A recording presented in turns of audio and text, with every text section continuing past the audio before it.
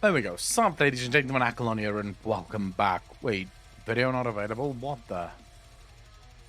Is Twitch having another fucking stroke?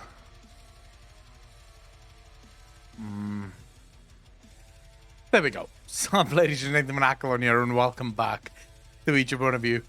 I really hope that you're doing well. If you're watching this over on YouTube, please remember to hit that like button, hit that subscribe button, and also click the link in the description down below, because it's always better when it's live. Sorry, started the stream and immediately got video not available error. I was like, what the fuck? How's that even possible? I completely forgot to set up anything there. Hold the phone. Let me just sort this out.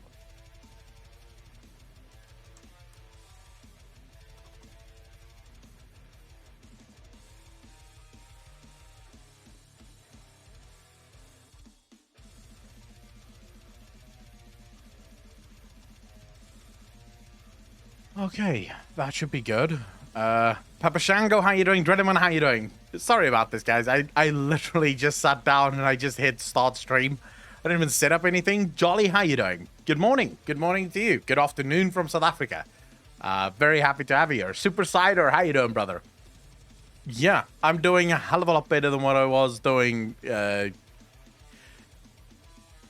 last week. I'll tell you that much. Well, I'm even doing better than I did yesterday. So yeah, thanks for asking, bro. I'm good now. We're back. Finally, fucking hell. This month has been up and down, dude. This has been an up and down kind of month. Let me just quickly set up notifications here, because need to get the word out that we are live. We've got quite a bit to talk about. It seems like Blizzard is pushing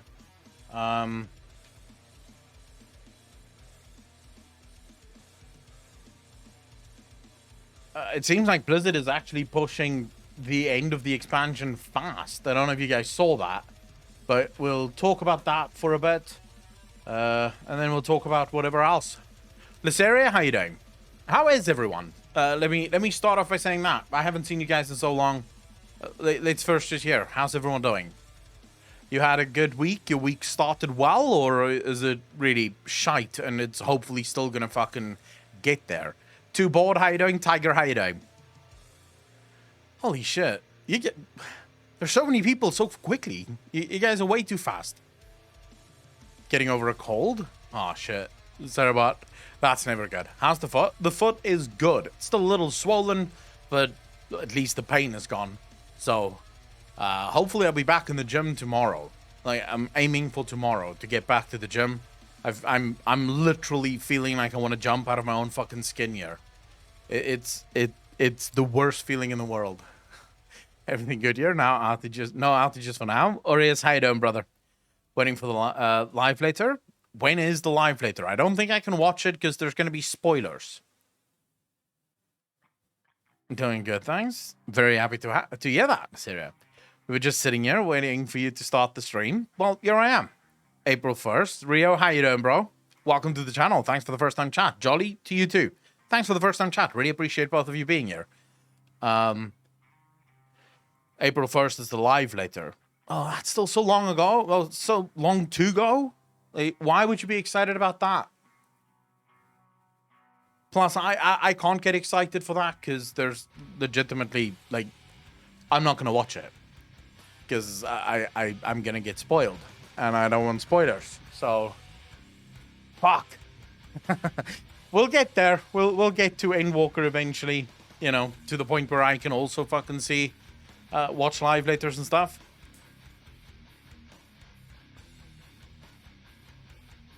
You saw the poster, right? The new adventure? No. What poster, Too Bored? Show me? You mean the poster for the Final Fantasy new adventure? Because that one I did see, yes. Queen, how you doing? I love your content on YouTube. Glad to catch a stream. Hope you're enjoying FF14. Queen, I am doing very well. Thank you so much for asking. And I'm really glad that you're enjoying the content.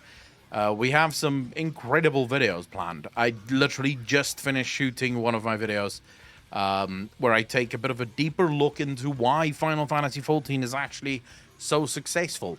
That video took a while to make. I had to do a lot of psychological research. Not necessarily the most fun research, but I needed to figure out what is it that draw us to things like MMOs and stuff like that, and why Final Fantasy does it so well. Rotten Skin, thanks for the first time chat, dude. Really appreciate it. Welcome to the channel. Thank you, thank you, thank you. Basically, want to know how they're going to continue the story. Oh, that I do know, yes. Saya, thanks for the first time chat. Really appreciate it. Welcome to the stream. Thank you, thank you, thank you. I'm new to your DJing stream. Well, what I can tell you, as a new degenerate, toughen up. Don't take anything too seriously. Don't take anything too personally. Everyone's opinions here is very, very valid. There's going to be opinions that you disagree with, and you're welcome to tell someone to go fuck themselves if you don't agree with their opinion, as long as you do it in such a way that it doesn't kill the debate. Or you can just, you know, be a degenerate fuck and hang out and have fun. It's really up to you. I'll mode out. Elden Ring takes all my free time. I have not played Elden Ring yet. Before I sort of got hurt, I was playing Mass Effect. And I'm probably going to get back into it tonight off the stream. You know, play more Mass Effect. Oh, Queen, that is not considered in any way, shape, or form a controversial opinion here. Pineapple belongs on pizza. This is fact. Anyone who says it isn't is wrong, or has no taste buds. Pineapple provides the sweetness that breaks the saltiness of a pizza. Why the fuck would you not have that?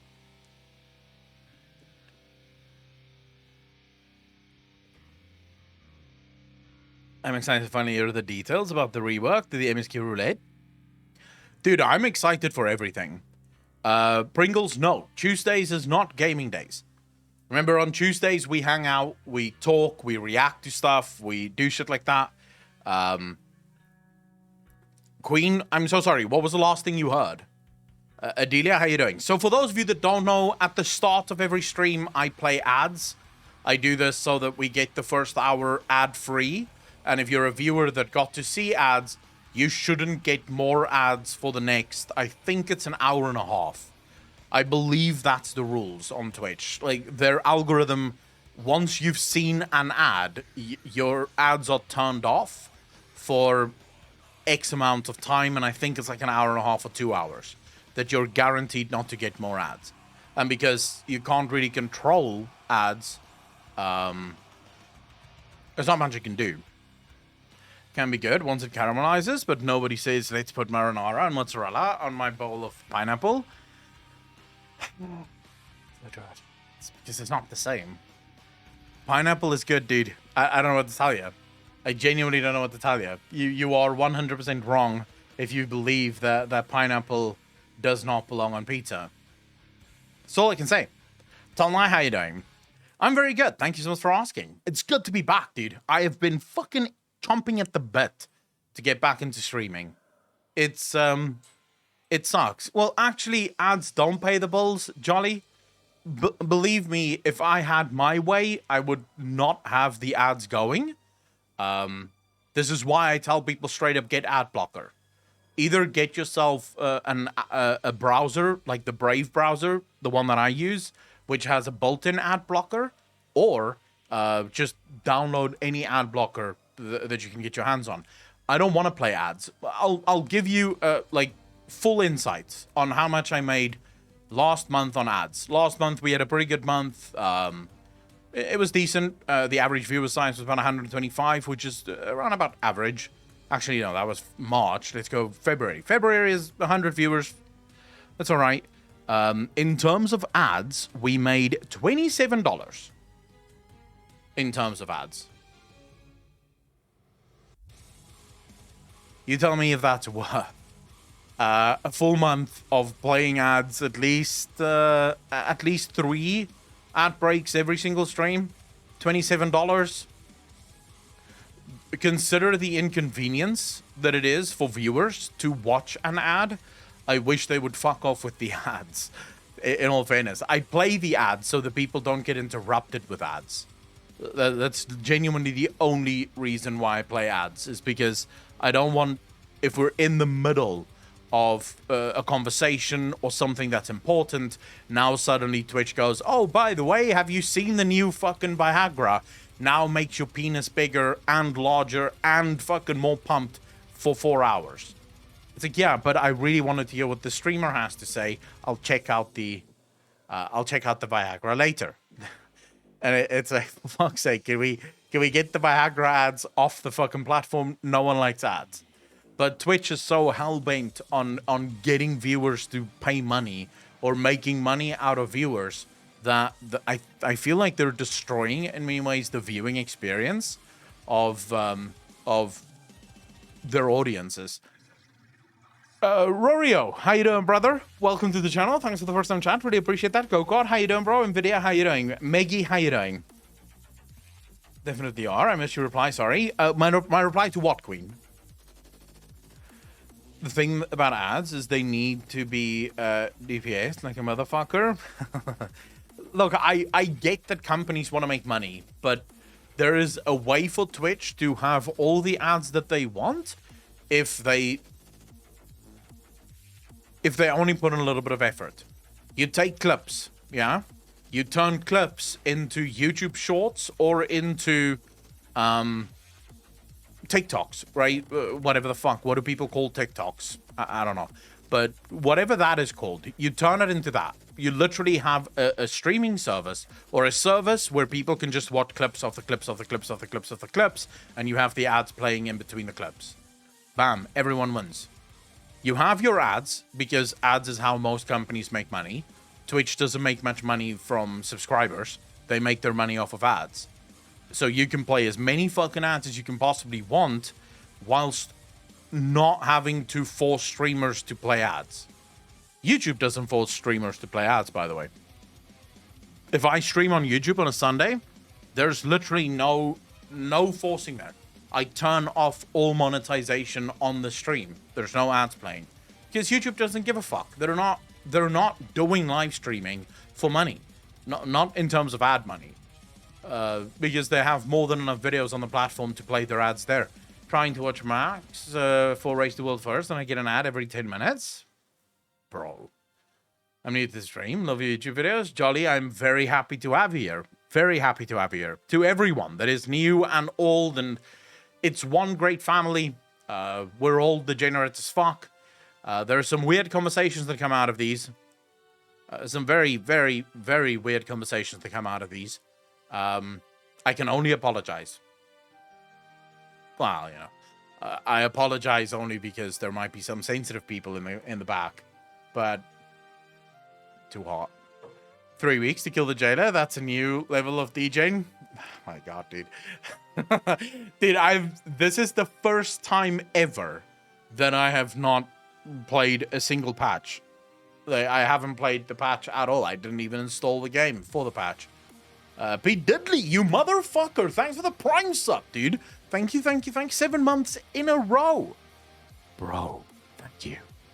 Hey, I hope all is well. Dude, you just gave me money. Of course everything is well. How would it not be well? Ferrati Idaho, live reaction to WoW new expansion announcement. When's that happening? Isn't that in April?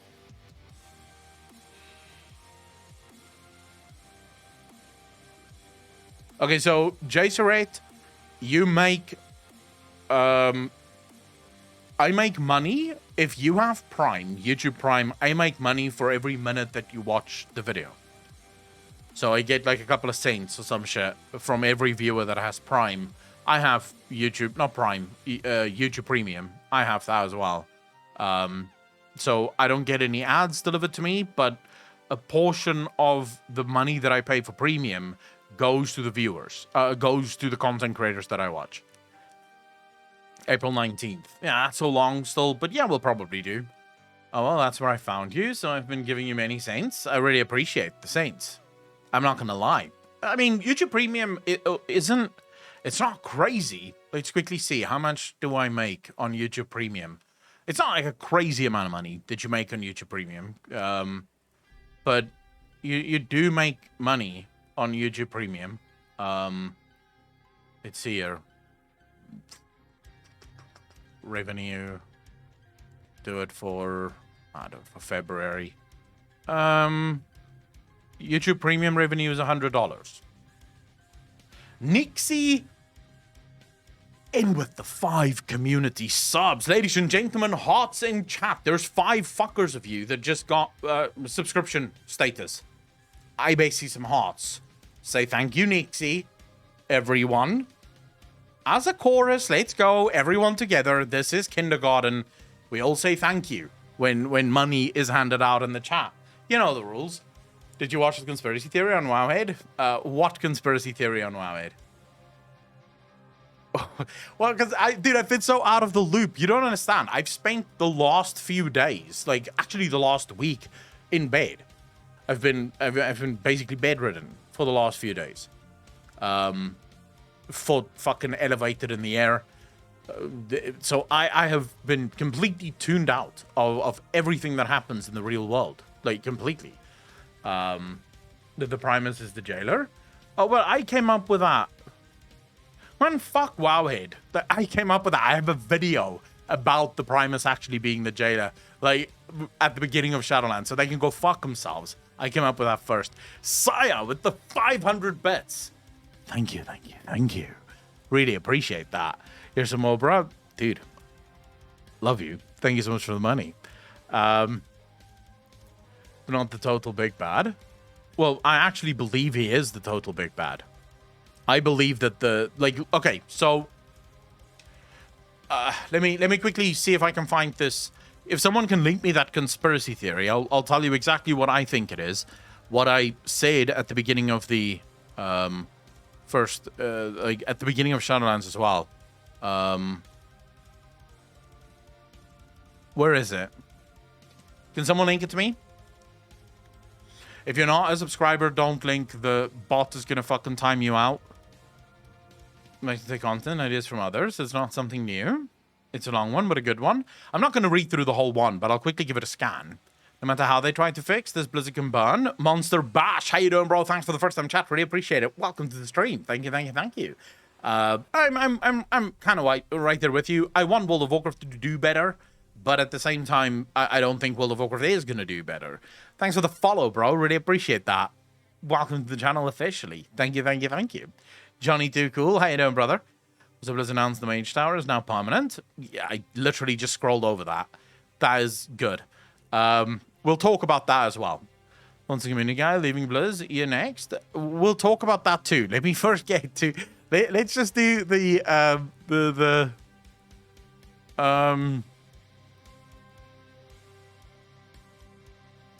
let's first do the conspiracy theory, right? Let's do the conspiracy theory first, and then we'll talk about everything else that I have missed. Yeah, Lore has left Blizzard Entertainment. To be honest, I don't blame him. I've been following him on Twitch for a while, and he barely ever plays. He doesn't play WoW at all. I found it.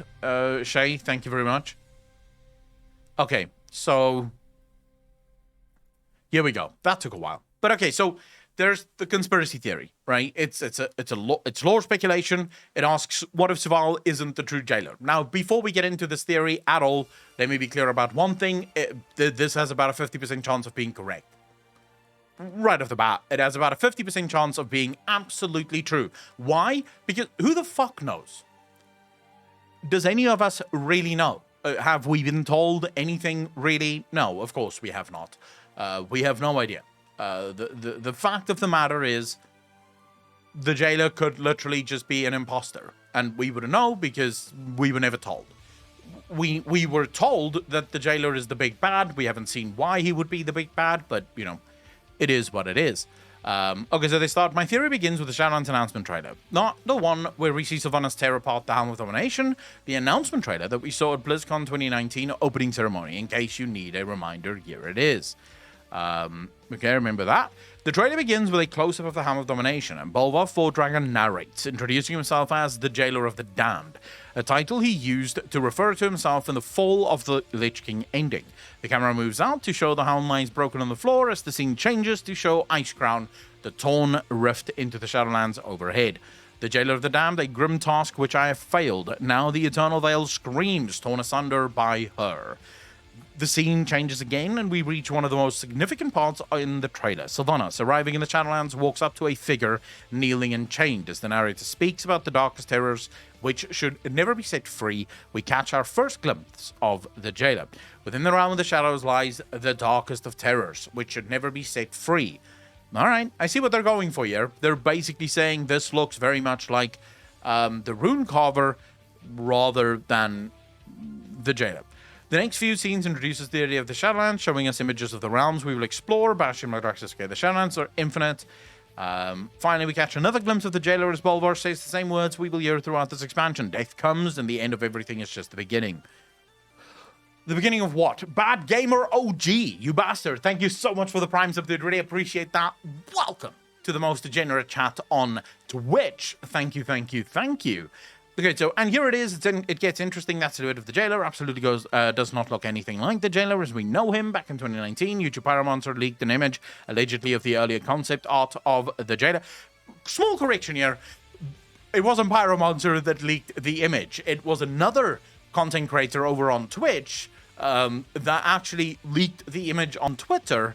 Pyromancer simply got the image off of Twitter from this content creator, who then later deleted the picture, and Pyromancer got the flack for sharing it, but it was not Pyromancer that actually shared it.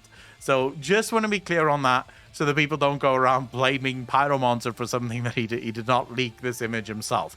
But again, just to be clear, I said all of this in a video at the beginning of the fucking challenge. It's why I'm reading it so quickly, by the way.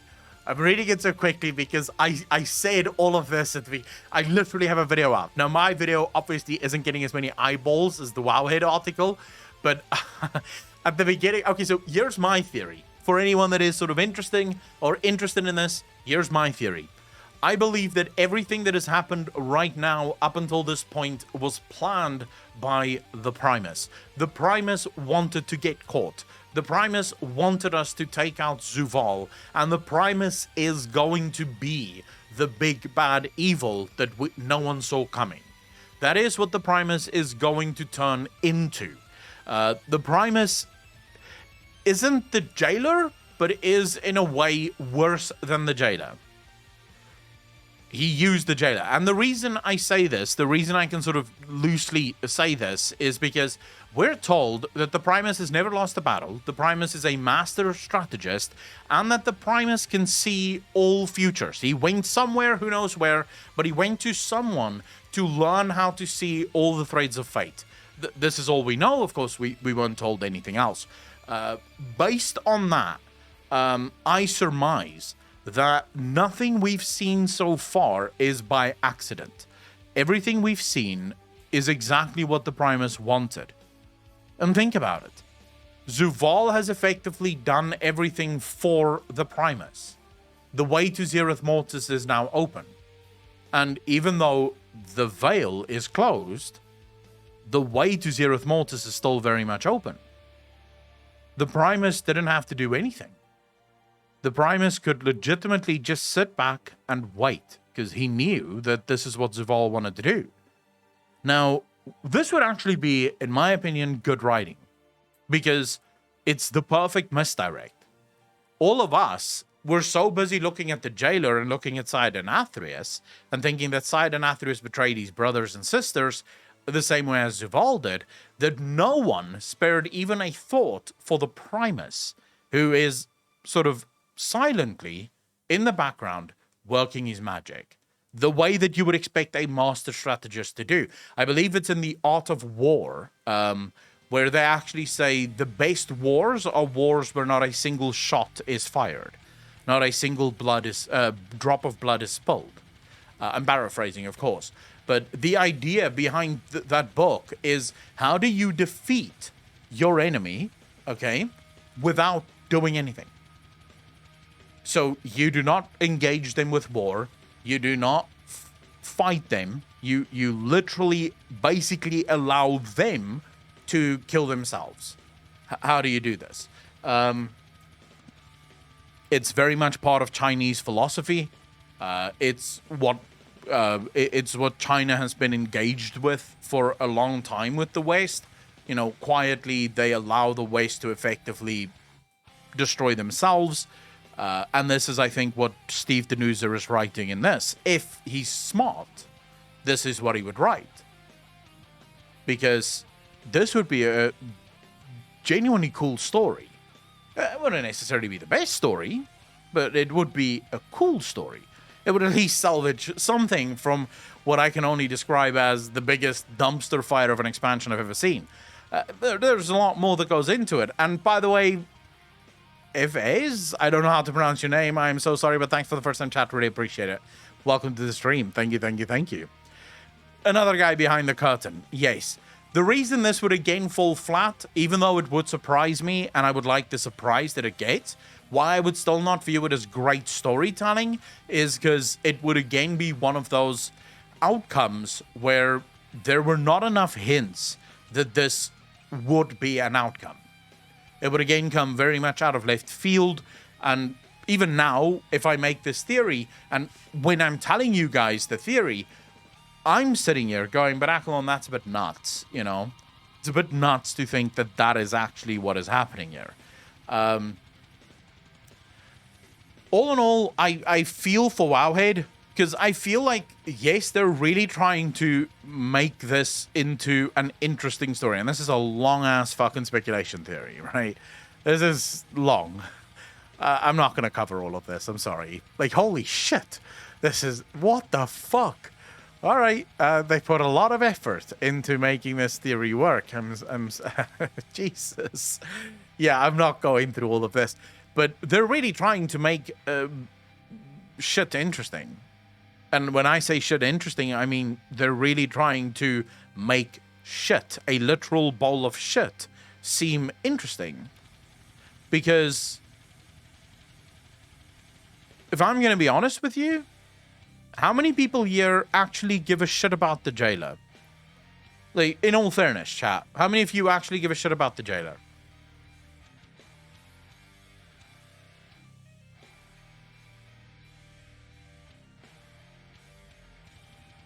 Shadowgirl, how you doing? The foot's doing fine. Thank you very much.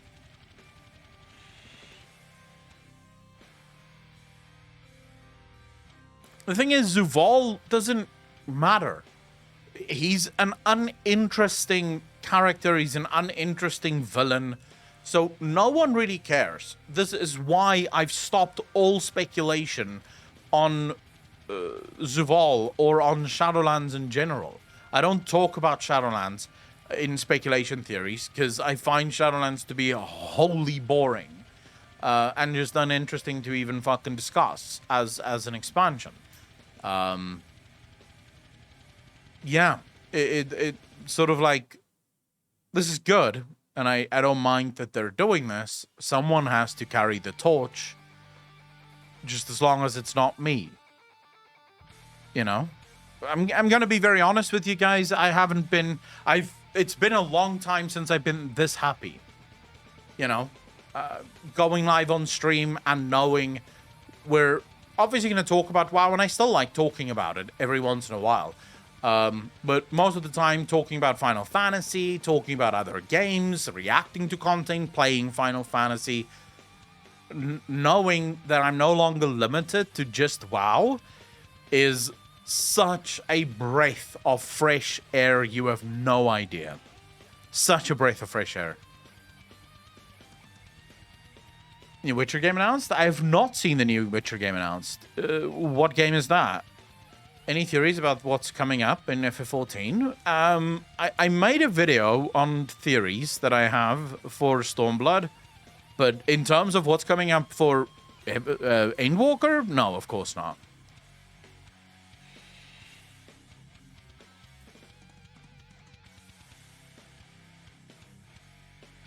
Dude, if the next Witcher isn't about Ciri, I'm gonna lose my shit. I really want to play the story of Ciri. But then at the same time, I'm sort of thinking maybe there isn't enough of Siri to actually make it work. Going from one game, Andy, and branch out is really hard for content creators. Congrats. Maggie, thank you very much. Really, really appreciate that. To be fair, though, I was never a one-game Andy. But yes, in terms of content creation, I was a one-game Andy. You know, I only covered WoW for the longest fucking time. But luckily, I've always played other games. And I have to admit, the thing that saved me in this instance is Final Fantasy. Like, here's the thing.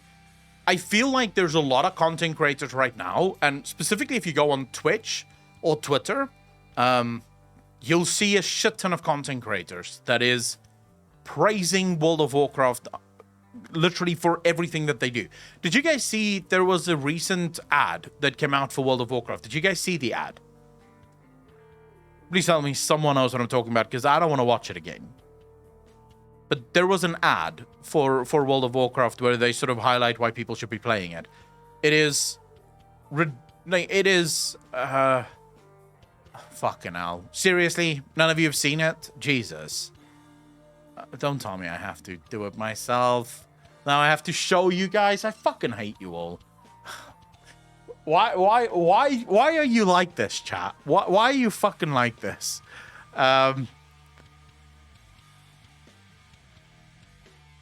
Oh my god, I have to go through so much. Please tell me World of Warcraft is actually showing it.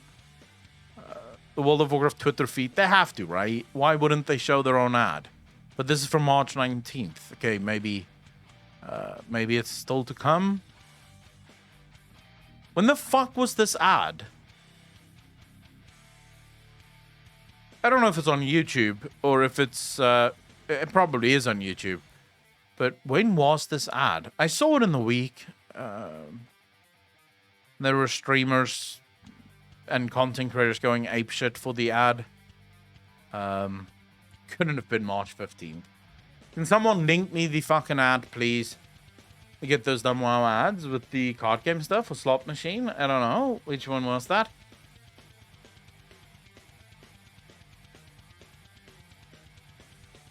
Oh, shit. For a Roti, yeah, we can absolutely watch this. How can World of Warcraft not show it? Maybe Warcraft devs shared it? Although I don't think so. They don't share...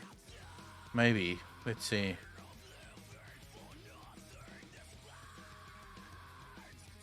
No, it's not Warcraft devs. Last WoW ad I saw was Ozzy Osbourne, Wrath of the Lich King one. Man, seriously, no one knows what the fuck. I can't believe I have to go through this because some of you haven't seen the fucking ad. World of Warcraft ad. Hopefully this comes up.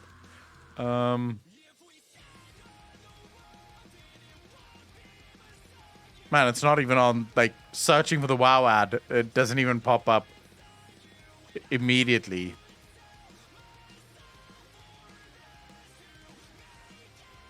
Maybe it's on the World of Warcraft YouTube channel, although I don't think so.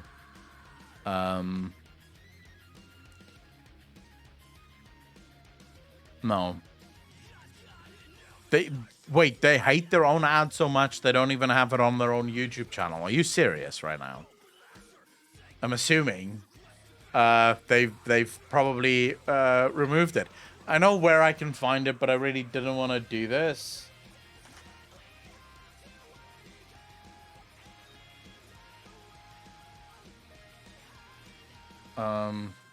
If it's still up, it's gonna be up. I know this YouTuber will show it.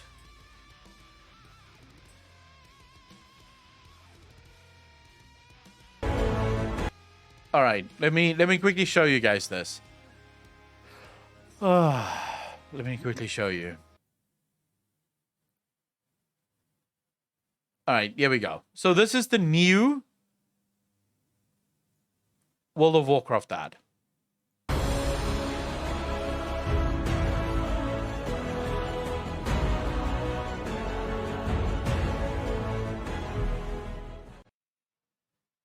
And what did you guys think of that? Now, it could be that this was fan-made, although I don't think so, because it has all the Blizzard logos and everything on it. Now, there are content creators out there. That is Rocky. How you doing, brother? Thanks for the follow. Really appreciate that. There are content creators out there that is basically going crazy for this ad. They're like, oh my God, this is so fucking cool. Best thing I've ever seen in my life, right? Now, objectively, we can look at this ad and say that's not true, right? We can objectively say that that is not true. This is not the coolest ad or even a great ad. This is basically 11 seconds or 10 seconds of nothing. That's all this is. It's 10 seconds of nothing. But why are they doing this? Why are there so many content creators that is effectively going out of their way to praise this game? What else are they going to do? If you're a content creator and you missed the hype for Final Fantasy XIV, so you shot past the hype for Final Fantasy XIV when it was actually large and the Final Fantasy community was looking for new content creators to cover their game, where I feel right now a lot of the Final Fantasy community have found their content creators. Right? They've sort of found the content creators that they now want to follow on a journey through their game. And while there's always going to be place for new people to come in, it's not going to be at, the same sort of, how do you put it? It's not going to be the same, it's not going to have the same impact as it did if you jumped on the bandwagon earlier. And let's be honest, it is bandwagoning, right? You see something that's doing really well, you're very unhappy with where you are right now, and so you go, screw it, I'll give it a go. We'll see how this pans out. I was lucky in that by the time I was done with WoW, at the point where I felt like WoW no longer had what I would consider to be a good game, Final Fantasy came around, and I immediately got swept up into it.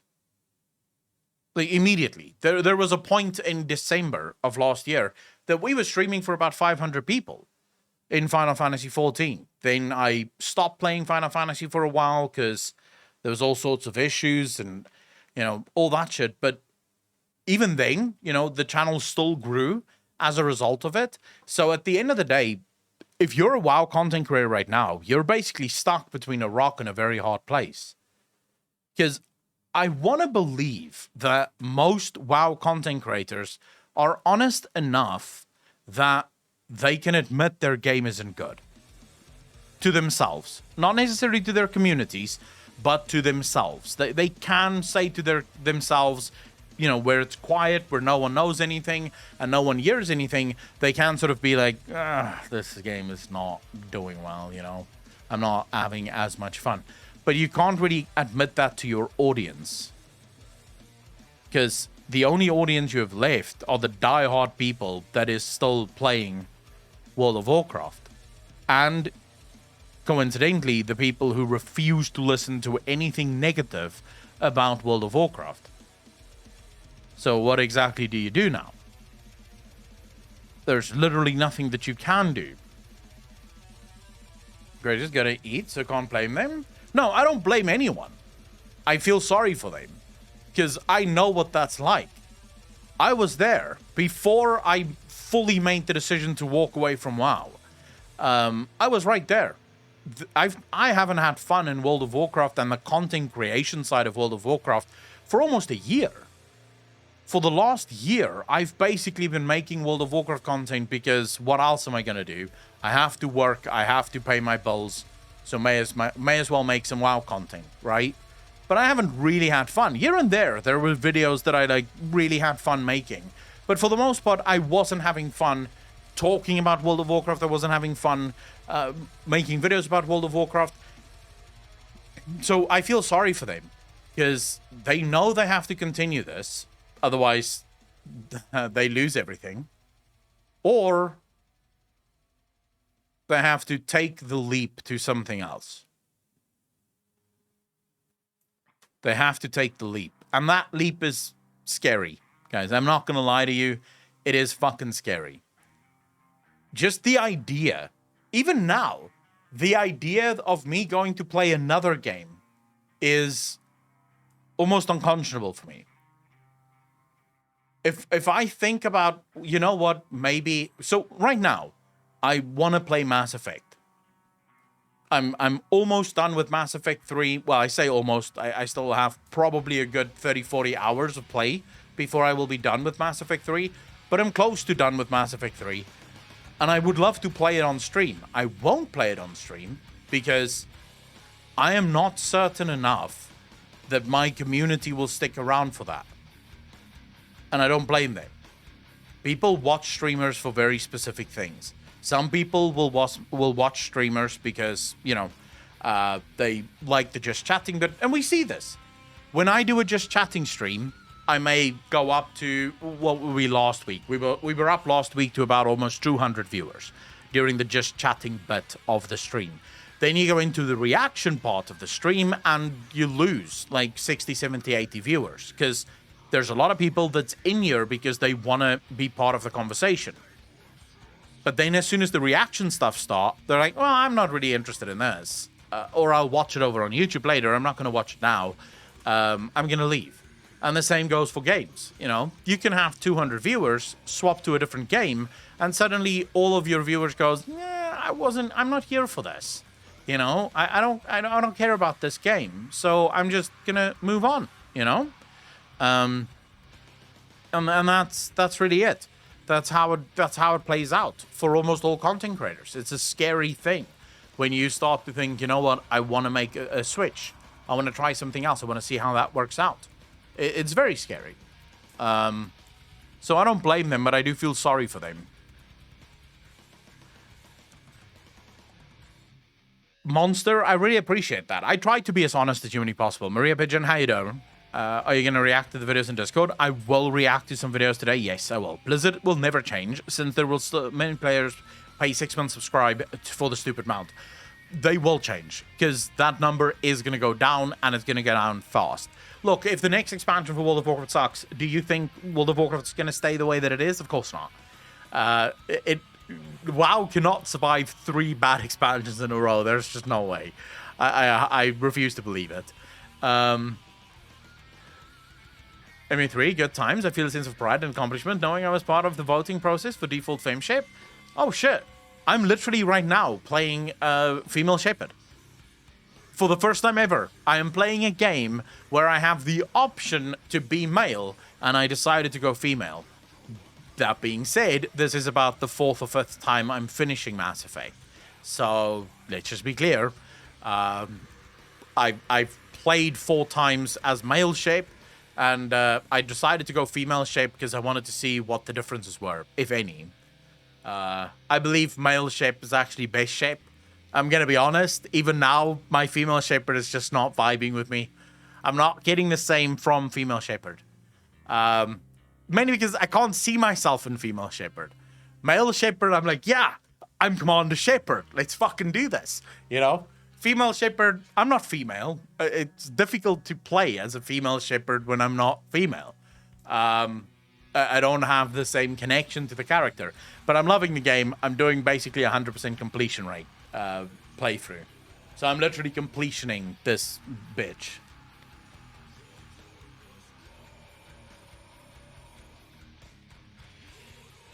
Thorborg, give me ball.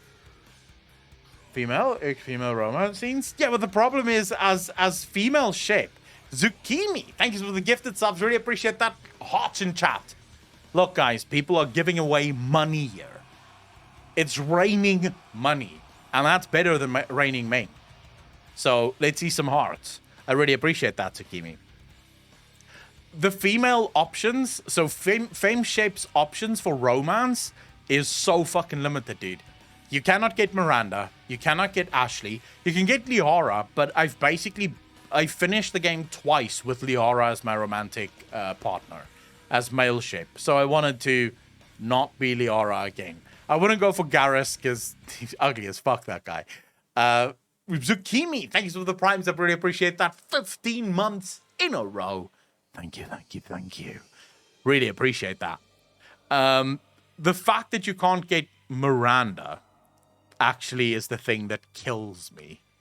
Like, how can you not get Miranda? So I decided to go for a completely different romance option this time in Mass Effect. Completely different romance option. I went for Kelly.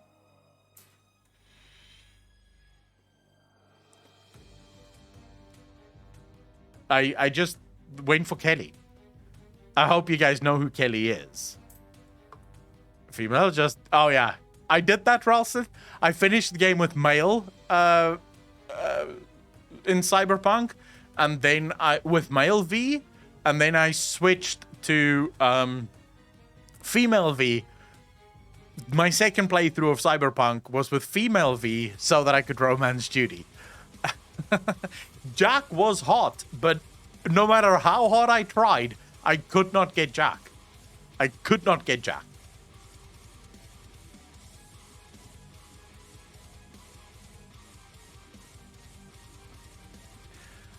Blizzard saying they're listening, they'll have to prove it. Look, there's a couple of things that we have to talk about when it comes to Blizzard saying that they're listening. Now, obviously, we don't have the real story behind any of this. People asked me on Twitter today if I will talk about this, so I will be talking about it. After 9 years at the company, Josh, aka Devlore, is leaving Blizzard Entertainment.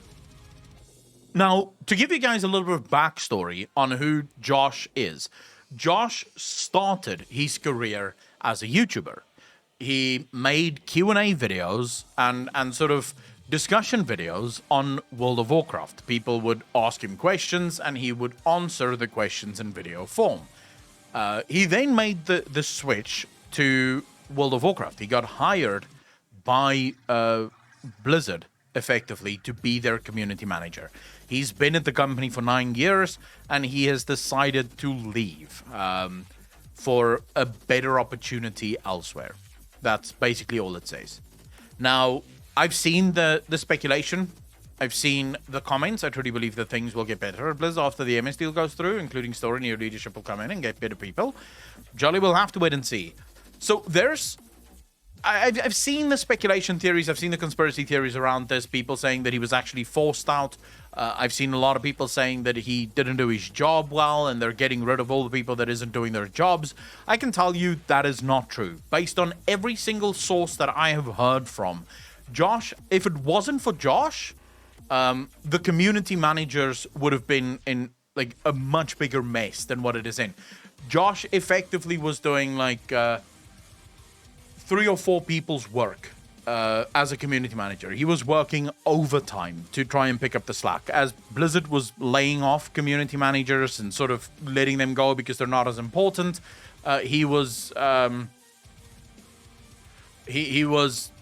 effectively working his ass off to try and make sure that the community still got their answers and still, got some insight into the company. So in that regard, I would say Josh made a lot of changes for the better. Josh tried as much as possible to reach out to streamers and content creators and get them on board with whatever World of Warcraft was going through or what World of Warcraft was trying to do. I can't help but think, since we don't know the true story, the only people that would know the true story is probably someone like Towley, because him and Towley are actually friends. But in my opinion, I feel like he probably had enough. How many of you agree with me? There's a good chance that he probably just said, you know what, I'm done. I can't keep doing this. Because that's what I feel. Jolly, thank you so much for the ones. I really appreciate that. Welcome to the most degenerate chat on Twitch. Thank you, thank you, thank you. Imagine not caring about literally your fucking community. Well, imagine being Blizzard Entertainment. I don't know why, but every single time I see one of the old guard leaving Blizzard Entertainment, I get the sense that they're leaving the company because they've had enough. Now, things actually get a lot worse when you recognize culture and how important culture is. Now, I think last week or the week before last week, there was an article that spoke about the destruction of the culture of Twitch. Did anyone read that article?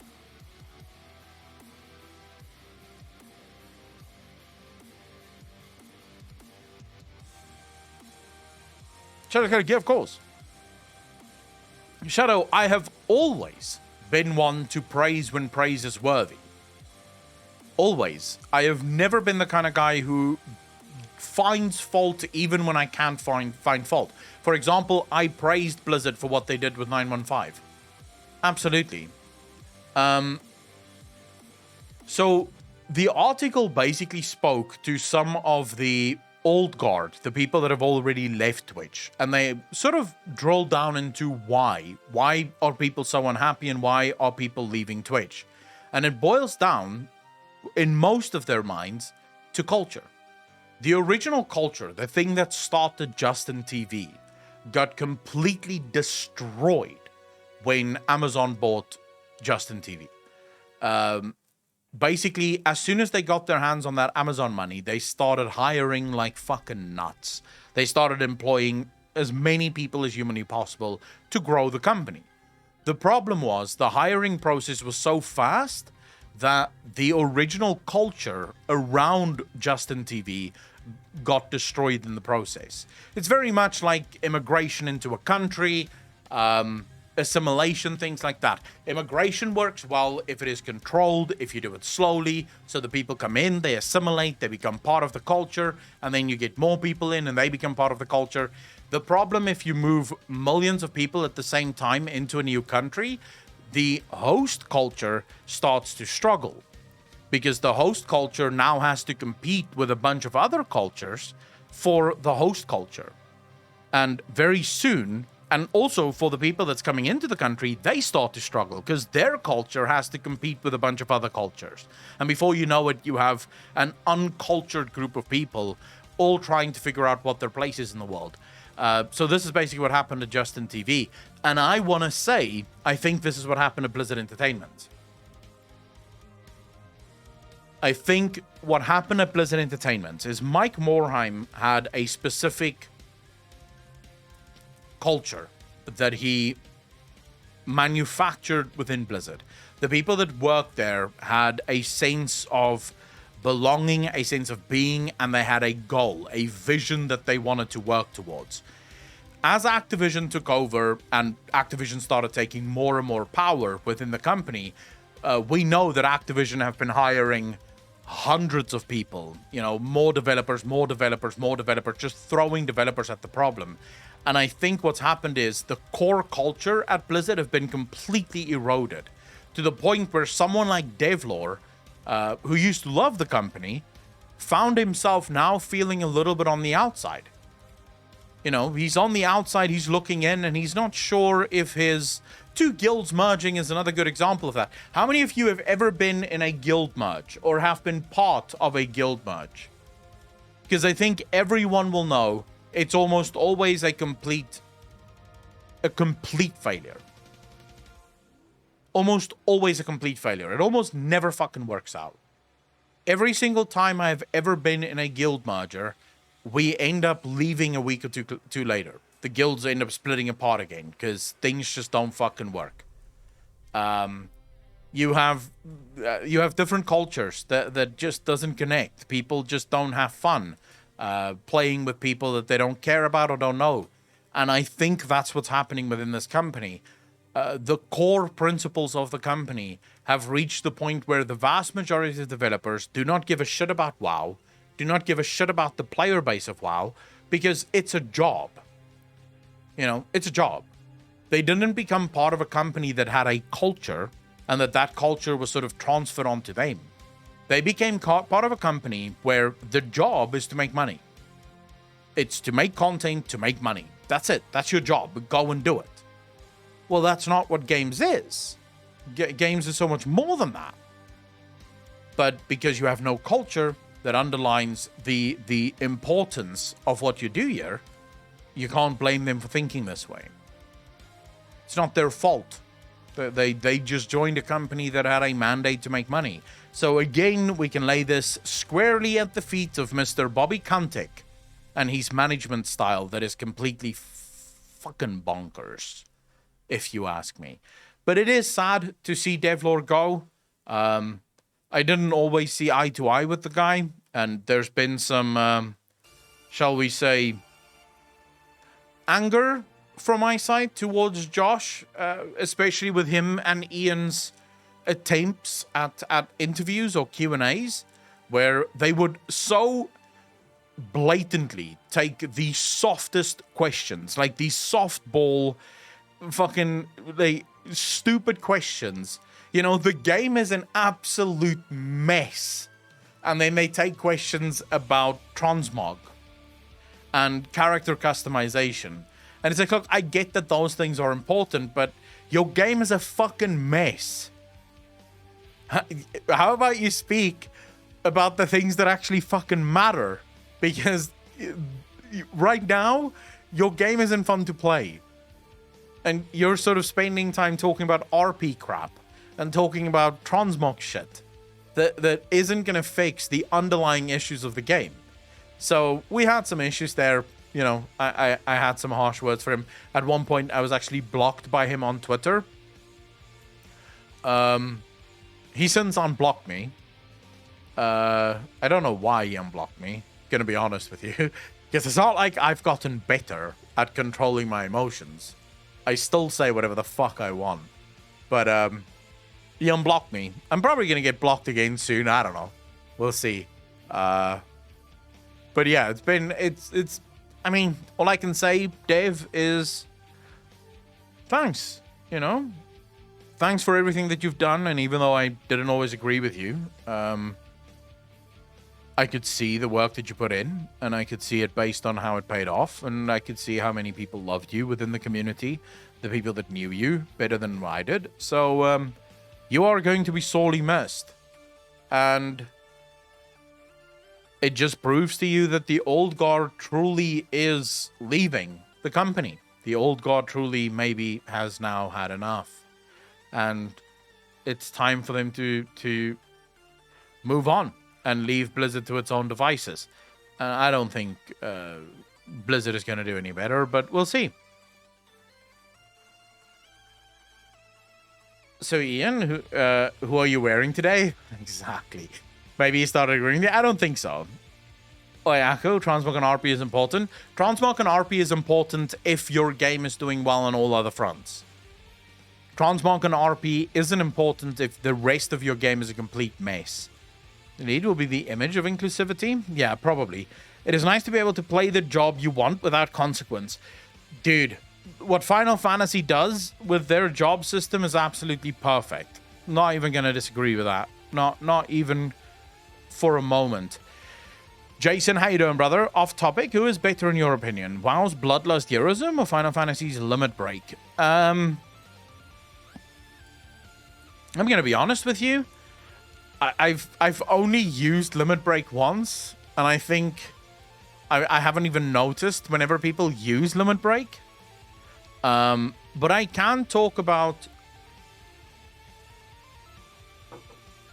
the approach. I feel like...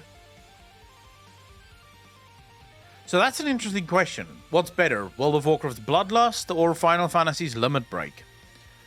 Well,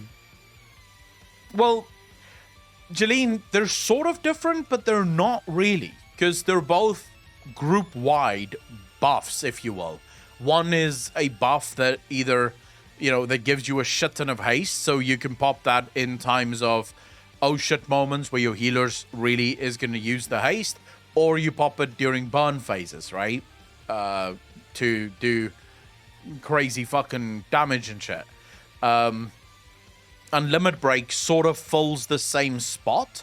It is an oh shit button. It is that sort of either we want to burn something down very, very quickly, so we'll pop some kind of DPS LB, or Limit Break, yeah, LB, or we'll pop a healing LB if we want to get a bunch of people up, or whatever the case might be, right? So at the end of the day, I think LB serves a similar purpose. It's not the same thing, but it serves a similar purpose.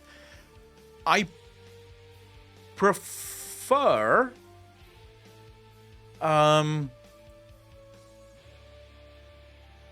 I think I prefer the limit break, if I'm gonna be honest, because the limit break is a reward for what you have done. I'm not entirely sure how the limit break is calculated, but it seems like it goes off of what everyone is up to. So when you're engaged in the fight, the limit break will slowly over time accumulate fillage.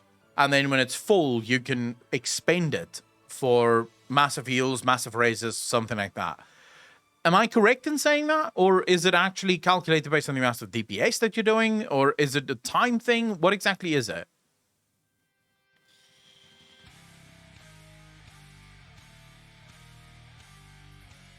According to what I'm seeing here, it goes up with crit, like critical hits, and if you're healed in clutch moments. So basically it goes off of how you play, like how people are playing. And it takes care of mechanics. So if people get hit by stuff, it goes up slower. If people don't get hit by stuff and everyone's following the mechanics. So Limit Break is effectively a reward for playing the game correctly. Would that be a fair assumption of me to make? Limit Break rewards how good you play the game as a group. Is that a fair assumption?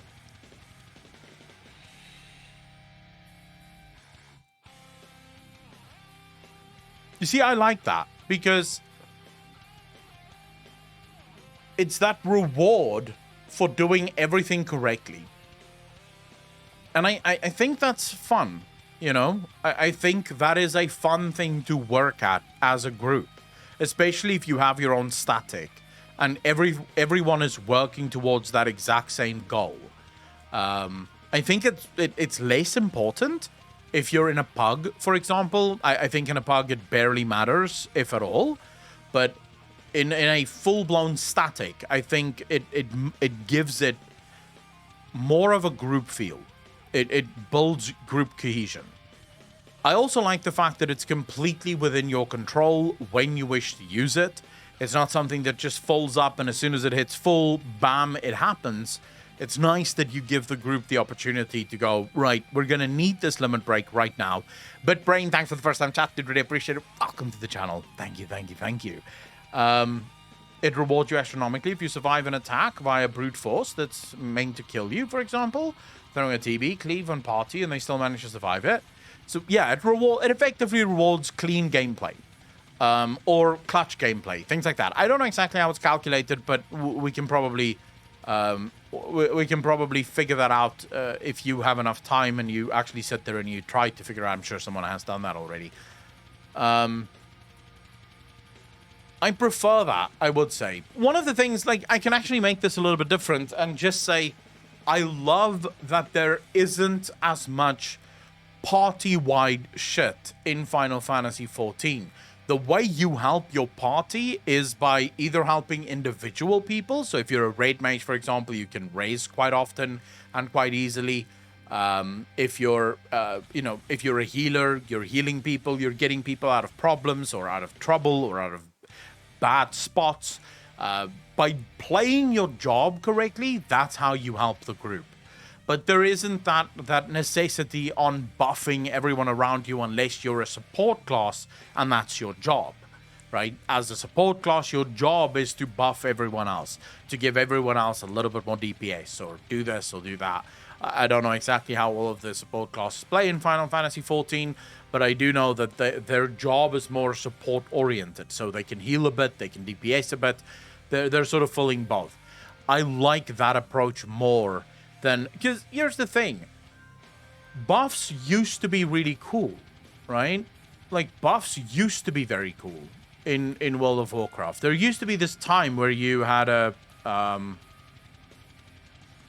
do we put this? Like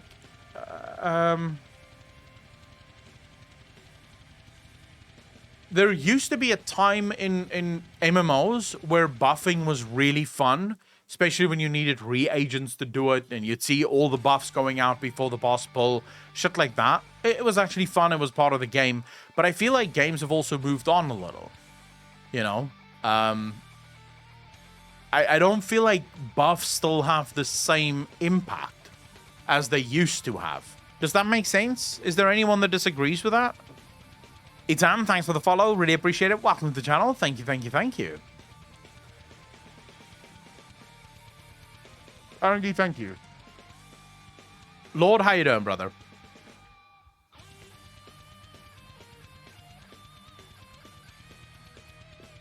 I play a black mage, so I don't support anyone, which is sort of like how you should be playing, right? I feel like that's really the only way to play a DPS, is by doing your own thing and not giving a fuck about the rest of your group. So I think that's why I like the blue the black mage so much. Yeah, I support by killing things.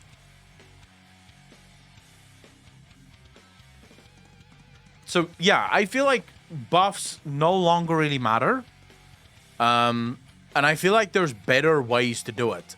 What I would like to see is active buffs, if that makes sense. So for example, if you gave people the ability to buff for short amount of time and very specific people, like you used to have with thorns. Do you guys remember thorns on druids?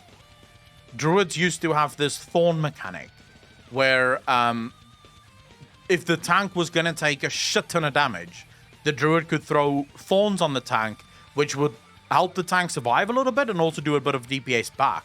Shamans that had Earth Water, the Earth Water buff, that could also buff them for a very short amount of time before, you know, wearing off. These are buffs that I feel like they're part of skill, you know? They form part of what is skill-based. So it's part of your toolkit. You're going to use that toolkit whenever it is most appropriate to do so. And the difference between a good player and a great player is using it at specifically the right time, knowing when it is required and when it's going to be a waste. I know there's still some of that in World of Warcraft, like some of those buffs still exist, but I would have preferred if almost all buffs went from being group buffs that you apply before the fight starts to actually buffs that you apply in the moment, you know? So something like Devotion Aura, for example. If, I don't know if that's still in WoW. I haven't played my Paladin in a really long time, but if you had Devotion Aura and it was on, say, a 1 minute cooldown, but it lasted for 5 seconds and it would reduce damage by, say, 5 or 20%, and you could throw that on the tank just before the tank takes damage, before switching again, that would work. Or the way Paladins used to work, I don't know if they work like this anymore. They might, but I'm not sure. The way I used to play my Retribution Paladin is you had these auras that would go out to everyone else. And specifically before like massive group damage, you would usually swap to a different aura just to provide that aura to the group. The damage is done, and then you swap back into Retribution Aura so that you can do damage again. You know, something like that, which sort of forms part of the active button presses of your character, rather than just a button that you press before the fight starts and you never think about it again. You know? To me, that is sort of, I would say, better game design.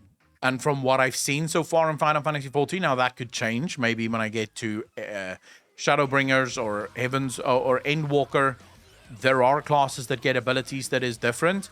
But all of the support stuff that I've seen so far in FF14 is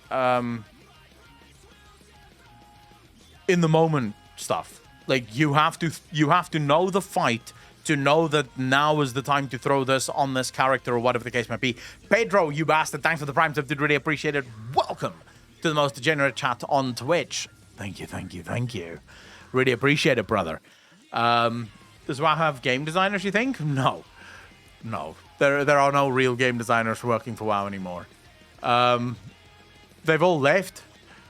Basically, WoW used to need skills and brain. Now it's way too easy. It's way too easy, and it's also way too hard at the same time. So it really depends on how you want to view that. Because they sort of lost the plot when it comes to raid difficulty design, but then at the same time they've made it so fucking easy when you're playing classes that it's almost boring.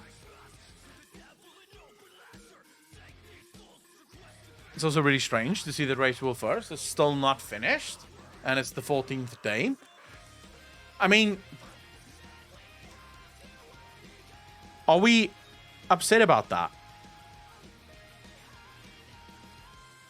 Fahrenheit, I would say that trying to use the Mythic Raid difficulty as a sort of a retort against saying that WoW has become too easy isn't necessarily the best argument you can make. Yeah, 3-week raids happened before. In fact, there were month-long raids in the past. I'll remind all of you of Ragnaros on heroic difficulty. Ragnaros heroic took weeks to try and get down. In fact, most guilds believed it to be impossible to get down.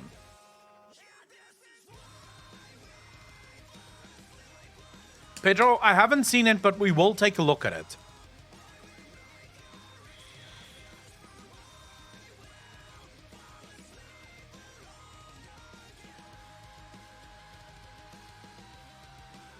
Arangi, just to be clear though,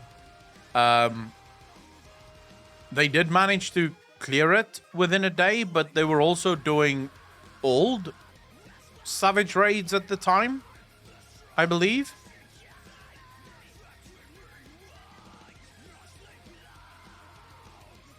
And I don't think Savage is actually the most difficult. No, Savage isn't. You get Savage Raids, which is the hardest kind of raid. You get Extreme Trials, which is the hardest kind of trials.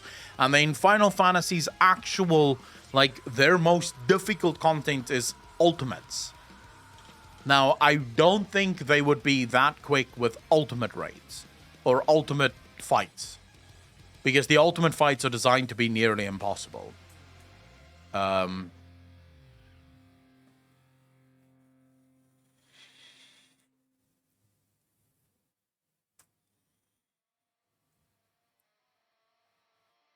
No, what I wasn't comparing the two. I was saying Savage is for raiding, the Extreme Trials is for the trials, and then you have the Ultimates, which is like the most difficult one. So I was saying there's 3 difficulties in Final Fantasy. Now, in order, they would obviously be Extreme Trials, Savage Raids, and then Ultimates. That would be the order that they go in. But there's 3 different difficulties. So you could only really say, well, Final Fantasy is so much easier if you've completed all 3 of the difficulties. And also, let's just be clear. Something doesn't have to be difficult in order to be fun.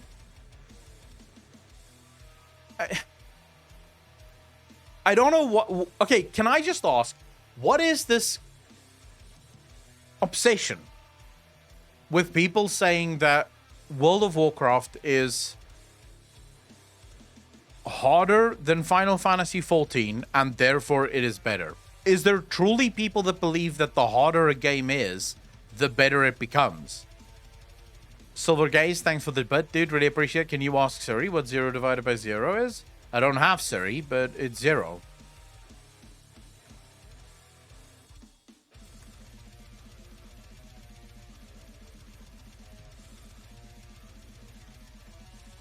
Artificial difficulty, not fun. Look.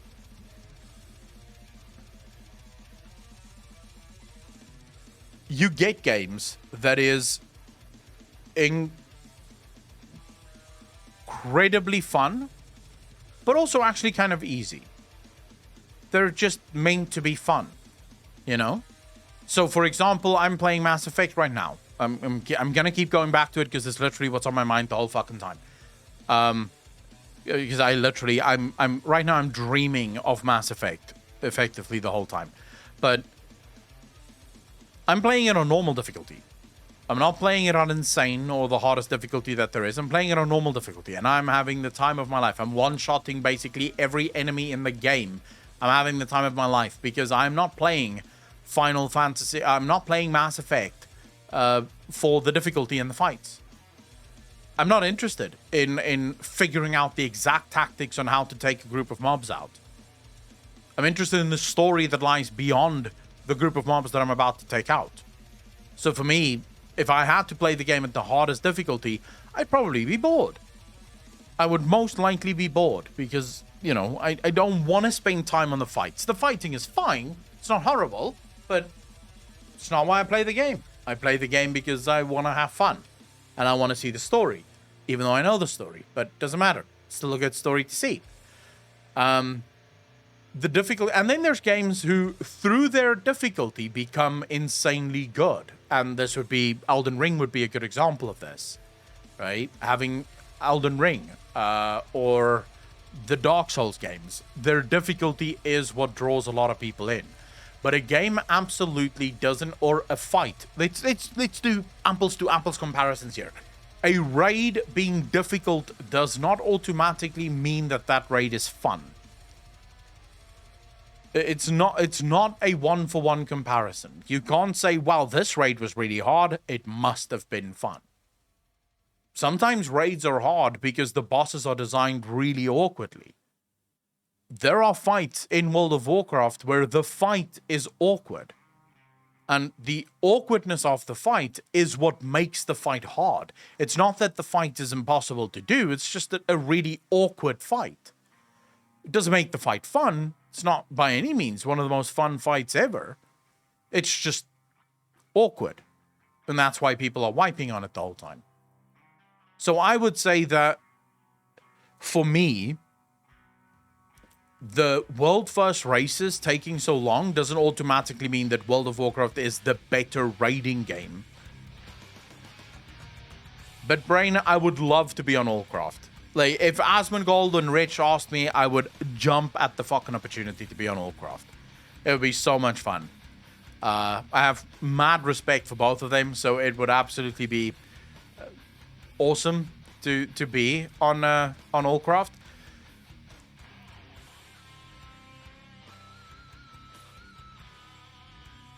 I'm trying to think now of, like, some of my most fun raids that were actually very, very easy. They were really not fucking hard at all. Amy, thanks for the first time chat. Really appreciate it. Welcome to the channel. Thank you. Been checking out random YouTube videos and yours recently. I'm enjoying the talks. Keep doing the talks that you do. It's enjoyable. Thank you very much, Amy. Really appreciate that. Welcome to the stream. I didn't do Siege of Orgrimmar. Amy, thanks for the tier 1 sub. Really appreciate it. Welcome to the most degenerate chat on Twitch. Thank you. I'm trying to say... I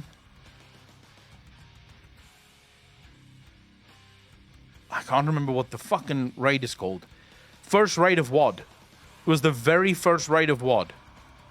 The Ogre raid. Fuck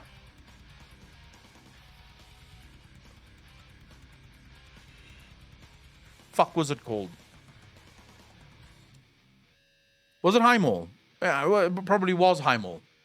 I loved Highmall. It was stupidly easy. We cleared all of Highmall, normal and heroic, in a single evening. And we did the first... no, we didn't do the first boss on Mythic. No, obviously we didn't. We cleared the full raid on the first day, like normal and heroic. And then the next week when Mythic opened up, we got to 5 out of 7, I think, on the first night. And then it took us till the Sunday 3 weeks later. I think it was 3 weeks later. And then we killed the final boss. And we weren't necessarily we weren't a top raiding guild. So don't compare us to the world first guys. We weren't a top raiding guild. We were just sort of like out there having fun. Or I think it took us it took us the first week to clear the first 5 bosses. Yeah, that's right. It took us the first week to clear the first 5 bosses on Mythic, and then 3 weeks to kill the last 2 bosses on Mythic, and that was it. That was the quickest raid tier we've ever had as a guild. And it was stupidly fun. It was a great fight. It was a great raid. The fights were well designed. The fights felt good to play. Hard is not fun. Hard can be fun, but hard does not equal fun. So I would much rather play Final Fantasy XIV and raid in Final Fantasy XIV because I love the trials that I've done so far. And if the raids are anything like the Alexander raid, fuck yes. Please. And they don't have to be hard. They're fun. I like the fights. They're engaging. The mechanics are good. The mechanics keep you on your toes. It frustrates you a little as a black mage, but that's all right. It's fun. And that's all that matters as far as I'm concerned. If it's fun, it doesn't have to be as hard. I don't think, especially for these race to world first stuff, I think Blizzard should really take a look at how they approach their raid design. The race to world first, I feel like there's a lot of people that love it. I'm going to be honest with you guys, I don't watch it. Because I've never found it really interesting or fun to watch the race to world first stuff. But can we all agree that it gets really boring after a week? Like, I want to say after a week, the race to world first gets a little bit fucking boring and drawn out and sort of, fuck yeah. All right, you know, I wish they would just clear it now. It's become an esport, and as an esport, it sort of, I think, needs to move on. It needs to become the perfect way to do it. I think would be, let's have the raid be clearable in a week, maybe 2. No more than that. If it takes you more than 2 weeks to clear the raid, you've made it too hard and it isn't really fun for anyone to watch. I don't think it's as fun for the people that's doing it, because you have to understand there's a lot of those hardcore raiders that have jobs, full-time jobs. Not all of them are streamers. Some of them have full-time jobs that they take time off from to go do the world first. And now they have to extend their time off from work just so that they can clear the raids. So it does become a problem for almost everyone there. So yeah, I feel like don't use the argument, you know, WoW's raids are so much harder than Final Fantasies, which means they must be better. No. Ultimately, what is fun about raiding? What makes raiding fun? Your friends. Your guildmates. You and a group of friends go in to solve some puzzles. There's going to be laughs. There's going to be joking. There's going to be, you know, mad bants thrown around. That's what makes raiding fun. And does it really matter how hard it is? Like, should you and your friends really shit bricks to get a raid down? No. It shouldn't be fucking walkover easy either, you know? It shouldn't be a $5 hooker that you picked up on the corner, but it should also not be the Queen of England, if that makes sense. You know, you want somewhere in the middle, you know, a happy medium. She's not a $5 hooker, but she's also not the fucking Queen of England. She's sort of just a nice lady that, with a little bit of luck, you'll get into bed within a month, right? A little bit of luck, you'll have some sex within a month. That's sort of, I think, a good balance. That's the balance you're looking for. That's what you're shooting for when you do a raid. So yeah, I hope that explanation drives it home for everyone. Some people are into the long time suffering for that little bit of serotonin after beating the so-called hard raid. Zemnas, yeah, but so few people actually are. If you look at World of Warcraft, less than 1% of the player base will ever clear Mythic. So the vast majority of players don't really seem to give a shit about the hard fucking content, you know?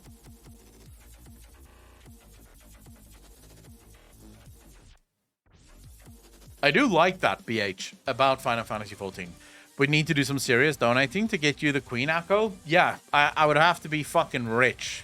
Although if I'm gonna marry any royal, if there is a royal that I would actually go for, I don't know what her name is, but she's married to Prince William, I think. What's her name? She's quite fucking hot.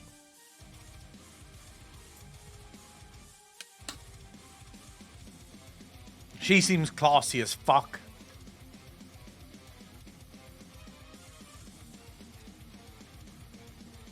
You're too quick to boot players from the raid before communicating. Is it Catherine? I don't know. I don't know if it's Catherine. I genuinely don't know her name. To be honest, Mob was a good sweet spot for raids. SOO was great in terms of difficulty. Another problem is that the raids in WoW are balanced, considering you have DBM installed. This is a problem. Pedro, of course. Kate, that's the one. It's Kate, yes. Kate is really fucking hot, dude. It's actually taking so long time for a bit of serotonin isn't worth the pain going through all of this. So true.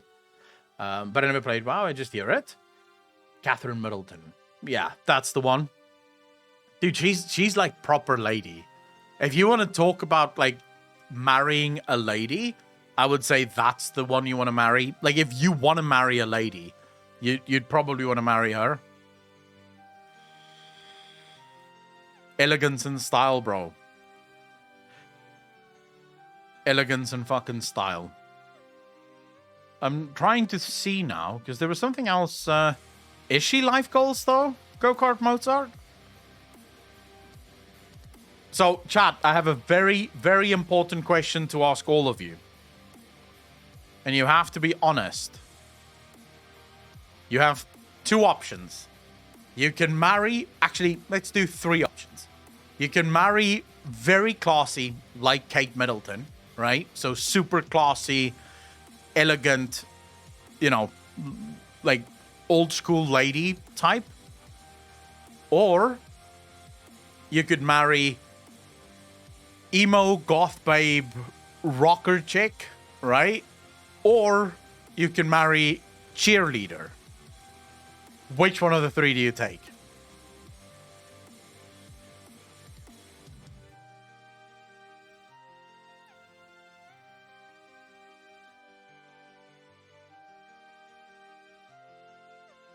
None of them.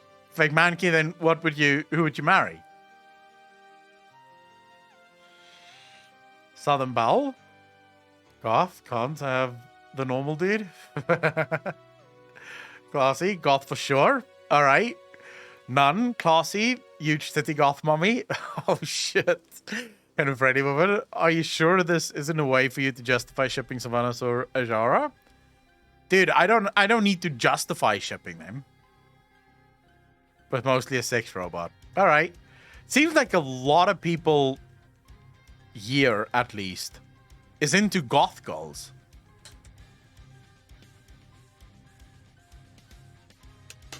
Interesting. Not telling, because I don't know.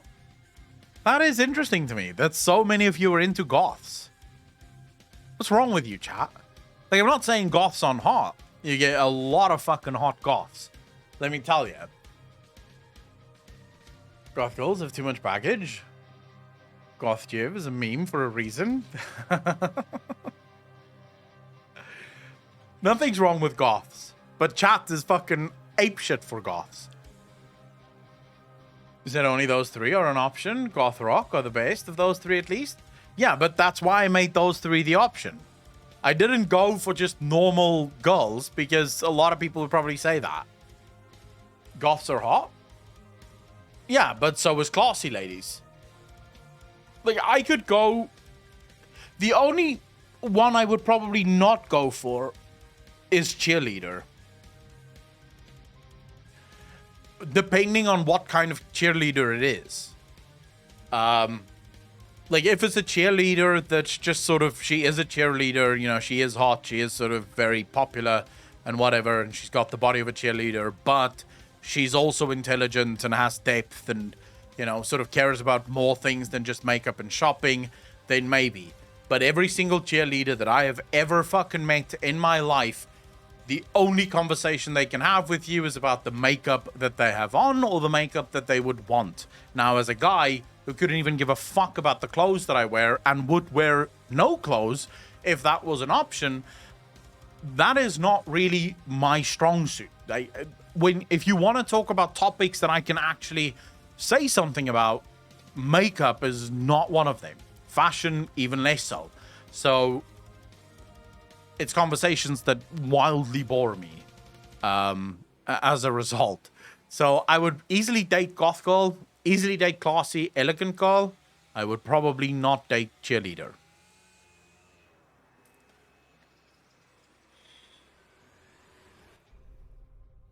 We don't have cheerleaders in South Africa. I literally meet a bunch of people online, but I don't like. I don't think cheerleading is really that big in South Africa. Or me, you bastard! Thanks for the prime sub, did really appreciate it. Welcome. That is 13 months in a row. Thank you, thank you, thank you. Makeup, view, fashion. You got a dress. Which way makes you comfortable? Some of the base girls I've dated tend to be waitresses and know how to deal with shit. Really? Trying to think, have I ever dated a waitress? No.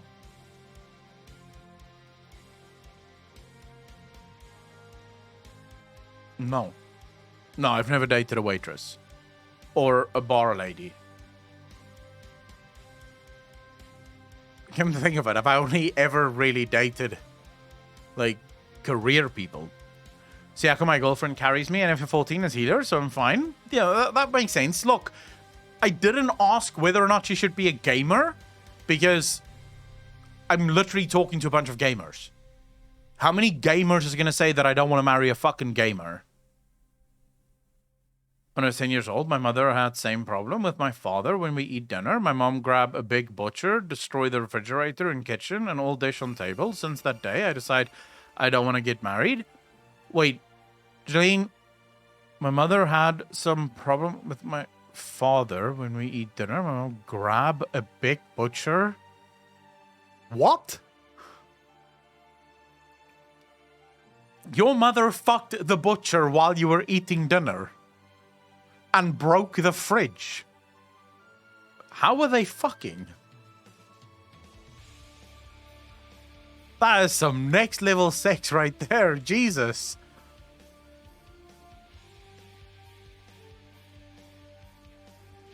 I know that's not what she meant, but I can only go with what's being said. I can only go with what's being said, guys. I'm not going to infer anything. I am simply going to go with what is being said.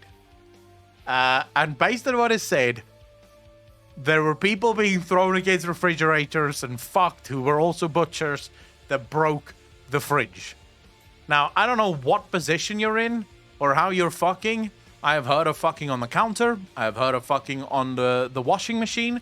I have never heard of fucking on the fridge.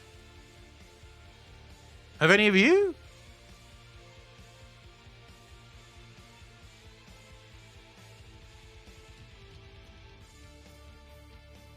Mostly dead. What do you mean mostly dead? You wouldn't die if you're fucking on a fridge.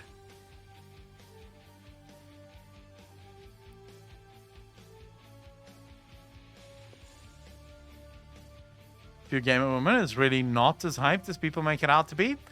Rikusama, how you doing, bro? Maybe it was a small fridge. Maybe if it was a small fridge. But if it was like a normal fridge, that dude's dick must be fucking impressive. To have the girl sit on the fridge and still be able to fuck her. Like, holy shit. That is an impressive thing. The dick is working at angles and shit. Nothing wrong. Jolene, don't worry. We're just having fun. We're just having fun. I think, Jolene, tell me if I'm wrong, but I think what you're saying is your mother had to do all the work and your father would basically just sit there and eat and do nothing. Is that what you're saying?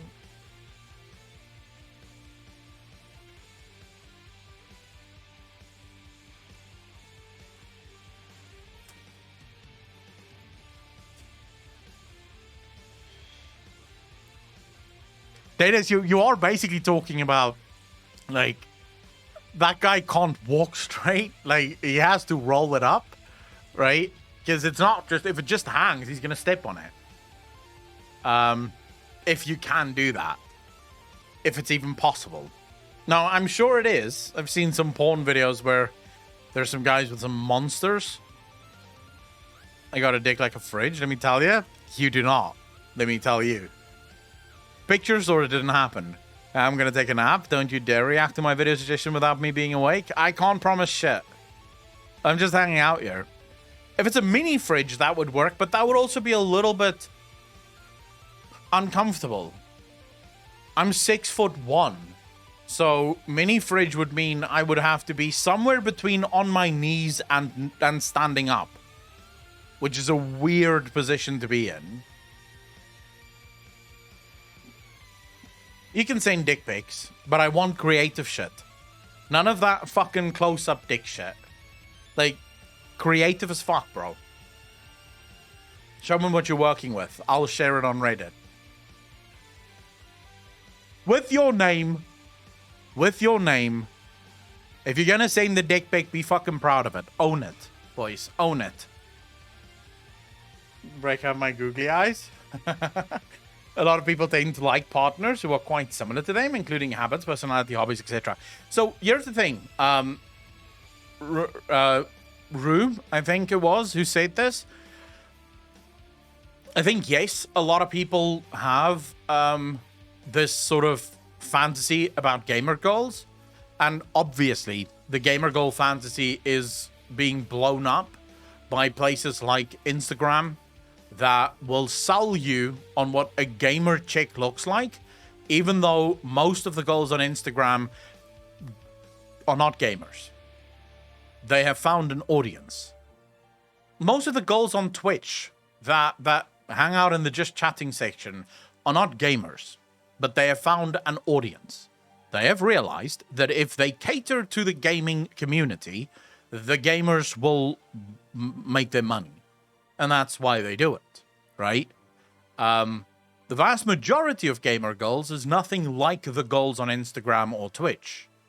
They're normal. In fact, almost every single girlfriend I have dated, all of my girlfriends have been gamers, by the way, except for 2. Now, the one also played games. She just didn't play my type of games. Except for one. I only had one girlfriend who wasn't a gamer. But I only really had one girlfriend who was a true gamer. Like, played a fuck ton of games. And the gaming attire wasn't, as it were, shorts and, like, knee-high socks or whatever the fuck you call it. It was sweatpants. You know? So, I feel like there's a lot of guys that's going to have some dreams shattered. Like, let's ask the ladies here. Ladies, what is the attire that you wear for an evening of gaming?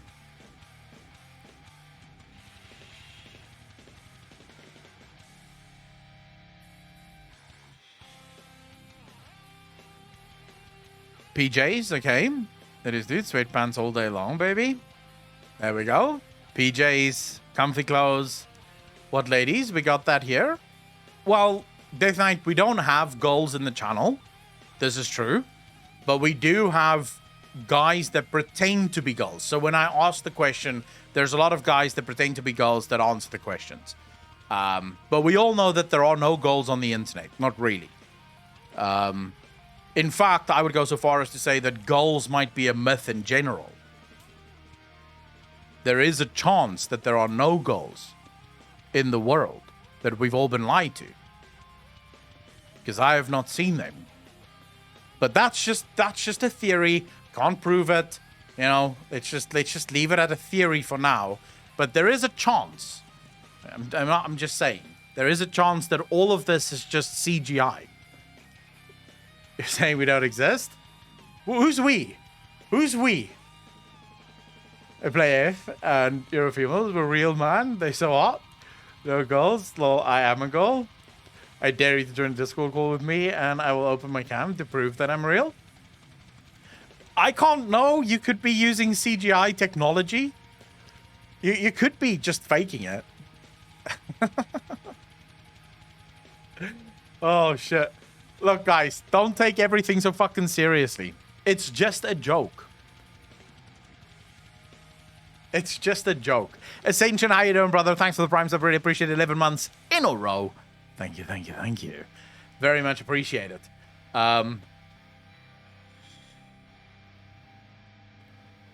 Jason, I don't disagree with you. the hottest a girl can be is in sweatpants and a t-shirt. That's not true. The hottest a girl can be is with nothing. The second hottest a girl can be is with sweatpants and a t-shirt. The third hottest is with yoga pants and a t-shirt. And all of those things can actually be made better with no t-shirt.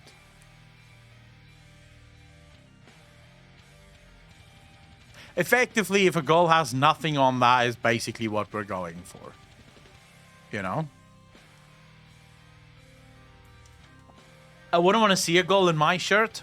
The flavor I'm going for right now is this one. I don't know what the fuck it is. It doesn't taste well. It's not a nice flavor, but, you know, it's the best they had on offer. How can Akalon be so based? I don't give a fuck, dude. Ando, how you doing, brother? Thank you very much for the follow. Really appreciate it. Welcome to the stream. Thank you, thank you, thank you. The strangest thing is guys wanting their gamer goal and then meeting a goal in a game, especially in competitive games, and holy fuck, the dumb comments you get. Yeah, but I've never gotten. I've never understood that. Like, why guys are assholes to girls whenever they play with girls? Makes no sense to me.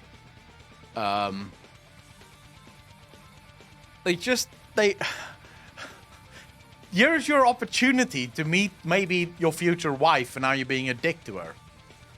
Maybe it has something to do with insecurity. Maybe the guy doesn't think that he could get your girl anyway, and he's just being a dickhead because, you know, it's better to reject someone than it is to be rejected, if that makes sense.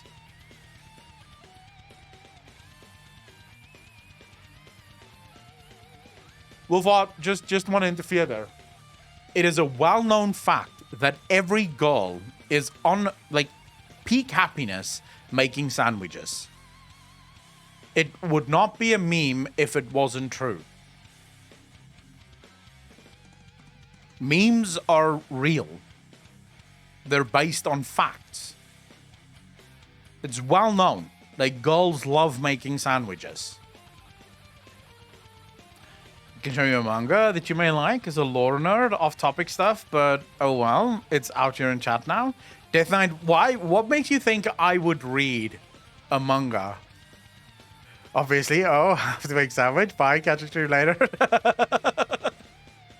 Lol. But you what now? Sandwiches. But there is the opposite as well. There are girls that use the poor souls to get some extras.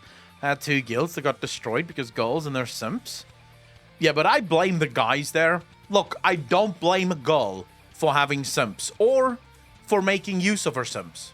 If you've got it and guys want to throw shit at you, why would you say no? You're a moron if you say no. There are literal guys that will cut their dick off to give to you, and you're going to be like, no, don't do that. You've got it, flaunt it, use it. If you're a guy, have some fucking self-respect and go, wait a second, this girl is never going to be my girl. Why the hell am I giving her thousands and thousands of dollars? You know? Like, you should have some self-respect. It's not on the girl to respect you on your behalf. It's the strangest thing to me when I see these people blaming the hot tub streamers on Twitch. Oh my god, they're destroying my fucking Twitch and shit like that. No, they're not. You can't expect someone else to take responsibility for your fucking life, right? You should have the self-respect. She doesn't have to respect you. She respects herself. She knows that she can make money off of you. She's making money off of you. So what?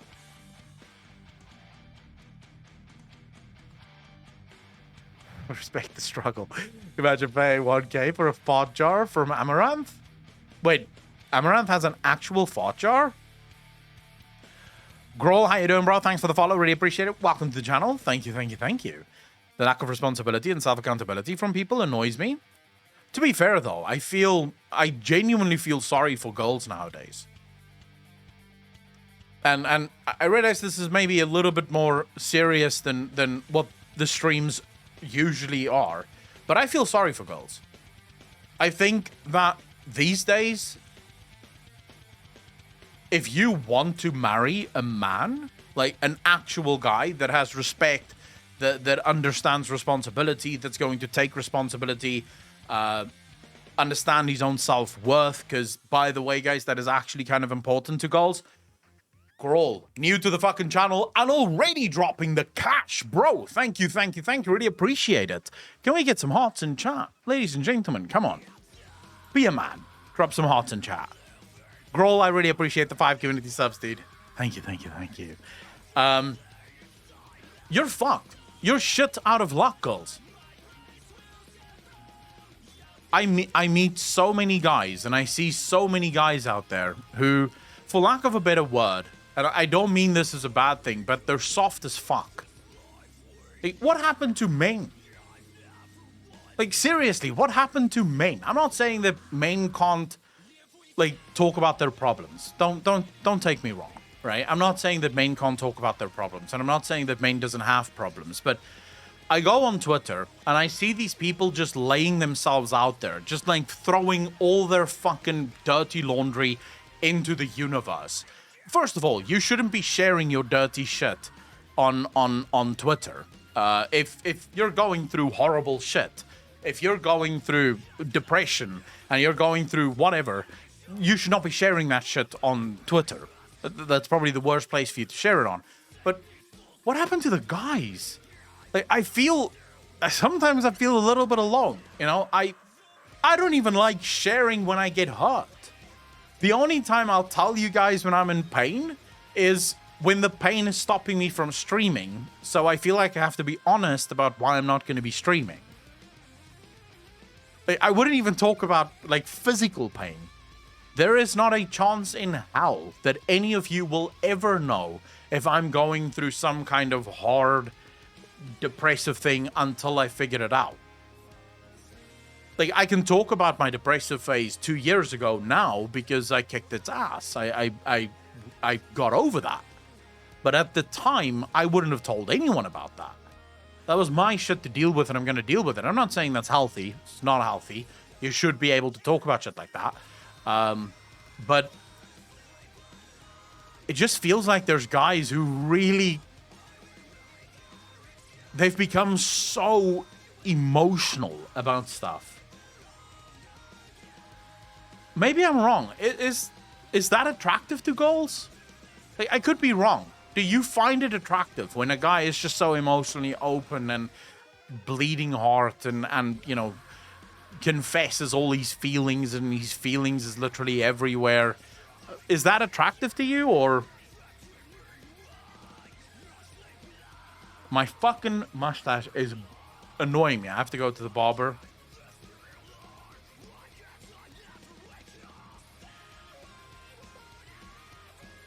See what's done, but yeah, but I can't talk about the girls doing it. I'm not a girl. I have no idea.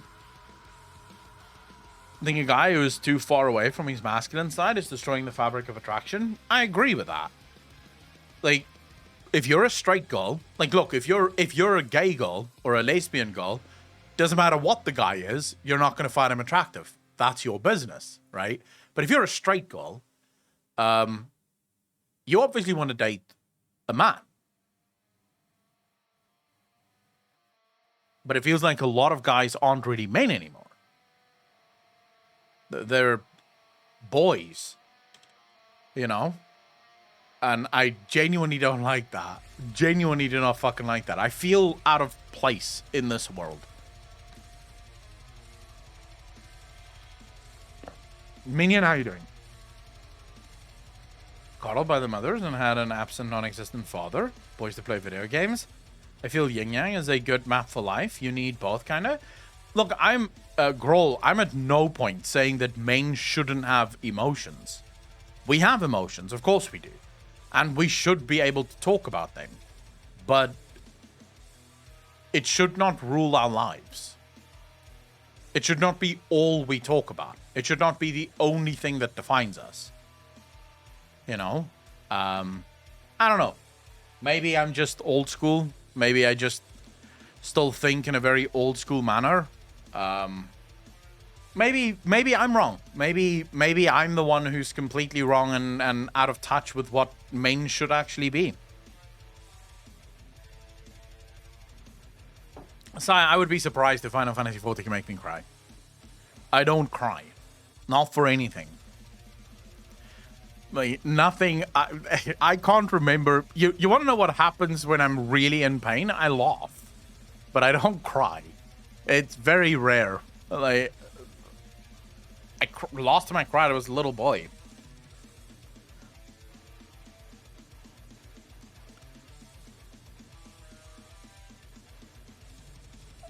I'm in Stormblood right now. Works for me, but at the same time, if I gotta man up, I man up. I don't bitch though about things. Rico, that's actually the perfect word. Men who bitch about everything. That's what bothers me. These guys who go onto Twitter every single day and just bitch and moan about everything that is going on in their lives. And it's like, dude, man up and face it. No one gives a fuck. Like, oh, you're having a bad time? So what? Everyone's having a bad time, you fuckhead. Just get over it and move on. Like, Jesus. Faces TV, thanks for the first time chat. Really appreciate that. Welcome to the channel. Thank you, thank you, thank you. Do you like... I don't know who the hell that is. Faces. I have no idea who that is.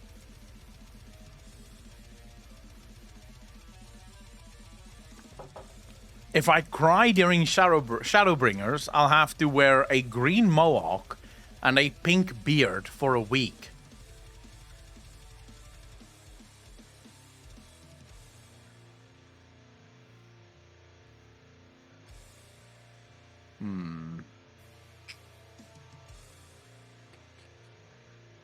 I've never colored my beard.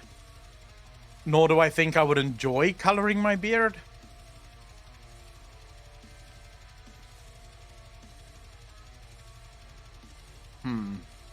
That's a toughie. That's a toughie. Clean, how you doing? But what do I get if I don't cry? Let's see, because I'm going to need something big for that one. I like my beard the way it is. I don't know if I would like a pink beard.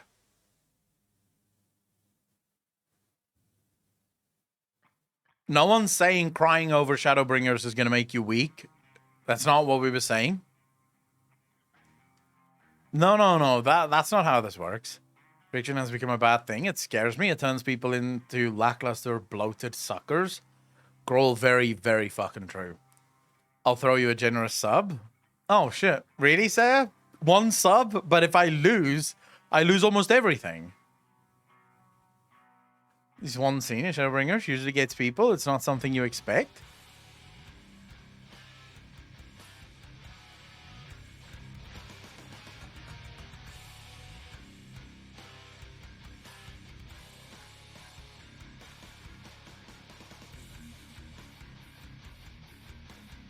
I don't know. You guys are setting a high price. And there doesn't seem to be a lot of upside for me. There's only downside right now. I get to have green hair and a pink fucking beard. But you guys get to see me, like, what, with nothing if I don't cry? I don't get anything? No, you're gonna have to give me some gifted subs. There's gonna have to be some gifted subs on this one. We need to wait like 2 years for it. This is true. This is true. We don't go fast. Holy Fide. Thanks for the tier 1 sub. Did really appreciate it. 4 months in a row. Thank you. Let's just not discuss that further. We get to see his reaction and don't have to hype it up. Last night I had a dream where Akko had green hair and a pink beard while he was naked fucking me in the ass. Yeah, that wouldn't happen, Bramski. Unless you're really hot.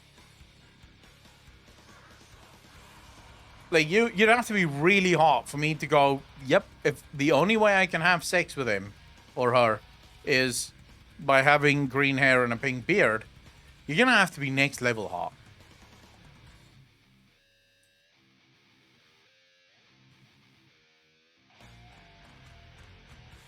Like, I mean next level.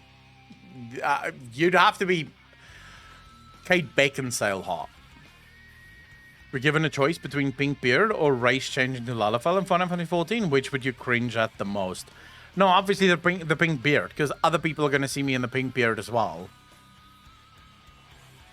You were a female in the dream. Dude, what the fuck kind of dreams do you have? There's something wrong with you. You should have yourself checked out. Like, there's degenerate, and then there's whatever the fuck's wrong with you. Ramsky, how you doing, brother? You saw History Lessons Part 2 already on FF14 and Evanswood because didn't notice it on React channel. I have not seen it, no. I have not seen it. To be, you shouldn't have dreams where you're a different sex, should you?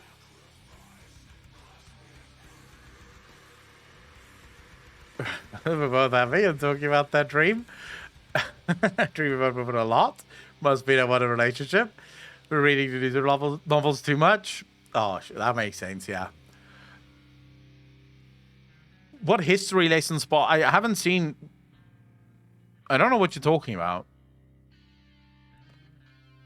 And that dream is still a better storyline than Shadowlands? Dude, anything is a better story. And this stream has a better storyline than Shadowlands.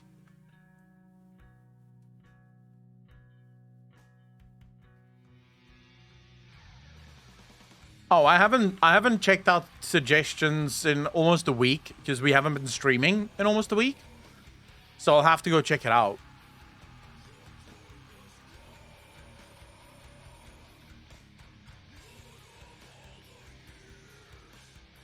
Death Knight. If it was older, we already reacted to it, but not all of the videos that we react to make it to YouTube. Like, there were a couple of videos that we reacted to that we scrapped, that we didn't put on YouTube. And this Twitch sex changes video reacted? Wait, there's a Twitch sex changes? What? What the fuck is going on? Ninados, how you doing? Thanks for the follow, really appreciate it. Welcome to the channel. Thank you, thank you, thank you. Did I share it again? Let me just see.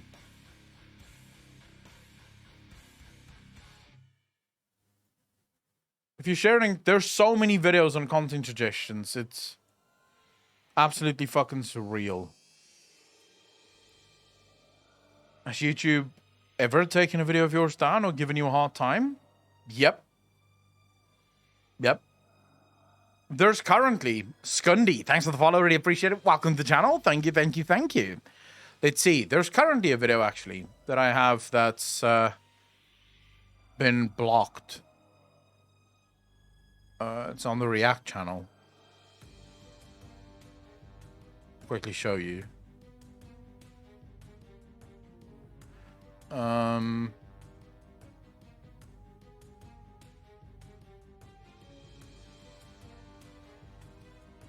Yeah, here we go. So you can see this video is blocked. It's the one where the guy invites himself to the teenager's house. Yeah, those videos are blocked. There's another one that was blocked, but I think I deleted that one. I should actually just delete this one as well. Because I'm never going to be able to show it to anyone. It's completely fucking blocked. Opinion on lore quitting Blizzard. Minion, we've already spoken about that. I've already talked about it.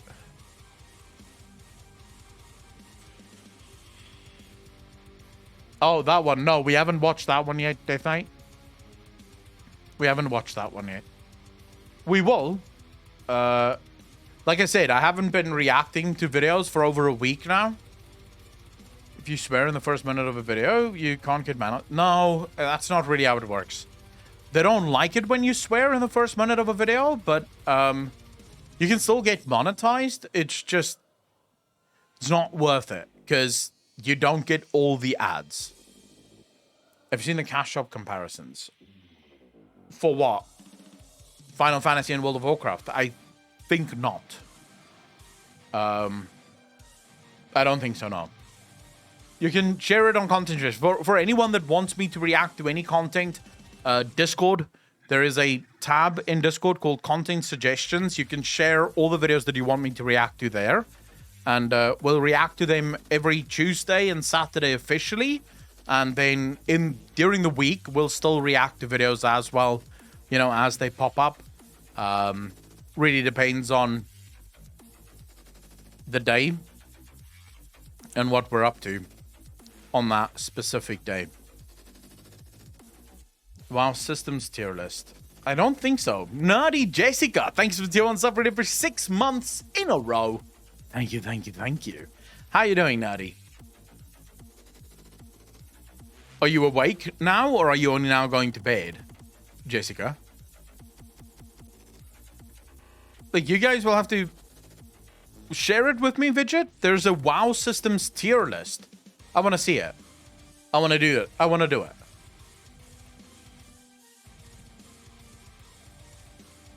Yeah, you barely ever sleep. That's true. Yeah, I've not played WoW in a really long time. Really fucking long time. Let me try to find it again. Please. I would love to see it. There's been so many developments.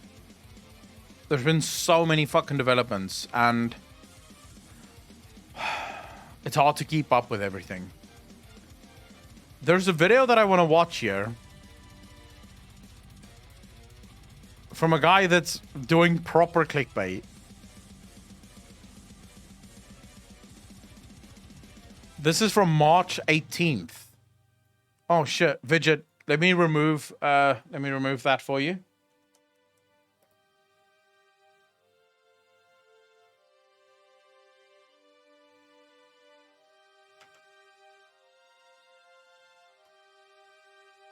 What made a good Elden Ring video? We'll have to watch that too. Share it with me in content. I'm not going to remember all the videos that you want me to share. Content suggestions is the place to do it. I actually think a systems tier list would be great content. I feel like that video would be long enough if you want to do a good analysis. Dude, whenever have I reacted to anything where my reaction turns into about 3 times the original length of the video?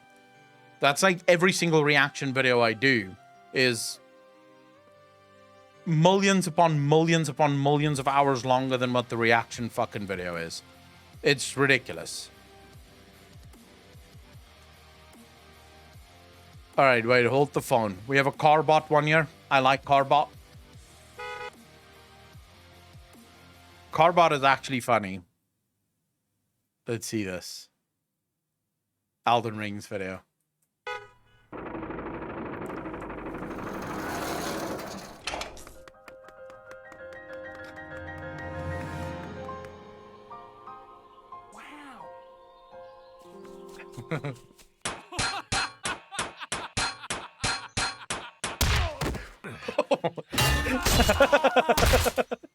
Jesus.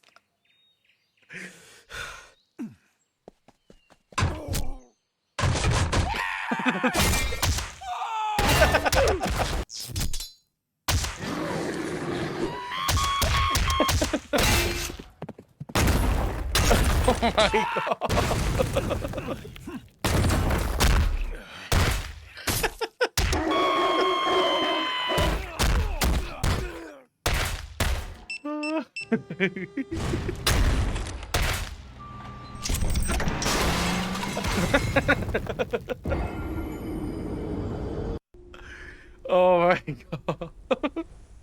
Jump to get secret item.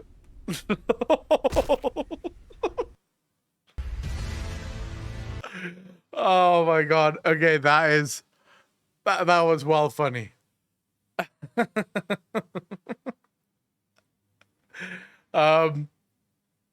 I feel like that's one of the reasons I'm not interested in playing Elden Ring. Because I would lose my shit if I played this game. I'm pretty sure I would lose my shit. I'm not very patient when it comes to places like things where I'm gonna die over and over and over and over again. It's fun for us to see you lose your shit. Maybe, but it's also like pure frustration. I don't think is fun. there's a level of frustration that I think is funny for people, but if it's so frustrating that you kind of shut down, you know?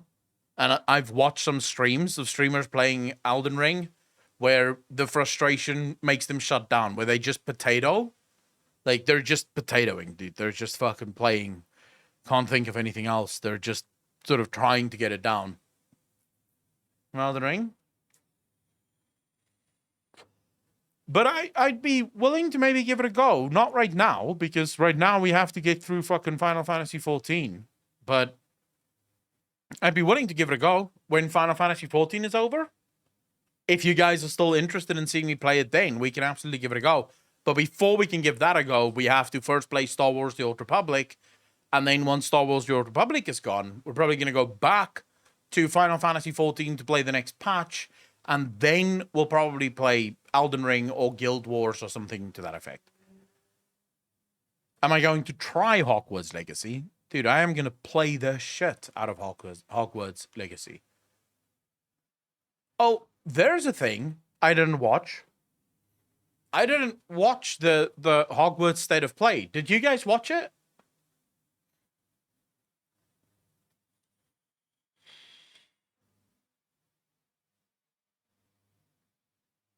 What was it like? I completely missed it. How long is it?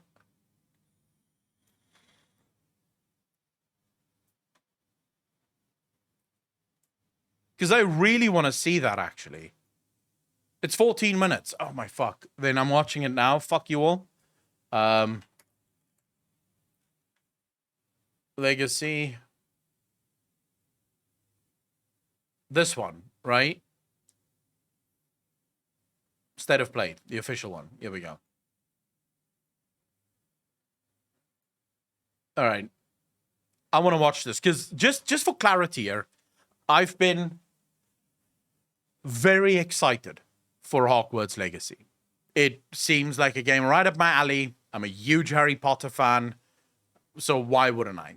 Why wouldn't I want to play this? And it's magic. If it's done well, it's gonna be fucking awesome.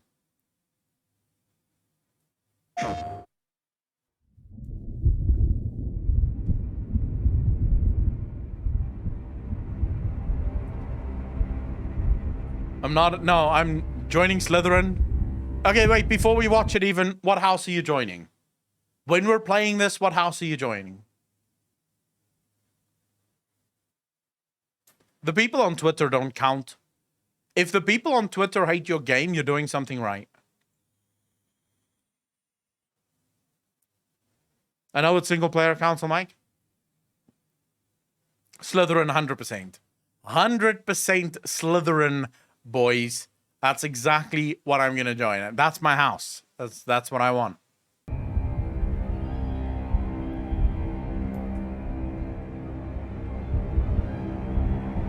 Dude, this is gonna be awesome. Lumos.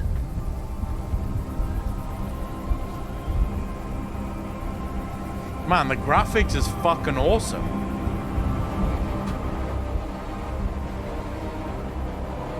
There's a little bit of stutter there, but it is work in progress. The graphics looks insane. Gonna be honest, I like the graphics here. What do you think you're doing here, humans?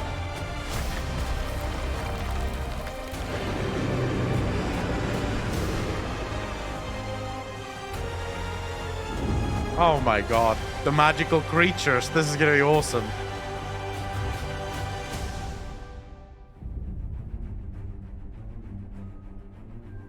Welcome to Hogwarts Legacy. You're a new student at the famed School of Witchcraft and Wizardry with a unique ability to manipulate powerful ancient magic hidden in the wizarding world. You'll need to uncover what's behind the return of this forgotten magic and who is seeking to harness it to destroy wizard kind, as you may be the one that decides the fate of the entire wizarding world. But before you can study magic and begin to solve this looks good. You must create the witch or wizard you want to be. When you arrive at Hogwarts, you will be sorted into one of the 4. How did they manage to make him look somewhat like Ron without the red hair? Like, come on. Seriously? Those eyes are very Ron-like without the red hair. Hogwarts houses: Gryffindor, Hufflepuff, Ravenclaw, or Slytherin. After you settle into your dormitory, you will meet up with your housemates in the common room. You will then need to attend classes, and you do have some catching up to do, as you were starting Hogwarts late, as a 5th year. So you are the new student. You'll begin your studies attending Charms, Defense Against the Dark Arts, Herbology, and Potions classes, to name a few. Oh, hello. Wait, so you actually have to... Please welcome the So you actually have to go through classes as well to learn how to cast spells. I like that. newest rose in our I don't know if garden. you can pay for house Shall we transfer. begin? Welcome to year 5 of charms. Now, this will be a crucial year in your education on the art of charm work, but I am confident that we will take hold with the passion and rigor requisite of such a challenge. The best way to practice is by dueling. We'll start with you two. Time for a proper Hogwarts. Dude, if they don't have a Snape-like character as one of the professors, I'm gonna flip my fucking lid. Welcome.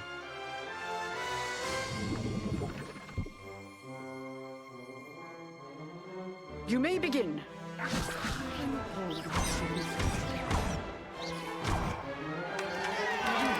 Not bad for a beginner. Potions is one of the most challenging and hazardous subjects taught at this school. Here, you'll meet your professors and learn to cast spells, grow magical plants, brew potions, and more.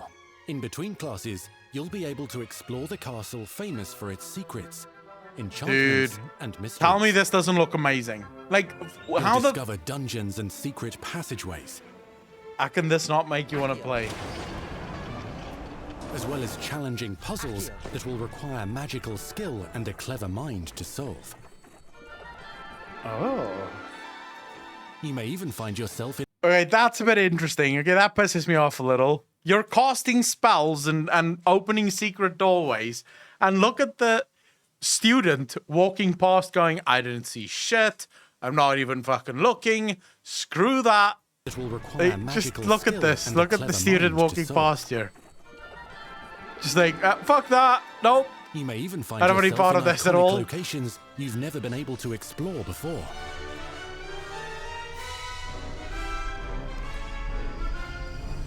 Oh It's my the god. late I need to play 1800s, this. so while the common rooms and classes may be familiar, most of your professors will not be. However, you may recognize a few faces.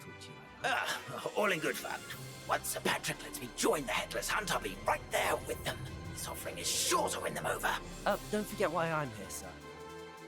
You'll come to know this eclectic group of talented witches and wizards in class and while completing side assignments that are part of a special curriculum, ones designed to help you catch up with the other 5th years at your own speed. Okay. Wait, you're gonna do Quidditch as well? No way. Opportunities for adventure abound in the area surrounding Hogwarts. The magical abilities you learn to master through your schoolwork will soon become tested as you unravel a dangerous mystery by working alongside the accomplished and yet enigmatic Professor Fig to try and discover if the rumors of a mounting goblin rebellion hold any weight, and if the safety of Hogwarts lies in the balance. Do you think? Opinions.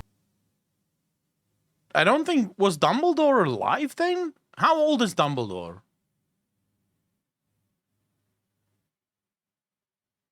Wait, first we have to ask ourselves, when did the original Harry Potter take place?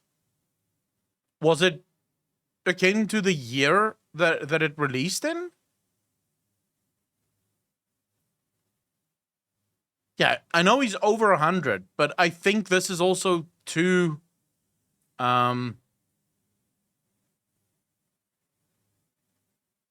Yeah, if we were to see an Albus Dumbledore, it would be, like, he would probably be a small child still.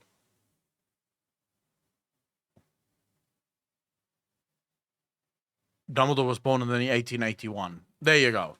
So this might be before Dumbledore's time. No, actually it isn't. 1890. So Dumbledore would be 9 years old here. Well, what a coincidence. It's right there on the paper. We should see Dumbledore. I wonder if they actually kept in mind that Dumbledore has to be in it. Like, you should at least see him as a student. Differ as to how great a threat he really is.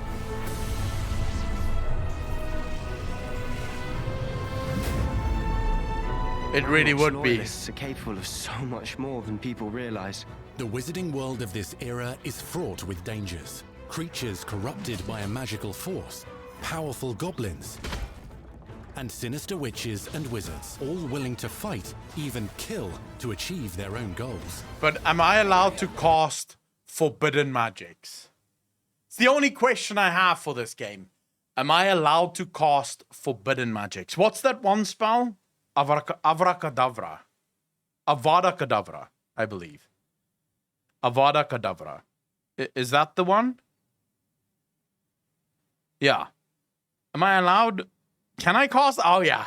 There we go. In fact, that is my go-to spell, by the way, from now on. Like, in this game, as soon as I learn how to do Avada Kedavra, it's over. That is literally all I'm fucking casting. there's an uneasy alliance between the goblins and dark wizards. Sectum Sempus. Sempra. No, but Sectum Sempra wasn't that horrible. Well, actually, it did kill someone, but it wasn't considered to be one of the forbidden spells, was it? Mainly because I think most people didn't know it existed even. Maybe some sort of alignment system for the game? I hope there is. Because I want to be evil. Action. I gave you a distraction. I just watched a student take down your distraction. Who is this child? Are you not telling me? But perhaps you shouldn't involve yourself with that just yet. Let's go.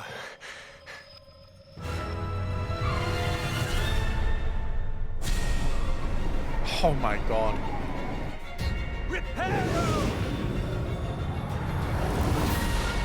Dude, the world of magic. Oh my god, yes please.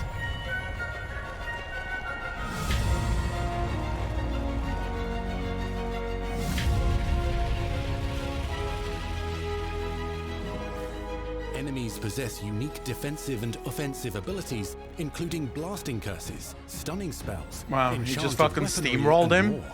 While some may attack directly, others might enchant and incapacitate you. Mastery of the shield charm allows you to deflect ranged spells and direct weapon strikes.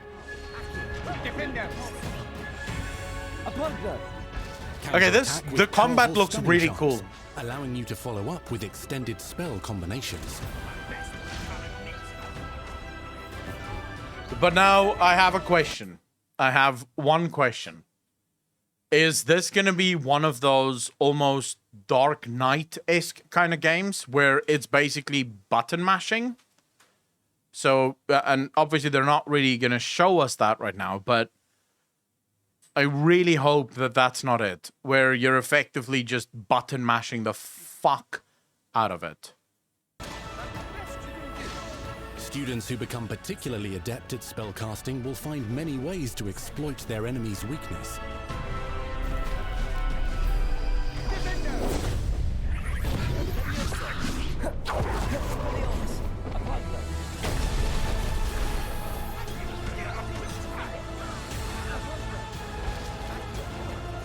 I'm gonna be honest, the voice actor here sounds a little bit like Harry Potter. When he uses short lines, it sounds a little bit like Harry Potter. Roast with Incendio. Devastate your enemies using various finishes. You can even use the mysterious, powerful magic your professors do not understand to obliterate your strongest foes. Your professors don't understand? What? Mixing and matching dozens of spells will let you define your combat style. On your path to become the ultimate duelist. Yeah, but show me Avada Kedavra. That's all I want to see.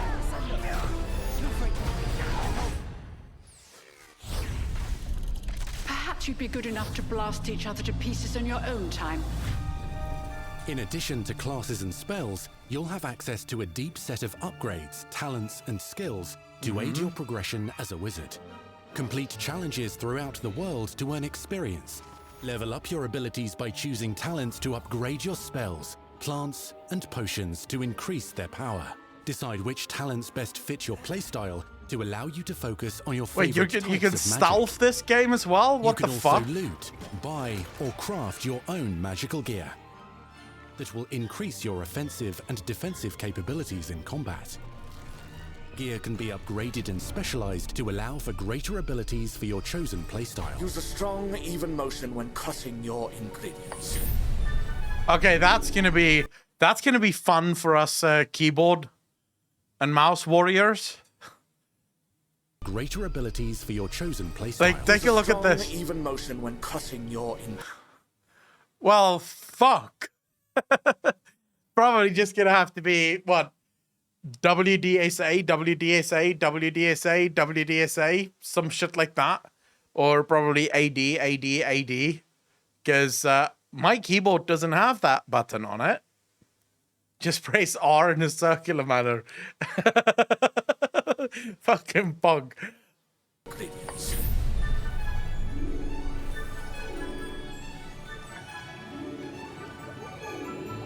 Spells are not the only tools at your disposal in combat. I won't As you play with hone a your controller own ever. skills, you can continue I'm not to a further player. your magical education at Hogwarts, progressing your development as a witch or wizard. Brew potions that can increase your power when you need a boost.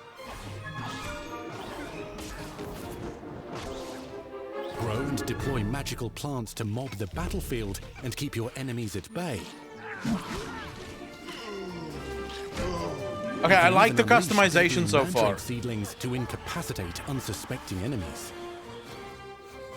In Beasts class, you will learn about a variety of magical beasts you might encounter, both at school and as you explore the world surrounding the castle and its grounds.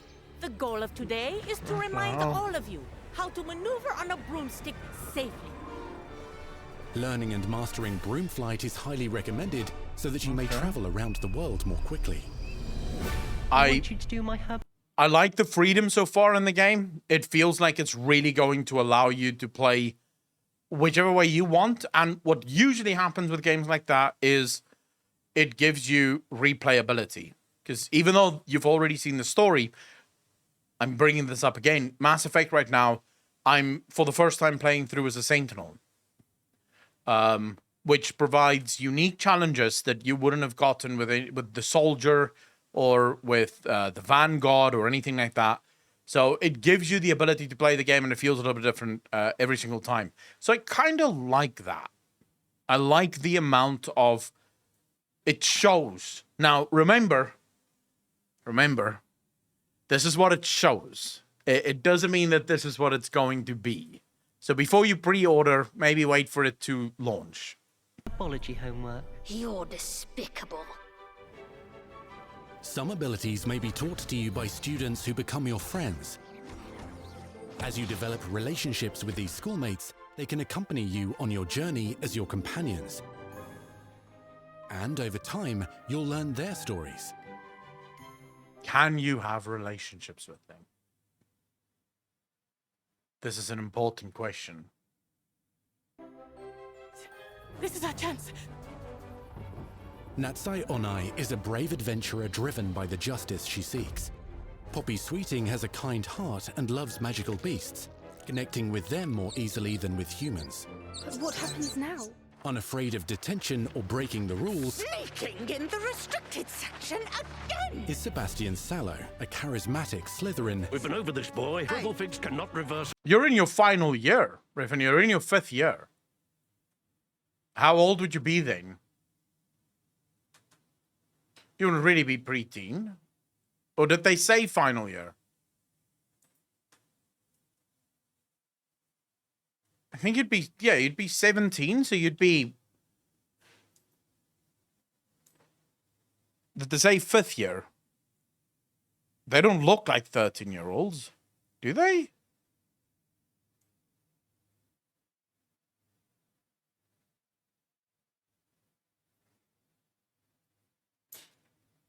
These are some pretty mature 13-year-olds, if you ask me.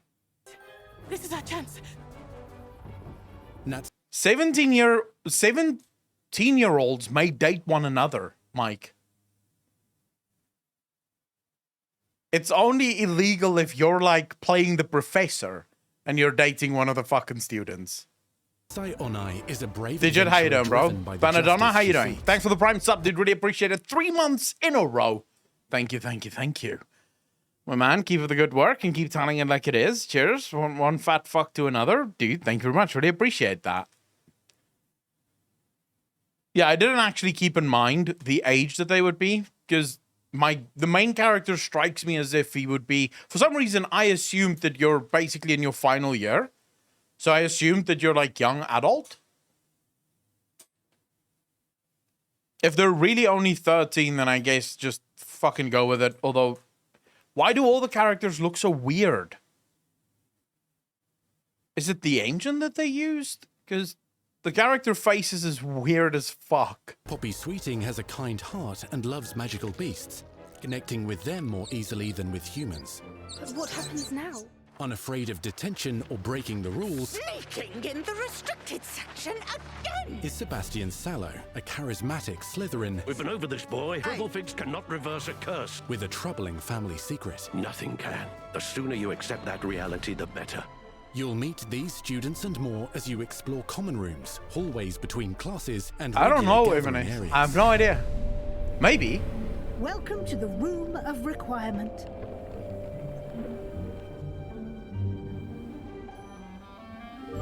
One of the most remarkable secrets of Hogwarts is known as the Room of Requirement.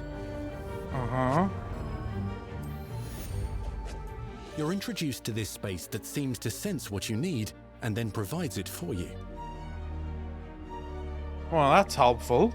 Since you need to catch up to your peers, the room provides space for you to sow and harvest plants, brew potions, and upgrade your gear. Wow. Your own little room. A helpful house elf named Deke helps you discover vivariums that allow you to nurture your own menagerie of magical beasts. What is it? Deke isn't sure. Okay, you can. There you go, Evan. You can make your own magical beasts. One way to find out. You can freely customize this space to reflect your personality and magical specialties.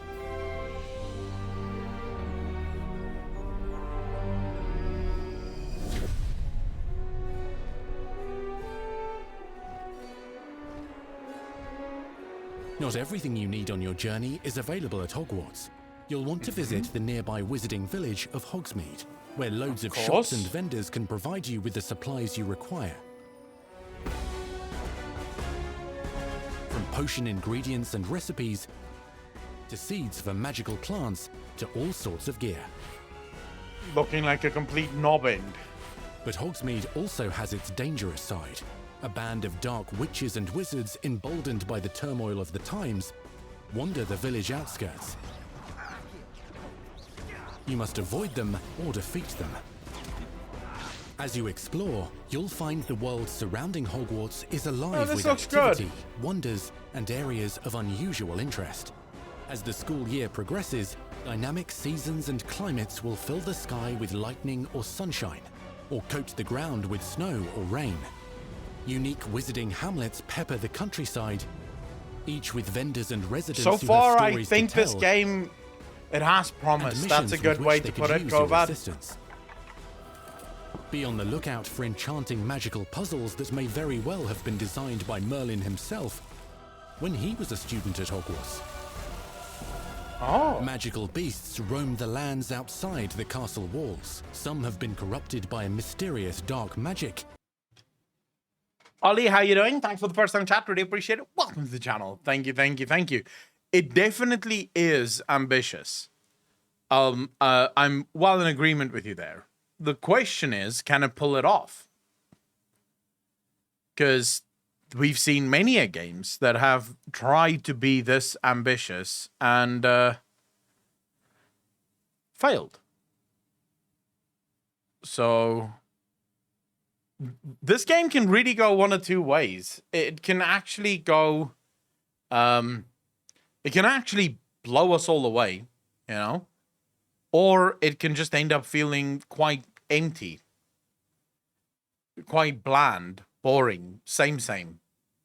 It's all going to depend on how much freedom you have and also how the story is presented to you. While others are at risk of poachers and their traps, if you're feeling benevolent, you can rescue them and restore them to health in the Room of Requirement. But there are dangers beyond your understanding in the world as well. Dungeons and vaults hold perilous threats and also untold rewards. Be careful where you choose to explore, as it may lead you down a darker path. There we go! Master spells. There we go! He used it! He fucking used it! I would have wanted a little bit more bang, you know, but he used it. I like that. That's me, by the way. That's me. Also untold rewards. Be careful where you choose to explore, as it may lead you down a darker path. Master spells. Yep. Befriend new allies. Journey across a landscape never seen before. Uncover ancient secrets. Combat mystical threats. Learn long-forgotten mysteries. Become the witch or wizard you want to be as you leave your unique mark on the wizarding world. Here, in Hogwarts Legacy.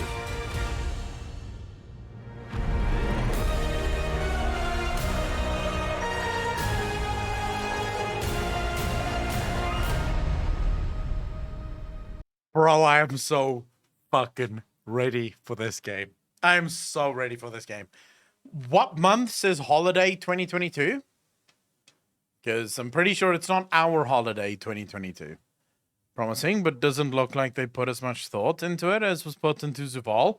That's true, but remember, you can't really put as much thought into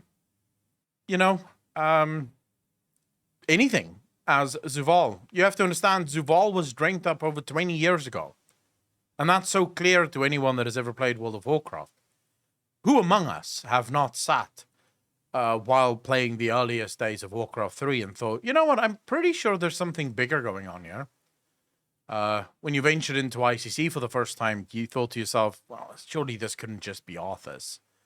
Someone else is behind this. I don't know who it is, but it must be someone big. Like maybe a Titan plus almost. So no, it's true. Zuval is the pinnacle, really, of storytelling. So I wouldn't expect any game to even try to be as good as Zuval, but you know, if it can do 50% of what Blizzard did with Zuval, it would still be a great success for everyone involved. And then clearly there's someone behind him too. So Obvi, oh my god, yes, go Carl. I called it like right from the start. I said Zuval is not the big bad. There's someone even bigger and badder just behind him. It's so fucking true. So fucking true. I don't know. No, I'm excited for this. I've been looking forward to this game ever since it was announced. If it can live up to the hype, I'm going to be very excited. Based on what I've heard rumors that there are no cash shops in this game and no paid for DLCs. Like, apparently the game is released and done. So very similar to like a God of War-esque kind of game. So at least in that regard, we might be lucky, I suppose. We'll have to wait and see. That contains a thing to rewrite reality. Of course it does. Everyone saw it. It's not going to be $100. Get fucked. It's not going to be $100. There's no way. You wouldn't sell a game for $100. Can someone show me the Witcher game, please? I could probably just fucking quickly Google here. Hold up. Witcher. There was a massive update on the future. Where did they give the update on the future?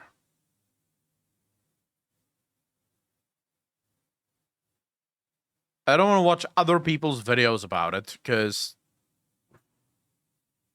they're just going to do the same shit. It's just a tweet. Is there no video about it? It's just a teaser picture. Oh my god. Well, we'll watch this instead, because this is fucking brilliant. Is there anyone in this chat that has never played Witcher? Before we watch this, is there anyone here that's never played Witcher?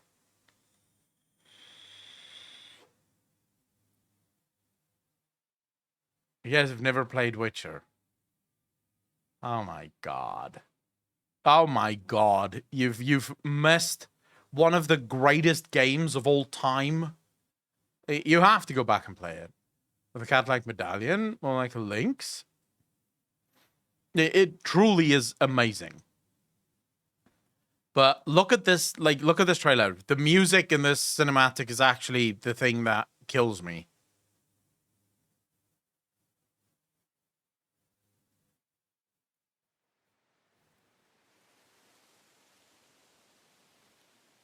Wolves asleep amidst the trees, bats all a swaying in the breeze.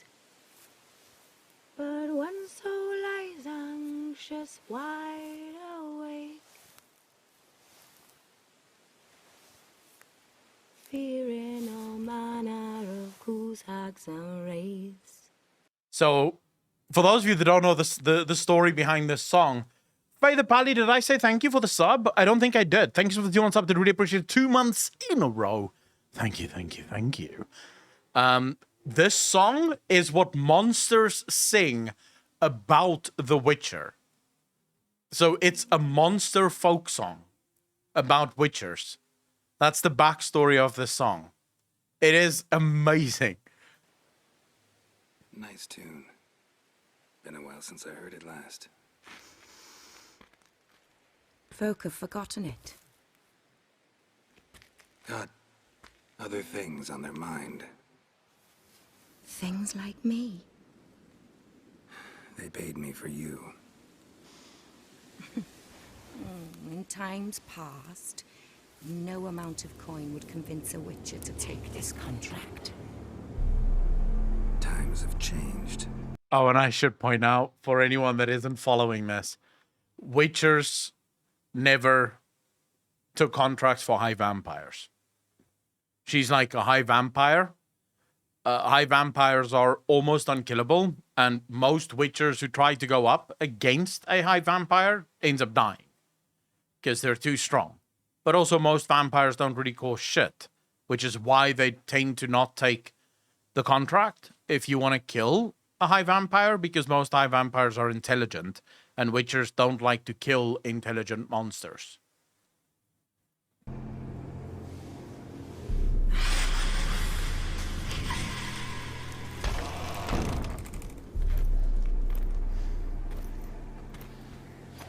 Dragons also, they don't like killing dragons. Because they're intelligent. They can be reasoned with.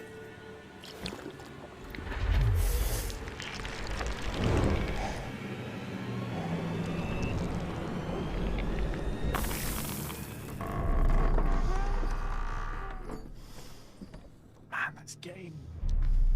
This game. It still kills me, this game. I'll actually fucking play it again just because it's so good.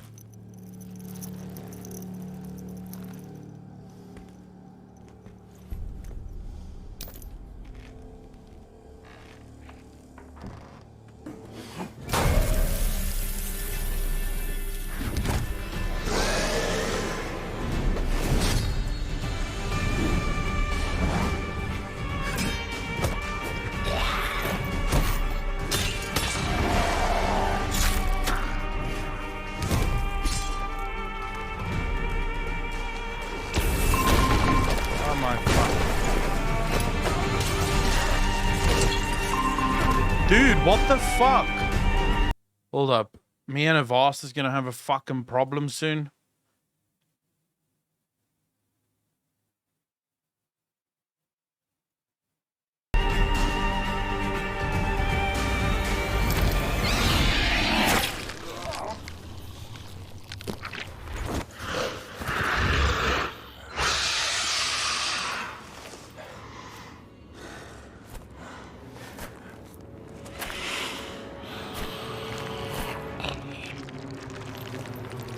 Bam. Screw you, bitch!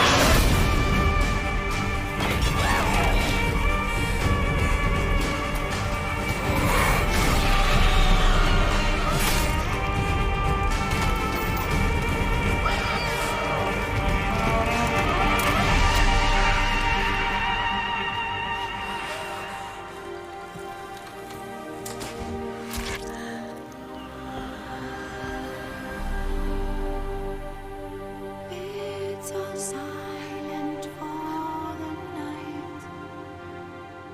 Cows turned in as daylight dies. But when so lies, I'm just wide awake.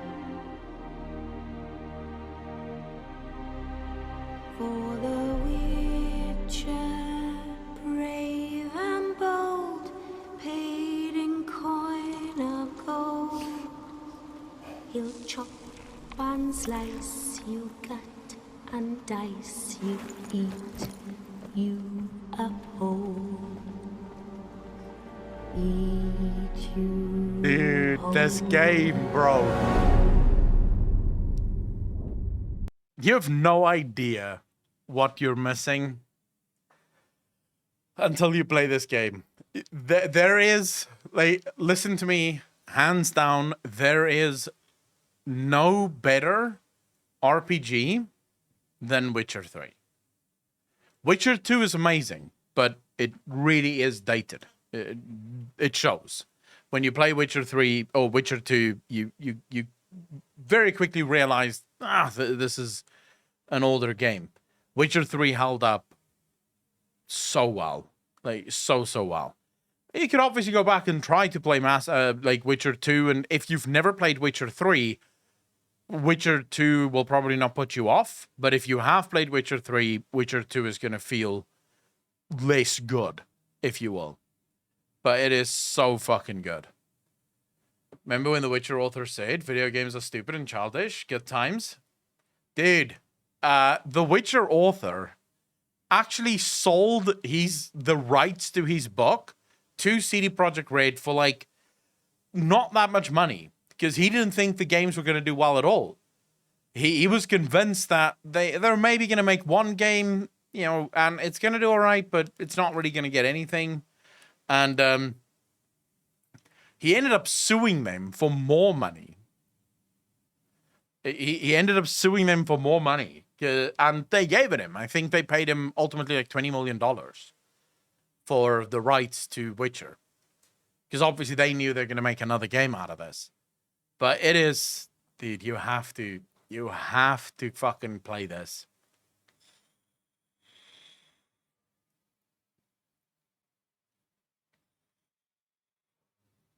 Yeah, I mean, they did end up actually paying him. So they weren't being dickheads to him because he basically said, look, I didn't know that the games were going to do as well as they did. And CD Projekt Red was like, okay, look, we'll settle it. Because obviously they're going to make more Witcher games, and the last thing they want is this author just continuously coming after them for bullshit. No, it is his own fault. He should have asked for more money at the time. But, you know, you also have to understand this is his, you know, he took a gamble. If he tried that with Bobby Kotick, do you think he would have gotten more money? Witcher is the only reason CD Projekt Red exists. Well, you could also argue, Heathen Trucker, that CD Projekt Red is the only reason the Witcher books meant anything. Why anyone ever played it or read it. Because before the games, no one gave a fuck about the books. No one cared. But all people are kind of dumb with business, and it's scary. I think at the time, you could understand why someone wouldn't want to bet on a game like this. At the time when CD Projekt Red set out to make Witcher 1, when they first acquired the rights, there was no evidence that a game like Witcher would ever take off or be great. I tried to read the books. They're not the best, but they're fun if you know the game. So if you know the game and you kind of enjoy the game, then they're actually not bad. They're I wouldn't say they're horseshit. They're not my writing style. I definitely don't appreciate the way it's written. But I basically put them on the same place as I put Christie Golden's books. I love the story. I love the ideas. I could do without the writer. I would prefer a better writer because I don't like the writing style. But that's sort of what books are. You're gonna like some people. You're gonna dislike others. That's just Rain. How you doing? For example, my favorite writer is Dan Brown. I'm pretty sure in this chat there's people that don't like Dan Brown at all. Don't like his books. Don't like his writing style. It just doesn't do anything for you.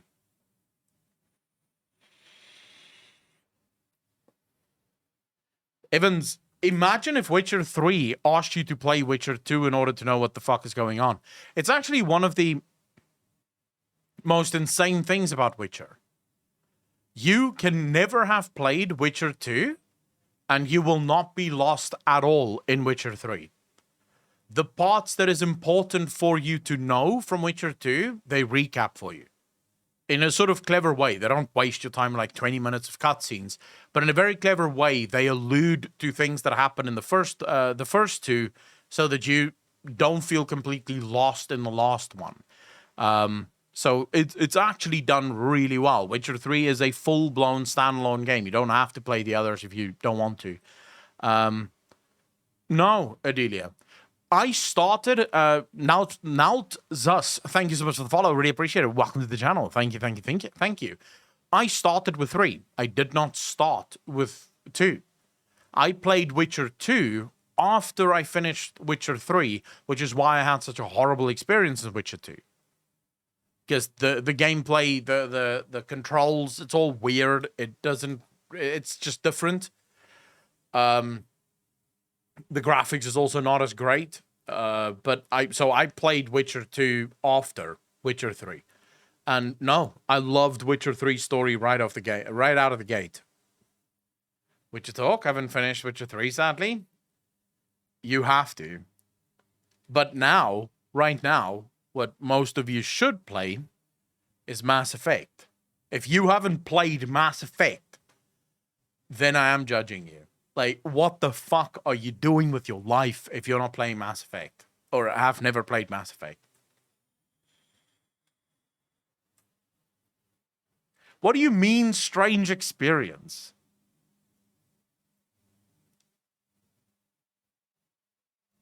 Dude, you guys have to fucking play that game. It is such a good game. Played it way back when it came out. I have finished that game so many times already, and I'm probably going to finish it many more times. Oh yeah, they changed the gameplay from 1 to 2 completely, and then in 3 they changed it again. Steam for Mass Effect? Why?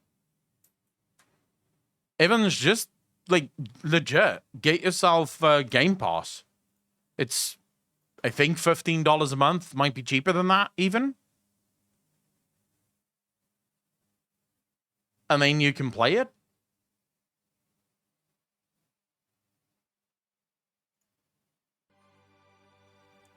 So if you get the Xbox Game Pass right now, you get access to, like, where's the EA? So this is all the EA titles that you get access to. That's part of the $15 a month that you play. And it includes the Mass Effect Legendary Edition. It includes all the Mass Effects, the original ones, including the one that I never even played, Andromeda. It's all of the Dragon Age ones. There's a shit ton of games here from EA.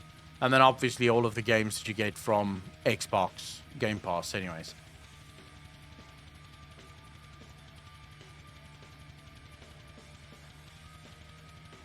Mass Effect 2 is the best? I don't agree with that. Mass Effect 2 was good. But I would, if you're talking story and story alone, I would say Mass Effect 1 is the best of all three of them.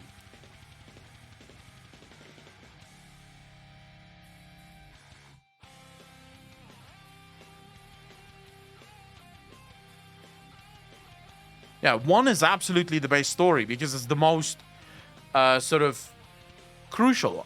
Mass Effect 3 is amazing if you exclude the endings. If you exclude the endings, Mass Effect 3 is actually insanely cool. The first time you meet Leviathan and you learn about the history of the universe, I would say Mass Effect 3 was amazing until the end. Like, the last, say, hour of gameplay is a bit shite. But other than that, I do enjoy Mass Effect 3 as well. It's going to be a great year. What's the 4 games that you make a hype for, Wild Boy? Mohid, I never even played Andromeda. So I feel like I can't really say that it's dog shit. I can just say that from what I've heard about Andromeda, it's not my type of game. Can anyone tell me in what time frame does Andromeda take place?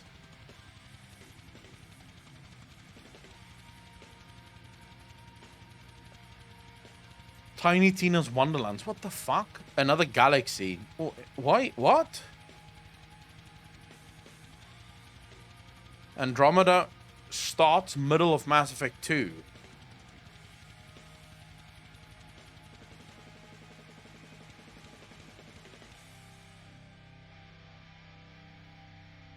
How would you start in the middle of how would you start in the middle of Mass Effect 2? Wouldn't everything that basically happened in Mass Effect 2 and 3 still happen to you in Mass Effect Andromeda then?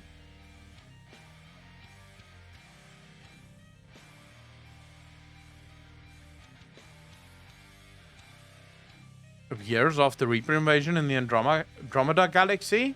That they don't know what happened. Oh. Does your choices in the first 3 make any difference on how Andromeda plays? Or not at all?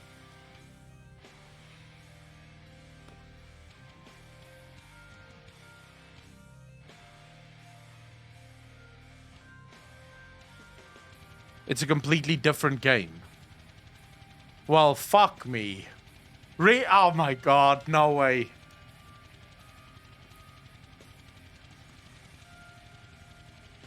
So it just so happens that the Reapers only cared about the Milky Way galaxy. The Reapers couldn't give 2 fucks about any of the other galaxies. But that doesn't hold true to the lore. That can't be true for the lore. Because the Reaper's job is... Oh, fuck, I don't want to spoil things for people here.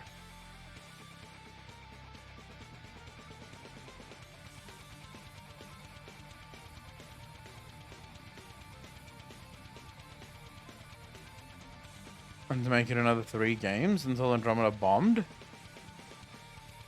So what makes Andromeda bad as far as people in chat are concerned?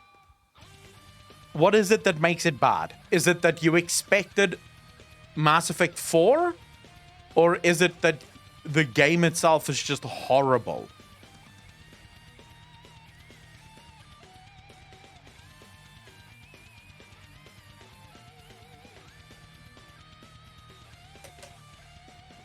Weak characters, okay. Weak protagonist, weak characters. Animation's not even finished. Animation team was on drugs. I can't talk about it. I don't know. My face is tired. Bug to shite on release. Weak pro tag. Inferior story. Gunplay is good though. Horrible story is badly written. Gameplay is bland. Makes the new...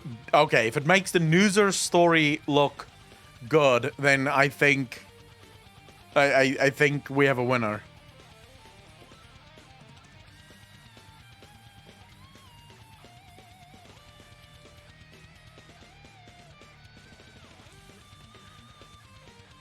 I tell you what, I'll give Andromeda a go after I finish Mass Effect 3. I'll give Andromeda a go, and I'll tell you what I think of it. Bit over the top, but still, I was so disappointed, Andromeda. They announced a true Mass Effect 4, but here's what I want.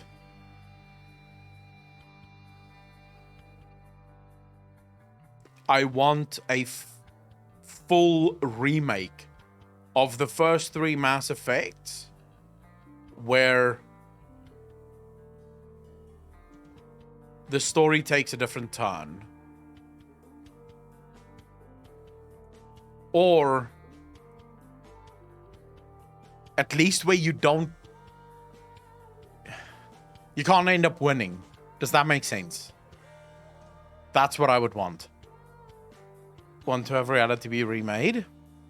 Any books or light novels you read with good story this or last year? I haven't read novels really. I've recently started reading Atlas Shrugged from Ayn Rand, which is pretty cool. Can we get an actual ending that's not 1 or 3 colors?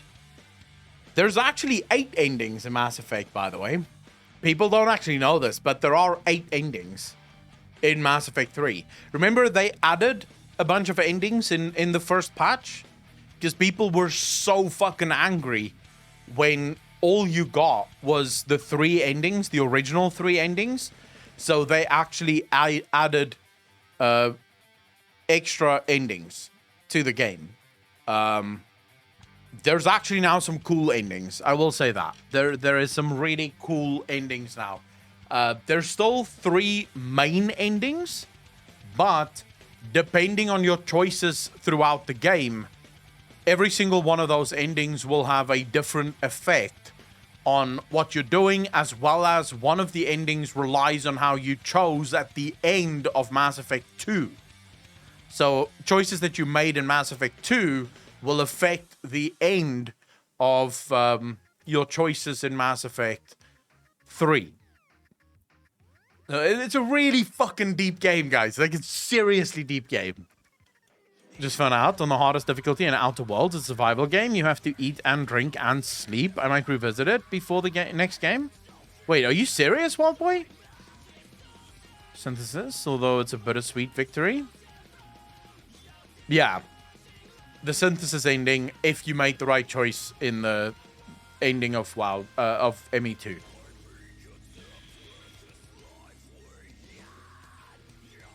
Wait, okay, so who here is Team Tali, Team Liara, Team Ashley, or Team Miranda? If you say you're not Team Miranda, you're wrong. Just FYI.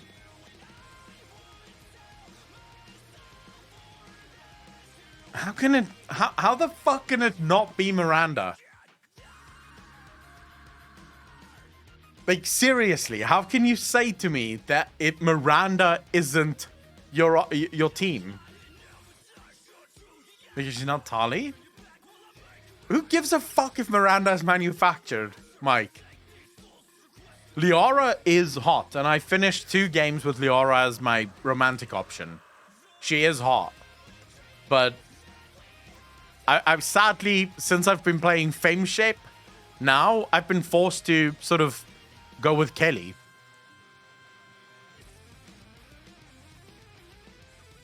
Favor Pally. Oh, I did something horrible in this one. Oh my god, I did something truly horrible in this one.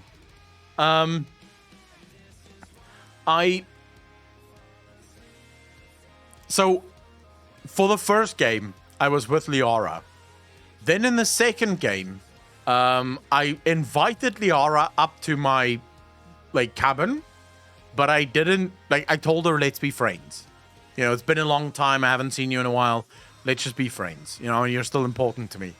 Then, in the third one, she came to me and she was like, Shepard, I know it's been a long time, but I need to know, do you still feel anything for me? And I was like, no, I think we should just be friends. Lots have happened. And her response to that made me almost fucking break, dude. Her response to that made me almost break. She was so surprised and hurt by me saying, no, I don't want to be with you anymore. But at that point, I was already with Kelly, you know? And I didn't want to screw up because I want to see what happens if you get Kelly as your romantic partner. So I'm sort of waiting for that. Hello, the greatest beard of all time, Akalon, for the Queen. How you doing, brother? Anyway, Tali is so cute and lovely. How can you say Tali is so cute? How can you say that Tali is so cute? Have any of you ever seen her face? Genuine question. Have you ever seen Tali's face? No. We don't see Tali's face.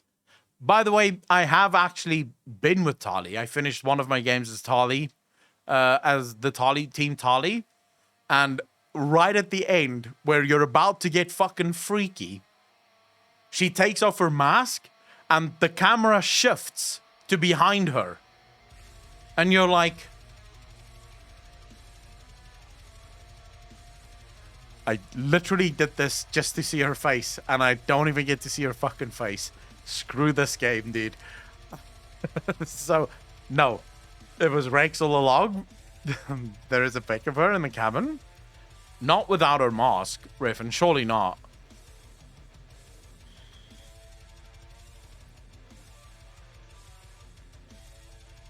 Wait, there is? Without the mask? Show me. Show me. Let me see it. I'll fucking Google this. I think you're lying to me, but I'll Google it. Now it's gonna get some Rule 34 bullshit here.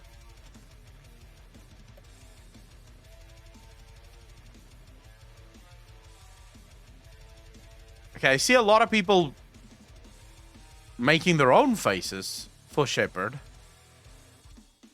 And there's some deviant art of what they think Tali's face would look like.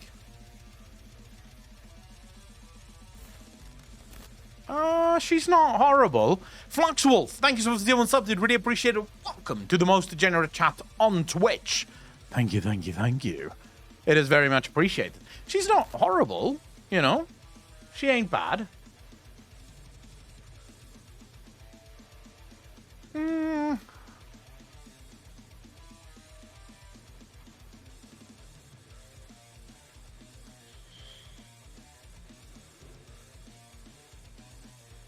I don't know if I'm, like...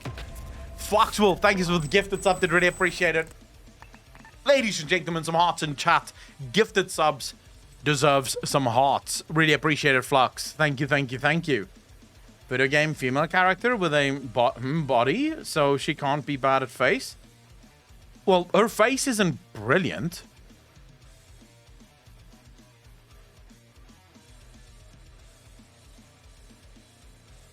Phylon, no? Tyrelon. Tyrelon, thank you for the tier 1 sub, did really appreciate it. Welcome to the most degenerate chat on Twitch. Thank you, thank you, thank you. Liara is this one. Liara ME3. This is Liara. And Liara is still very young. Dude, thank you for the 2 gifted subs in the channel already. Thank you, thank you, thank you. Really appreciate that, Flux. You haven't even chat yet, and you're already gifting subs, dude. I really appreciate that. Liara is only 100 and, I believe, 105.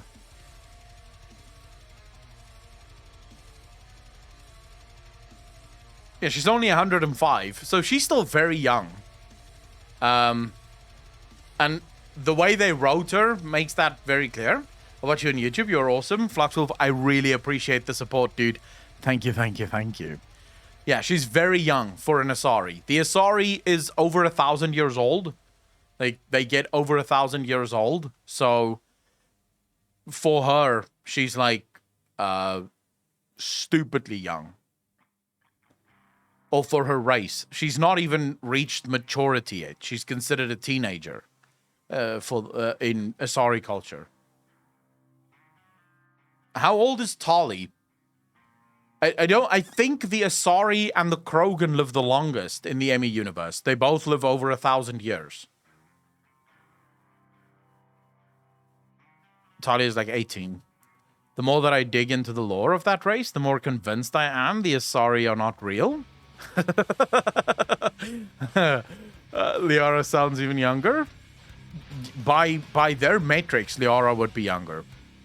Pilgrimage, so very young. True, actually. That is very true. Talia was on a pilgrimage. Well, Krogan would if they didn't get themselves killed. Well, okay, so how many of you decided to cure the genophage? And how many of you said, fuck that?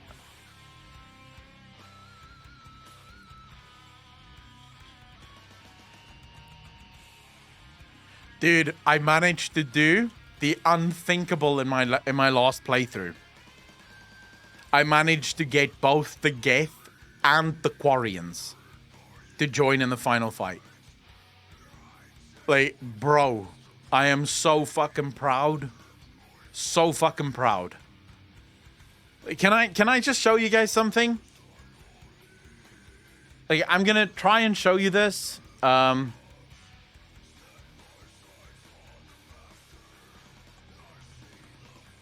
up.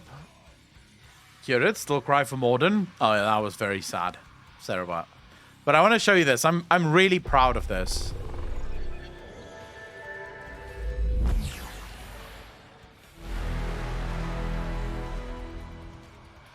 Like, I'm so close, dude. It's gonna be the first time I ever get to do this, if it's even possible. I don't know if this is possible. This is my completionist run. So I'm trying to complete the game 100% from start to finish. Complete all of it. There we go. Black screens all around. Seems good. Alright, let me see if I can show you guys this.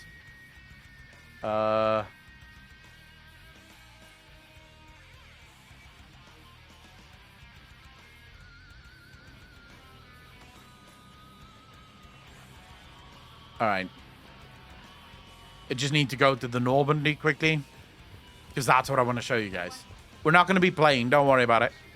I just need to show you. I'm so fucking proud of this. Spectre status recognized. 1 moment, please. Talia has the most suggestive lines and best voice. Now arriving at docking bay D24. Alright. Not here. Over here.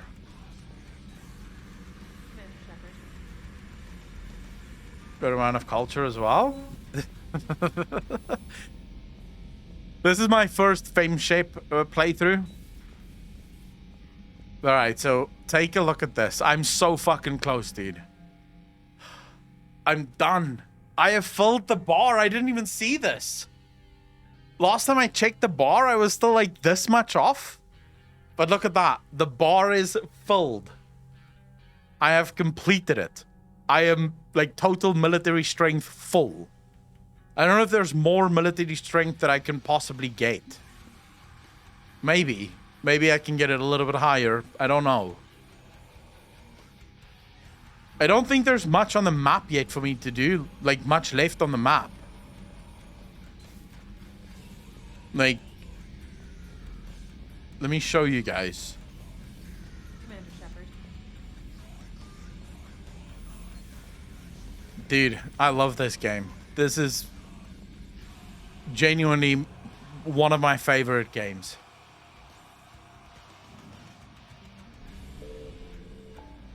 Alright, so take a look at this map, yeah? 100%, 100%, 100%, 100, 100, 100, 100, 100. Well, there's nothing there. 100, 100%, 100%, 100%, 100%, 100%, 100. Like, all of this is full. I have... Wait, why is there only 90%? What the fuck? Wait, sorry guys, I just have to go figure out why there's only 90% there. Just one more Mass Effect, more of everything. Big Sag, you and me both. Ah, Fontes. Wait, hold up. Where the hell is Fontes? And why do I have only 66% completed in Fontes?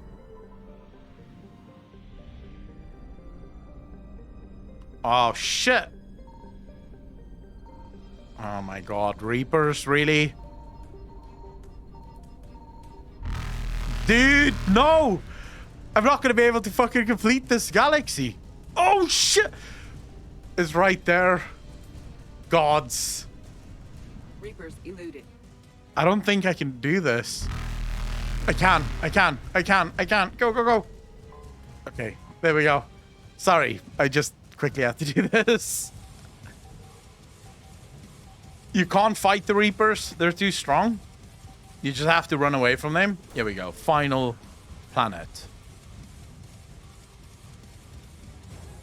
Alcor Flotilla. Right, that's 100%. Faster than light jumps. Yeah, I just had to finish it. Dude, I just had to finish it. Like, look, don't give me grief. Just wanted to 100% all of this. Just to make sure.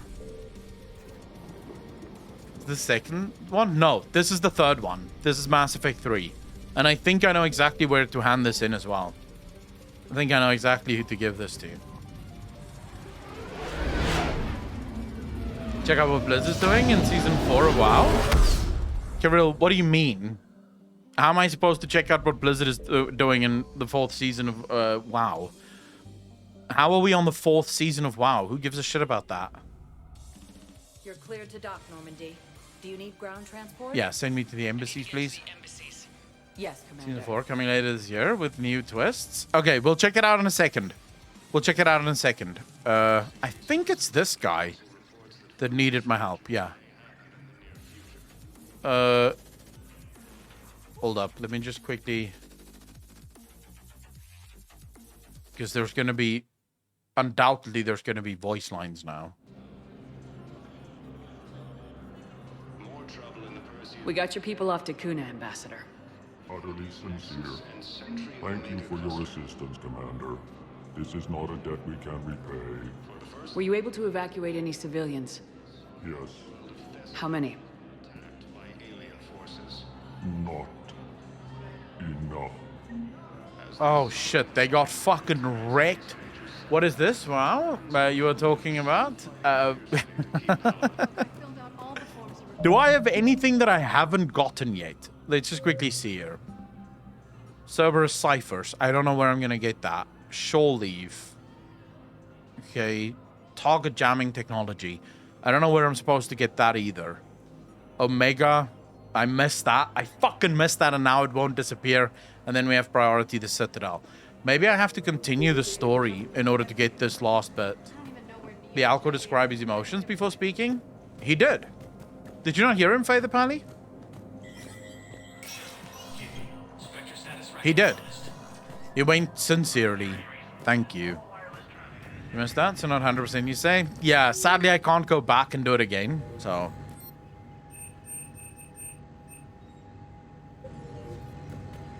Alright, anyways, that's all I wanted to do. I won't make you guys watch me play Mass Effect. Because I'm sure most of you don't really give a shit. I just wanted to show you my pride and joy. But let me show you guys the city while we're here. Another reason to start a new run? I don't need another reason to start a new run. I found out while playing Fameshape that I cannot be in a relationship with Miranda or Ashley, and I've never been in a relationship with Ashley. So that's a reason right there to start a new game.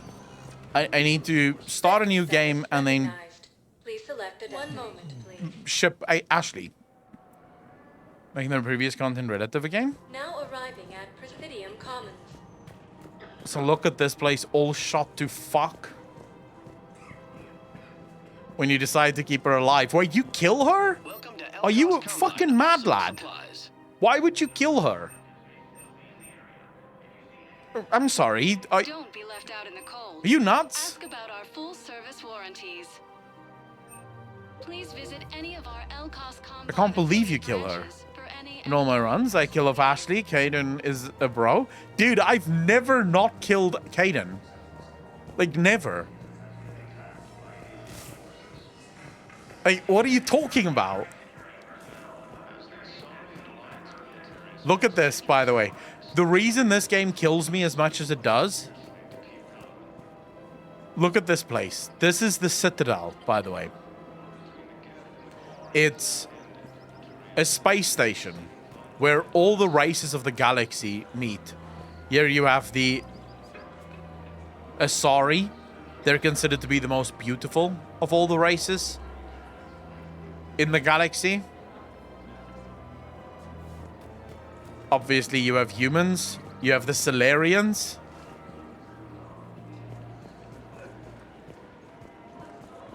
The Turians. Right here. The Volus. Right here. Dude, it's so much fun.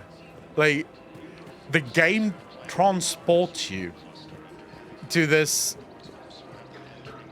like, alternate reality that is insane. It just makes you wish you could have been here. It makes you wish that all this is real. This is Liara, by the way. Hello, Shepard. Like, I wish all of this was real. Wait, the Volus isn't space junkies or dwarfs. They're greedy little fucks is what they are. Like, they're the bankers of this, of the galaxy. Good parts are removed in the new version? What good parts?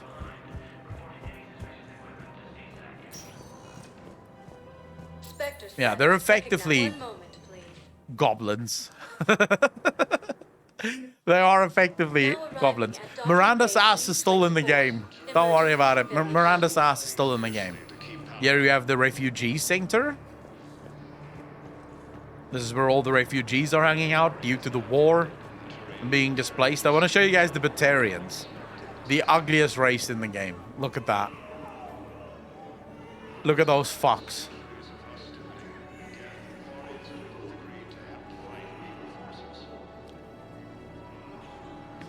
The Batarians. I don't think we've ever seen a Batarian female, have we? But I can't speak to Kelly for some stupid reason. There's so much desperation here, but everyone is staying civil. This is my wife, by the way. This is the one I shipped in this one. Kelly. She was much hotter as a brunette. Now I feel kind of bad for destroying one of their planets in the DLC. Oh, I did the same thing. I made the exact same choice.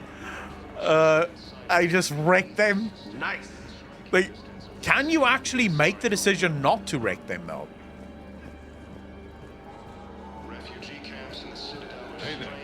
I don't think you can, right?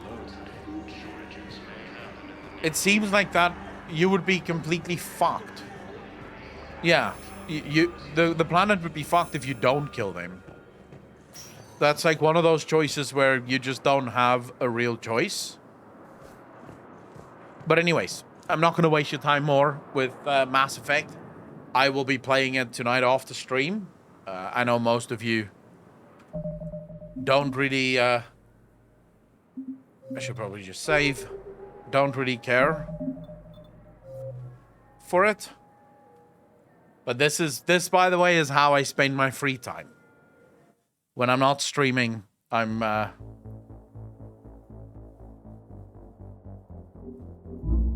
playing single-player RPGs. I fucking love my single-player RPGs. Did you have no idea? They're so much fun. Oh, we had something to react to. I almost fucking forgot. It's on Wowit, right?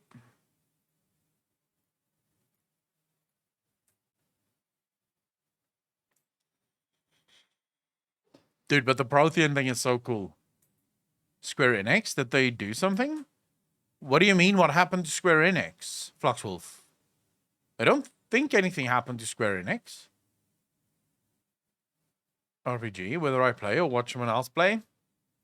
I am going to be doing, so on Sundays and Mondays, there's an exclusive stream that will happen over on YouTube, which is going to be gameplay streams. which is for all patrons, YouTube channel members, and subscribers. People seem to be mad at Square for some reason. Isn't it that NFT bullshit that Square is pulling?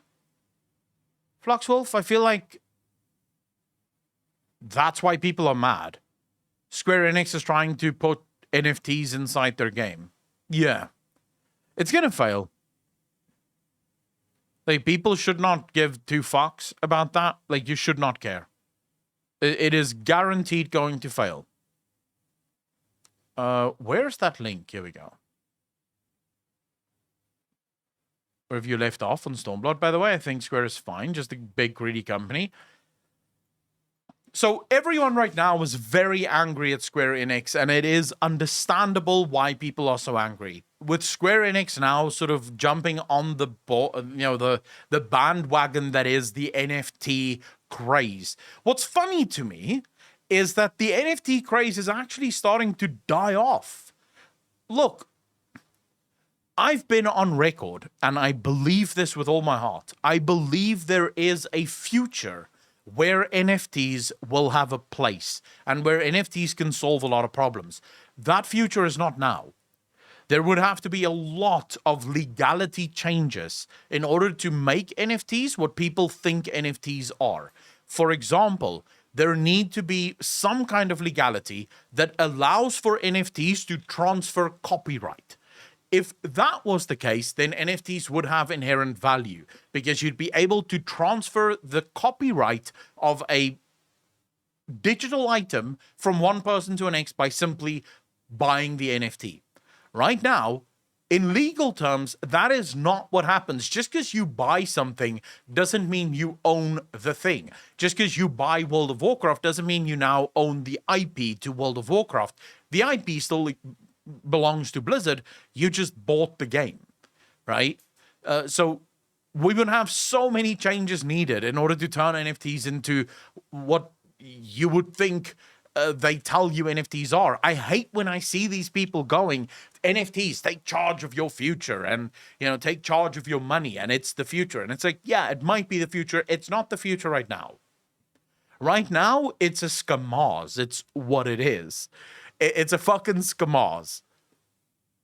Because they get you to buy something that you do not legally have any ownership of, other than the fact that they tell you, you own this, I promise.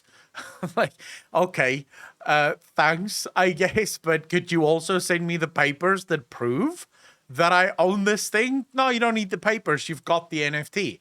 Oh, right. I'm sure that will hold up in court. So NFTs are a scam. And to see gaming companies jumping on the NFT bandwagon is so fucking stupid to me. It really is so fucking stupid to me.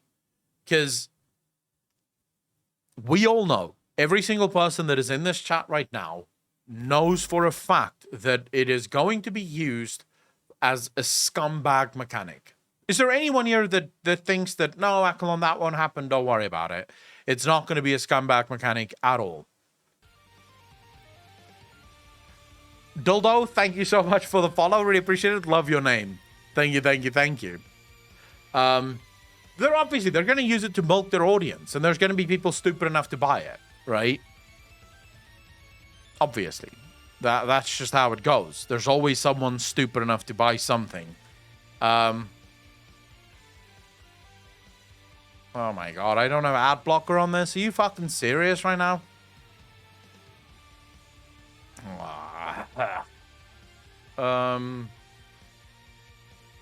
I'll just jump over to Brave. I don't want to deal with ads. Okay.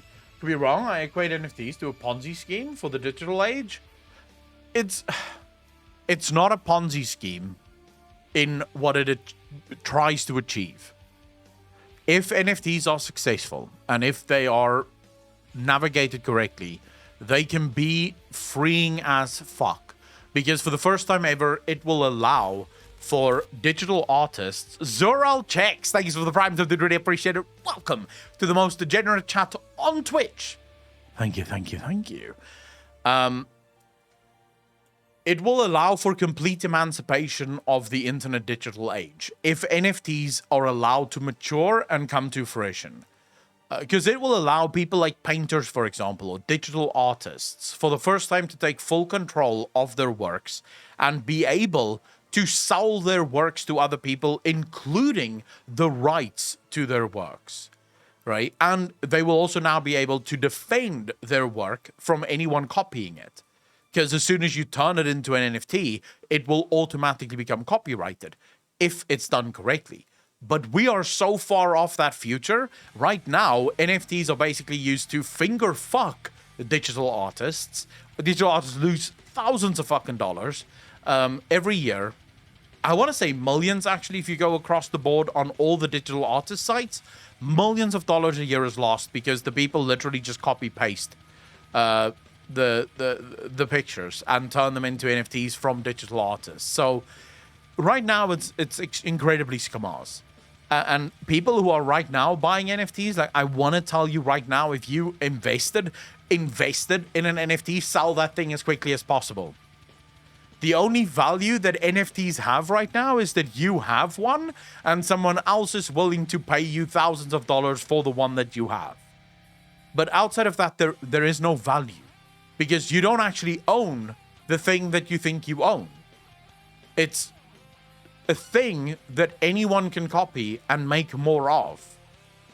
There's no ownership. NFT does not guarantee ownership. So you'd have to be very careful. This is where at least we live in an age where cryptocurrencies have been allowed to mature a little bit more, insofar as if you steal someone's cryptocurrency, you can still go to jail. You've stolen someone's cryptocurrency. But if I copy your NFT and I just make a new NFT, what are you going to do? Yeah, I copied your picture. Who gives a fuck, right? You can't prove that that's your picture. Yeah, I bought the picture. Yeah, but I didn't take your picture away from you. I just made a copy, and now I have a picture too. You know? So at the end of the day, NFTs right now is just a scam. It literally is right now a Ponzi scheme. But it could be good in the future. I feel like Square Enix and all those companies are going to burn themselves quite badly going down this the NFT route. But I do want to say I'm not afraid for Final Fantasy XIV because I think this is where Yoshi P would fight tooth and nail to ensure that NFTs do not come to Final Fantasy XIV. I think Yoshi P would be like, hey, it's fine. You want to do NFTs for all sorts of other games. You know what? And it can actually also work. If they want to do NFTs for things outside of the games, it has nothing to do with the game. And just sort of people can sort of scam themselves outside of the game. No problem. Do what you need to do, you know? I just really hope that they don't try to bring that scammers into the game. Will not come to FF14. Was before the last live later in the pre-stuff. You see, I'm glad about that. I'm not worried because I think Final Fantasy will still be safe. And that's a good thing. But okay, so very quickly, Cassiel, how you doing? And yes, we are about to cover it right now. Ladies and gentlemen, I present to you, all of you, I know that you are all at the edge of your seat. Because let's be honest, why are you all here? What have you all tuned in for? What have we been doing for the last 3.5 hours? That's right, we're all here for World of Warcraft news.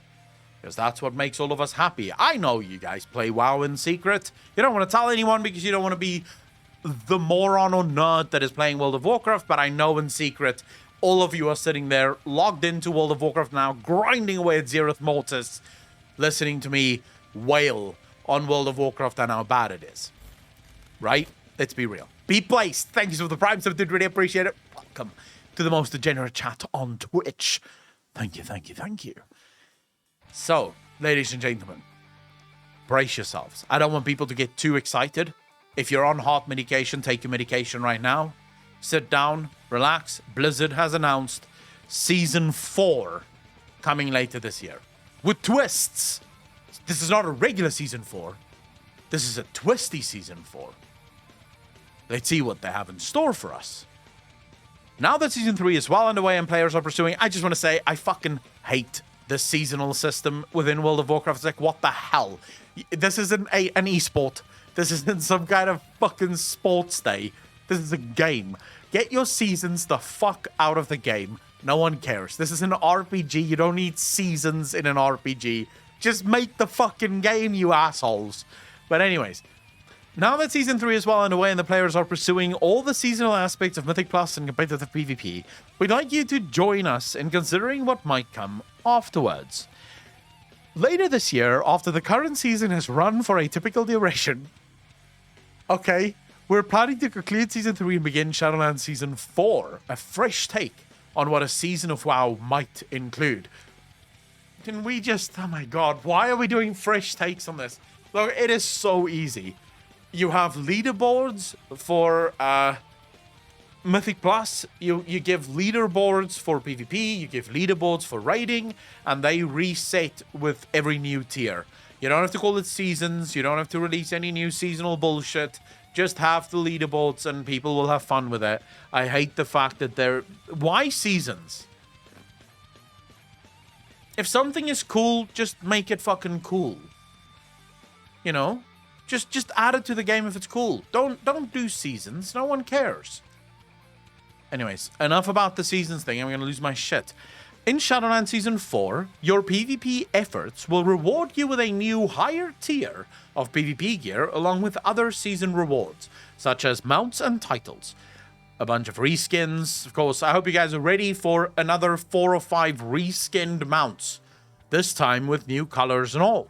And titles. We're planning for the highest ranking title to be Eternal Gladiator, a fitting capstone for your Shadowlands PvP accomplishments. We're excited to announce that we're going to shake things up in Mythic Plus and raiding in Season 4. We'd like to change up the Mythic Plus dungeon pool so that it would include 8 dungeons that span the last 4 expansions of WoW. Interesting. Okay, I didn't think they could get my attention, but they have it now. Been Raging, thanks for the Prime tip, did really appreciate it. 9 months in a row. Thank you, thank you, thank you. Okay, so they have Tassavesh, Streets of Wonder, Tassavesh, Solia's Gambit, Operation Mechagon Junkyard, Operation Mechagon Workshop, Return to Karazhan Lower, Return to Karazhan Upper, and 2 dungeons from Warlords of Draenor. Fluxwolf, you bastard, thanks for another gifted sub, did really appreciate it. That is 3 gifted subs in the channel already, ladies and gentlemen. Hearts in chat as we kick off the Skamash train. Now, don't fear. Twitch is after your money.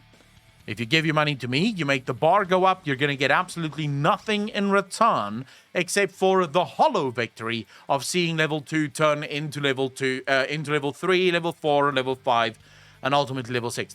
Well, there's not even a level 6. There's only level 5.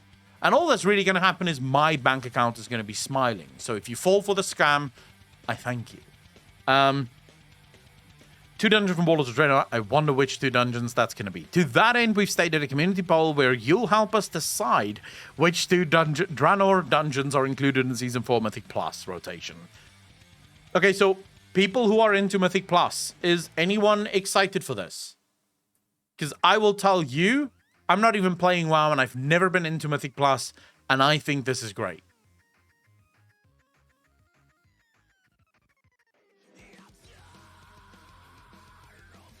Available all the time. So, Brune, I'm gonna tell you in a second what I think Blizzard is doing here. Shadowbringers, joke's on you. I agree with people in chat here. Fluxwolf, thank you for the sub, dude. Really appreciate it. Another gifted sub. Thank you, thank you, thank you. This Kamar Strange got you, didn't it?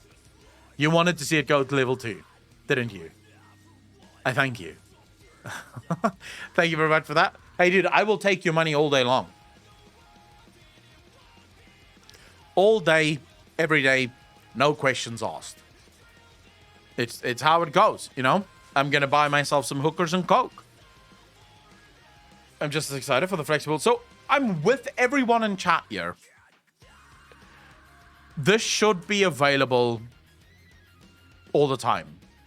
Why aren't all of these dungeons available 100% of the time? Why not bring all the dungeons into the game in such a way that you can do any single dungeon that has ever existed in the game at max level. It allows for a lot more freedom, a lot more fun. Why not? That said, though, what if this is only the start of what Blizzard is trying to do? Fluxwolf, thank you so much for another gifted sub. Did really appreciate it. Hearts in chat, ladies and gentlemen. Thank you, thank you, thank you. What if this is just the start? What if what Blizzard is trying to do is... How can I put this? What if what Blizzard is trying to do is update all of their dungeons in such a way that it is permanently scalable? So that somewhere in the future, we will eventually see all of these dungeons become available. Either through some kind of minimum item level no echo version in World of Warcraft, or in sort of like, it's just permanently available for you to do at max level. If you think about all the dungeons that is available in World of Warcraft, there is a lot. There is a lot. And I think it's going to take a long time to get every single dungeon to such a point where everyone can play it all the time at max level. I think that's going to be... Yeah, so it might be a gradual approach rather than let's jump in and do it immediately. And I don't think I'm against this. What I hate about this is, again, that sort of fear of missing out design structure. If you don't have time in this season to actually do this 8 dungeons, and maybe you like the 8 dungeons, then go fuck yourself, because you're going to have to wait how many seasons before these dungeons come back? Like, how many seasons are you going to wait? Let's say, for example, one of your favorite dungeons ever was Return to Karazhan. Yeah? How many seasons are you going to have to wait before Karazhan returns again? So you can do it again. Is it going to be a month? 2 months? 6 months? 9 months? 3 years? 4 years? 8 years?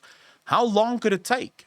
If every single season they have a different rotation, how many years do you think you're going to wait for Return of Karazhan to finally be on the an offering again?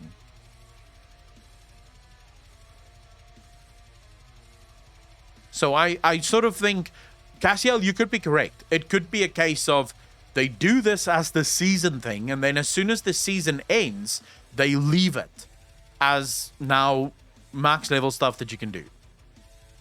I know the answer to how many years I will wait. None. Roll on the floor. Okay, yes. If you don't play, you don't have to care about it. Okay, so for Season 4 raiding, we're imagining adding a progenitor-themed affix system to infuse some new mechanical twist into Castle Nathria, Sanctum of Domination, and Sepulchre of the First Ones. Our intention here would be to make all 3 raids relevant in Season 4, with increased difficulty and more powerful levels of raid loot dropping throughout all of them.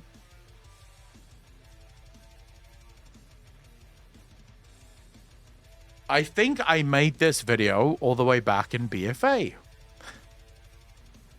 I think all the way back in BFA, I said that Blizzard can keep all of their raids constant and current by simply updating them throughout the game, bringing them back.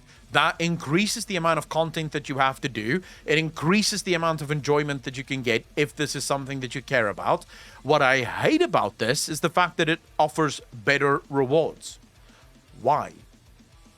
Why should there be better gear inside those raids? Why don't we just keep those raids as achievements? Why don't you offer incredible transmogs within that? Because now that there's better gear in it, it becomes a forced mechanic again. People are going to feel forced to do it again. Because there's better gear, they have to upgrade again. This is... Yeah, but this is the problem with Blizzard. It's always one step in the right direction, or 2 steps in the right direction, and then 1 step back. Everything on this list is perfect. And then there's a couple of things that you look at and you go, oh my god, could you just not do that? Like, seriously, just don't do that. Like, all of this is perfect. Let's go. Let's do this. Just do not add the gear. Like, don't give the upgraded gear. For the love of fuck, don't do the upgraded gear at the end of this. Because people would want more challenge. Of course they would want more challenge. And the affix could make it really fun for people to play almost like a different version of the raid that they've done before. So a lot of guilds are going to do it just for the fun of it. But at the same time, as soon as you add gear, now it becomes something that a lot of guilds will feel like they have to do. I'm not too happy about this, I'm going to be honest.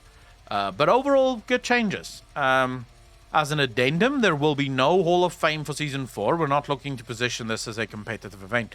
But it is going to be a competitive event, Blizzard. Like, it doesn't even matter. It is going to be a competitive event because people are going to take it as one. There's gear. As soon as there's gear, there's competition. All in all, I think this is actually fairly good. Wasn't there another change? I feel like there was another massive change that Blizzard announced for Season 4 or for something else that's coming that people wanted me to talk about. Well, peace. Thanks for the first time chat. Really appreciate it. Welcome to the channel. Thank you, thank you, thank you. Can you please play my first ever studio recorded song on the stream? It's called Cowboy Rockstar and it's for the sake of world peace. It's on YouTube. I'd have to listen to it first before I would play it. So, yeah, no.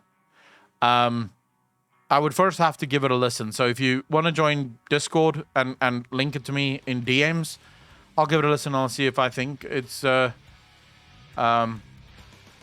it's something that I could listen to on stream. Jamie, how you doing? Thanks for the first time chat. Really appreciate that. Base double, legendaries for all classes. What is it? There was a change that Blizzard also announced. Fuck. Oh, yeah. It's this one. Does anyone have... It feels a little bit rushed. Chris, how you doing, brother? Following the weekly reset tomorrow, players who finish ZM Chapter 7, The Purpose, will receive an achievement for completing the Secrets of the First Month campaign. We want to clarify that a final epilogue chapter titled Judgment will become available the following week.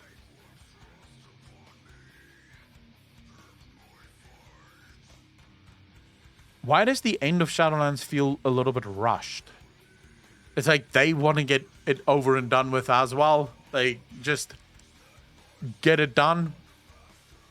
So I want to take bets right now. How long before we get Tempano?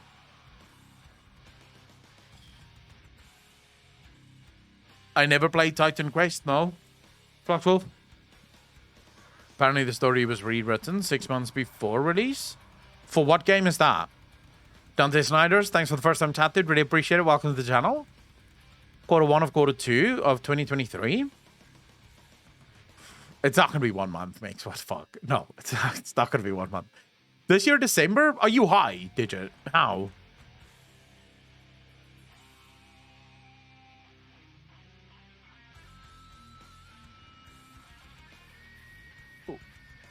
Does Ballialer have evidence? Show me the link, please. Give me the clip link.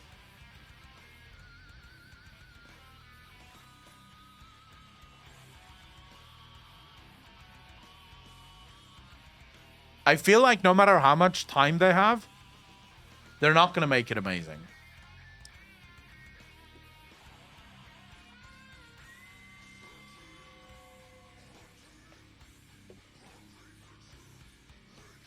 I wouldn't be so sure, Grandorius. Thanks to the purchase from Microsoft, Call of Duty, which literally has had a yearly release since its inception almost, is being delayed. There is no Call of Duty coming this year. Instead, they're working on a new Call of Duty for next year. So I wouldn't be so sure. There is a very real chance that because Activision, or not Activision, because Microsoft is effectively taking over, Microsoft have said, look, we're not going to waste too much time here. We want you to take your time, make this game good. Because if this game goes up to shit... And I kind of explained this to you guys, when was the Sunday?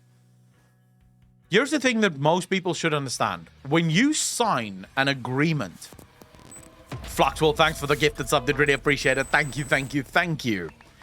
When you sign an agreement, by the way, guys, drinks is on Fluxwolf tonight, just for anyone that's wondering. This water is on Fluxwolf. I really appreciate it. But if you sign an agreement to buy a different company, it always comes with certain stipulations. So, for example, if suddenly World of Warcraft died, like it lost 50% of its players, and Call of Duty also just completely tanked and lost 50% of its players, there is a chance that Microsoft pulls out of the deal.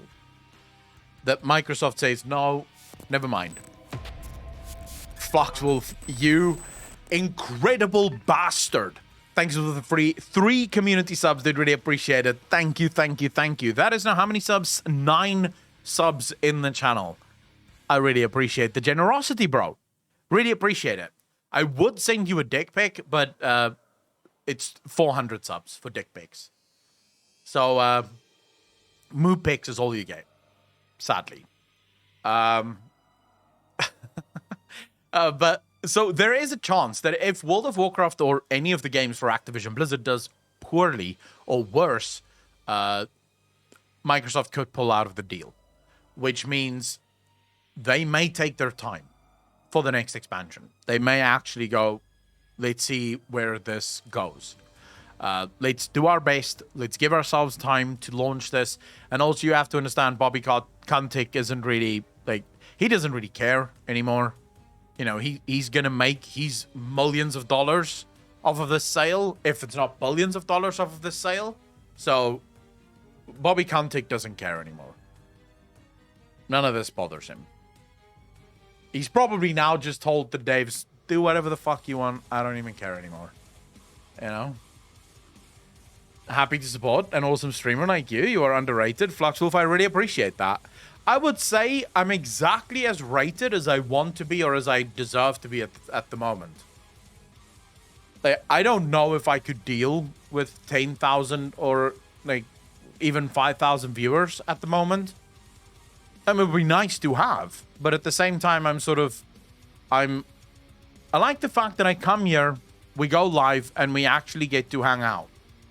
Whereas I feel like if you have too large of a chat, you stop being able to really hang out with all your viewers. It ends up more of just, you can see what people are writing, you kind of respond to what they're saying, but you can't really have conversations, you know?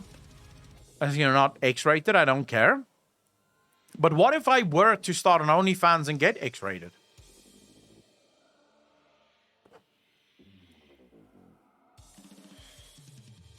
Completely whelmed.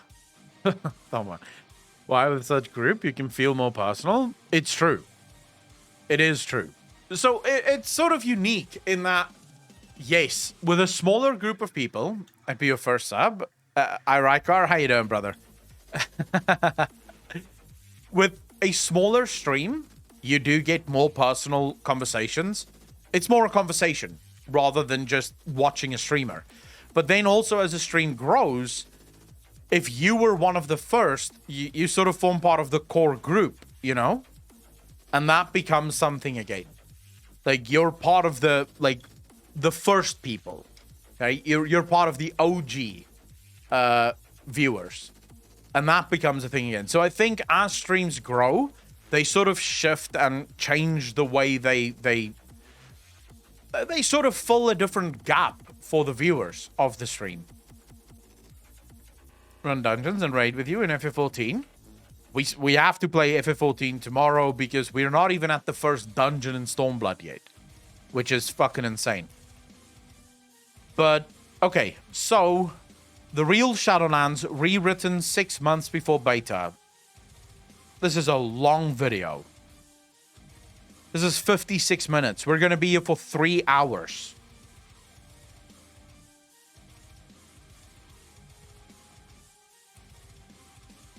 We'll do it. We'll do it, but this is going to be a fucking long one. I'm warning you now. This is going to be a long one.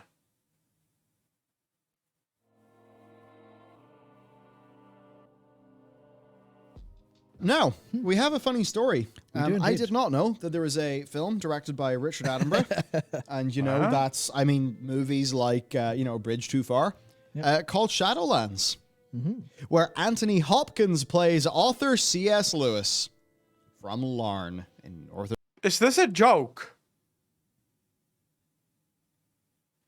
Ireland. Aye. So there you go. There is a Shadowlands movie with Anthony Hopkins in it. It's a bit different from the Shadowlands that we have, though. What on earth is all this? I didn't even know, but okay. There you go. There it is. Oh, there we go. Wow, he was young as fuck there. The real story here is actually there's a 4chan leak that was posted like today, early today, or I think it was today.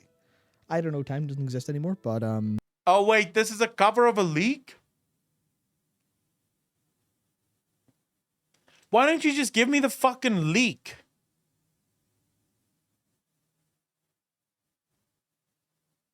You could just give me the leak so that I don't have to watch. Give it 5 minutes, okay? yeah, no, it's really we had a great time going over it, looking through it, and been like, this all sounds exceedingly. Did he? So which plausible, video? And it's not illegal like Temple. Wayne, I like when bigger content creators give me a shout out. When did Balila give me a shout out? Like, just to be clear, I love watching Balila's content, and I will probably watch this video off stream, but 56 minutes of React video that's a lot of videos. That's a lot of video to react to. 0.0 or anything. It's a leak on what the initial plans were for Shadowlands, what happened, and then what happened to it, and some internal stuff. So it's absolutely very interesting, and also it's a much better game than what we got. Yeah. So at the very minimum, this is a pretty brilliant way to weave everything we've got together and have it all make sense. Yep. I think that there's one stat that I just do not buy. I want to see that. And if this is real, then I think Fluxwolf completing the 10 community subs, dude. Really appreciate it. Thank you. Fluxwolf. Clatred, how you doing? I want to see where he's talking about WoW content creators. Can someone find that video for me, please? If it is all possible, if he made a video of it. I'd love to see where he's talking about. I want to hear what Balila has to say about WoW content creators. Because if there's anyone, like, in my opinion, I know Balila gets a lot of hate for, like, the clickbait stuff, and they sort of admit that they do a lot of clickbait. I would say Balila is, in my mind, undoubtedly the best content creator in the World of Warcraft space. He is the most informed because he is one of the only content creators that actually makes his own video games. So his knowledge on video game design, whenever Balila says something, it's not just a case of, talking out of his ass or saying something that he might want, but it might not even be possible to do in a game. When Balila says something in the game or about the game, you can know that they know it's possible to do because they make their own games. So they're not just talking. So from a technical standpoint, I find Balila to be the best content creator in the WoW space. Random Verzaco, all content creators use clickbaits. He was saying there's not much of y'all left that cover WoW. I think Balila is objective as well. But okay, let's get back into this. I think it's a red herring. So it's interesting, but a lot of things really do match up and line up, and that's the bit that, if you were to read like only 95% of this leak and the one bit of info that I'm going to call up as being sus, I think you'd probably think this was real. I'll put it that way. So let's hop in. Right. So the claim is that Shadowlands was almost entirely rewritten 6 months before beta. So Val was the Rune Carver, the Maldraxi Primus was the Jailer. Okay. So this bit, based on what I have... I don't like the fact that he says Zorval. Pretty sure that is not... that's not how you spell his name, but anyways... but I can believe this. I can 100% believe that they rewrote the story 6 months before the beta. That makes sense. I've heard on the Vine of the Grapes. I do believe that this is true. decently true. And then this, I also believe, is true because we just discussed that. Just discussed that. You look at the leaked concept art. You know. The leaked concept art. Clatred, you bastard. Thanks for the 5 community subs. Did really appreciate it. Holy shit. Okay, drinks is on Clatred and Fluxwolf. They're paying for all the drinks for tonight. Like, this whole bottle is on you guys. I really appreciate it. Hearts in chat. And time space. If that's all this leak is saying, I believe it. So, I believe there's plenty to that. Now, we're going to get into apparently what it was all supposed to be. So, the focus apparently was on a war between forces trying to control the realms of death. The militaristic Maldraxxus, authoritarian Kyrians, indifferent natural order of Ardenweald, the Hedonites of Revendreth, the Anarchists of the Maw, the Insurgents of Thros, and the Devourers being let in via cracks in reality that are being caused by this entire conflict. And I actually wanted to tell you guys this. The Devourers is actually one of the most underused and almost criminally underused assets in the entire Shadowlands. The Devourers has such a unique backstory that we didn't explore at all. Like, just none of it. The Devourers became corrupted. Adelia with the 5 community subs, really appreciate it. Wow, you guys are making this one hell of a stream. I really appreciate it. Adelia, thank you for the 5 community subs. Thank you to all of you. Holy shit. Subs galore. I really appreciate all of you. And it's sad to see that the Devourer's story was just completely almost forgotten. Because the Devourers are actually supposed to be, they help shape the Shadowlands. They keep the order, sort of the Shadowlands realms, and then they became corrupted. And that's what turned them into these devouring beings that just basically feed off the anima of the realm, and we never got to explore any of that. Conflicts or covenants make sense. If this is what it is, then the covenants actually do. It does actually, because it was one of the. Wow, I didn't even think of that.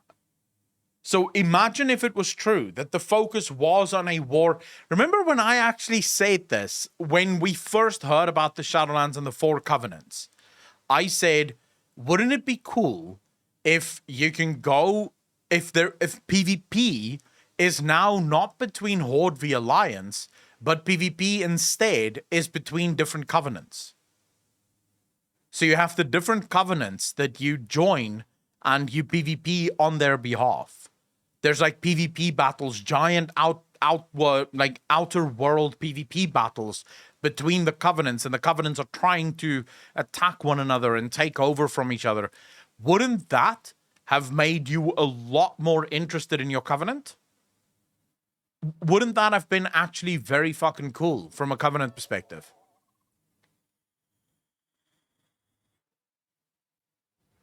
Very true. Adelia, thanks for the 100 bits. Really appreciate it. Thank you. And Ferrum, you are correct. The covenants make sense if it is war between the different covenants. The things I remember was like, I think it was like Noble and Preach drove really hard in this angle, and they're totally right. Where it's like, what's up with this call? Shit, Minion, I didn't think of that. Fuck, I did not think of that. Wait, how many people just subbed? What the fuck just happened? Am I having a stroke?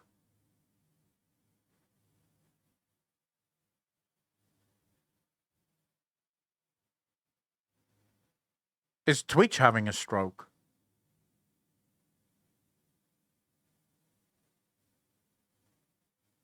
Ring Jinjak, I'm sort of wondering what the fuck I missed. No, I think Twitch is just sort of repeating a lot of it. No, never mind. Twitch is just repeating. For some reason, Twitch is going, oh, by the way, all these people that you already welcomed to your stream subbed. Don't miss it. Twitch is having a stroke. Don't worry about it. It's known for it. What was I saying again before Twitch had its stroke? I was saying something. It must have been something important. Otherwise, I wouldn't have said it. I only say important things, of course. Laggy, I'm in Cape Town and my internet is perfectly fine. Well, I'm not in Cape Town. I'm in Strand. My internet's perfectly fine. But Minion does have a good point, and this is why this leak doesn't make sense. Balular, I apologize, but this was planned since Warcraft 3. Like, Steve Denuser made it very clear this is the end of the first chapter of World of Warcraft. Like, they planned this. Zuval was always going to be the bad guy. He was behind Sargeras already. Like, not even since Warcraft 3. This was planned thousands of years ago when Zuval infiltrated Sargeras. So, leak is bullshit, obvious bullshit. Can't believe people don't know their fucking lore. Like, Steve Denuser wouldn't just say shit like that. He would say it if it's true. Covenant choice? We're all friends. We literally are helping each other on the daily. Why is it like this? So, makes you think, right? If there was more of an antagonistic setup, then it would have been a hell of a lot better. Would have been sensible. You want to know how I know it would have been a hell of a lot better?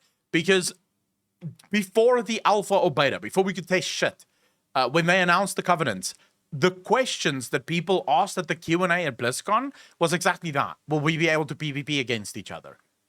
Blizzard still went as far as to say no, because you're not at war with each other. And there was a general sort of sigh from the audience, sort of like an, oh, you know, like just a genuine sort of, oh my God, what? But this could have been so cool. Like, why can't I fight the other fucking Covenants? People were expecting it. You're giving us a choice between joining a different faction, and now we're not allowed to fight each other. We're all on the same side, but then why the fuck do we have the different factions? What's the point of this? Now, apparently the real villains were Sergeant Athreus and his Dreadlords, Muzala and the Dead Loa, and then Gorak Tul and the Drust. The Jailer was just that, this a is jailer. Obvious. He actually was not the villain, but he was the Jailer of the Damned, and Sylvanas was meant to get her redemption arc earlier and, to reveal to have done what she did in BFA to strengthen the Jailer's forces, to fight the war for the afterlife on all of these fronts, lest let the laws of life and death in Azeroth be broken, and, the Forsaken then, they'd never be able to, like, truly die and be free of their endless torment. That would actually have been cool. So I'm going to ask this in chat. Who among you would have joined the Jailer's forces? Because I know where I would be. An anarchist of them all. 100%.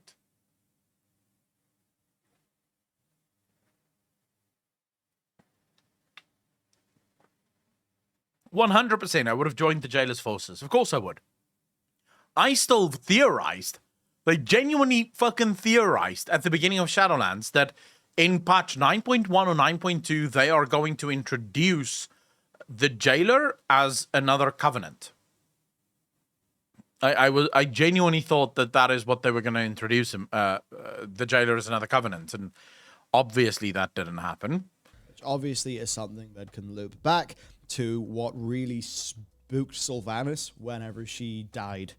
Atop Ice Crown after Arthas died. Yep. I mean, what's the prison? I'm the same, Nebula. I love being a villain. Exactly. That line, there's, this world is a prison. Mm-hmm. It doesn't fit. Doesn't really make sense. No, it doesn't. There's a way that we can headcanon it making sense based on the first ones, right? Yeah. But in terms of like the in-game story, the actual A-plot as presented, Sylvanas' prison line makes no sense. And he's so fucking right. Still don't make any sense. I guess the novel's coming out soon. That's going to have to fix all that up. Okay, in the current universe, as we know the story to be existing right now, Sylvanas' words, "This world is a prison, and I will set us all free," makes zero sense. that line does not make sense to what the jailer planned or what Sylvanas had planned.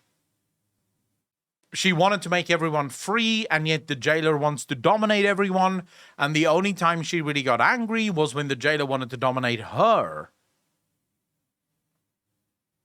So, what does that line even mean? This world is a prison, and I will set us all free. And if you think about this World of Warcraft Sylvanas novel, like, we don't usually have these mid-cycle novels. This is a novel that is clearly trying to clarify what's going on with the character. Yeah. I have to wonder if that's because Sylvanas just does not make sense with the Shadowlands. Bro, the story doesn't make sense. So they need a novel to it's not flesh just out all the details. Fucking Sylvanas that doesn't make sense. Yeah, nothing here makes sense. Patch it up in post. I agree with you, Reginald. Yeah. Now, apparently, Oribos was never meant to be more than a transport hub between zones and was intended to be basically the Chamber of the Heart in BFA. I would have been better. Tazavesh, the Secret Oribos City, sucks. was the real hub, but at the time it was called Korthia, apparently, and it was not a dungeon, but it was the expansions hub. I mean, that would have been cool. That completely makes sense.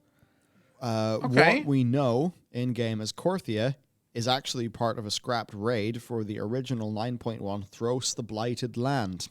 Players would team up with the Winter Queen, Ysera, and Huln High Mountain to rescue Tyrande from the clutches of the Drust, with the reveal of the Night Warrior actually being the power of Thros and not Elune, with the shadowy entities of Thros influencing Night Elf culture long before the Drust, along with a connection to the Curse of the Worgen.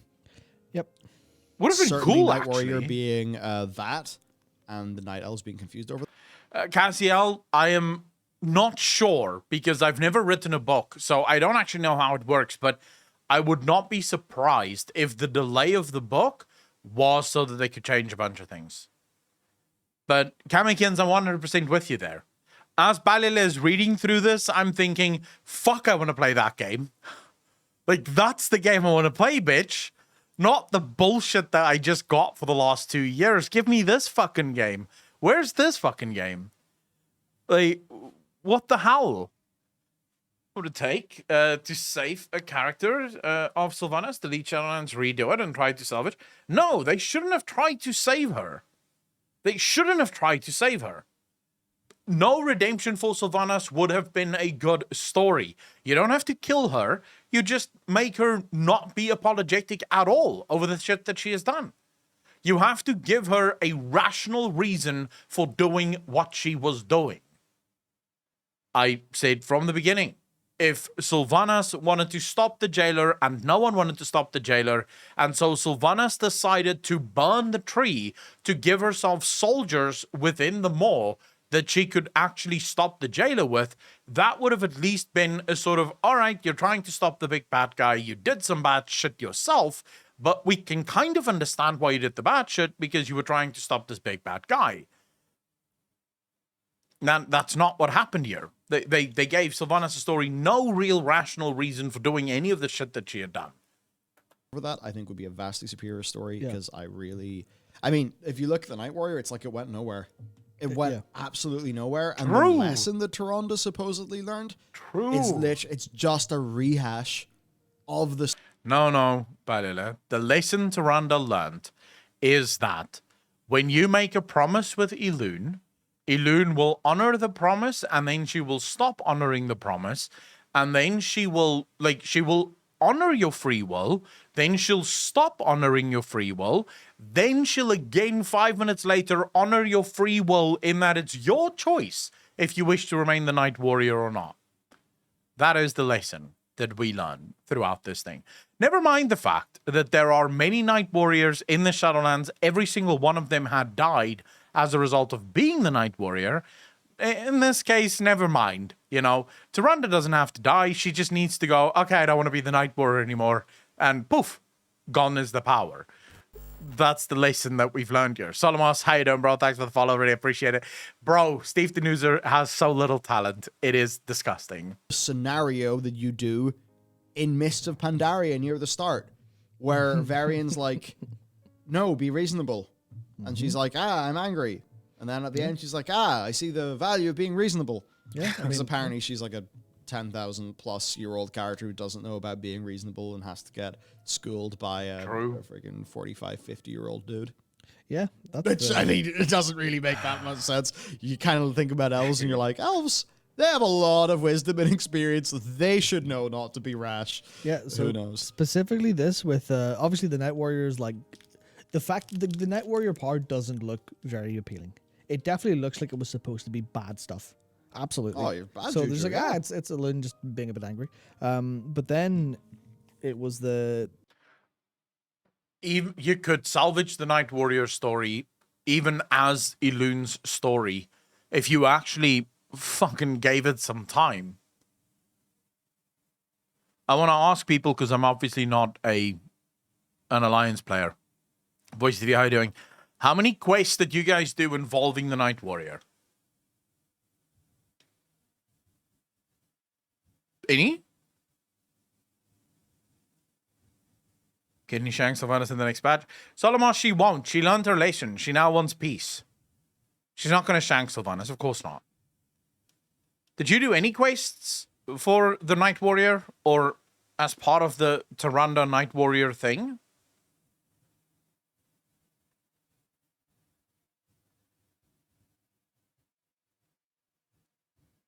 I mean, specifically, I know about the ones in Ardenweald.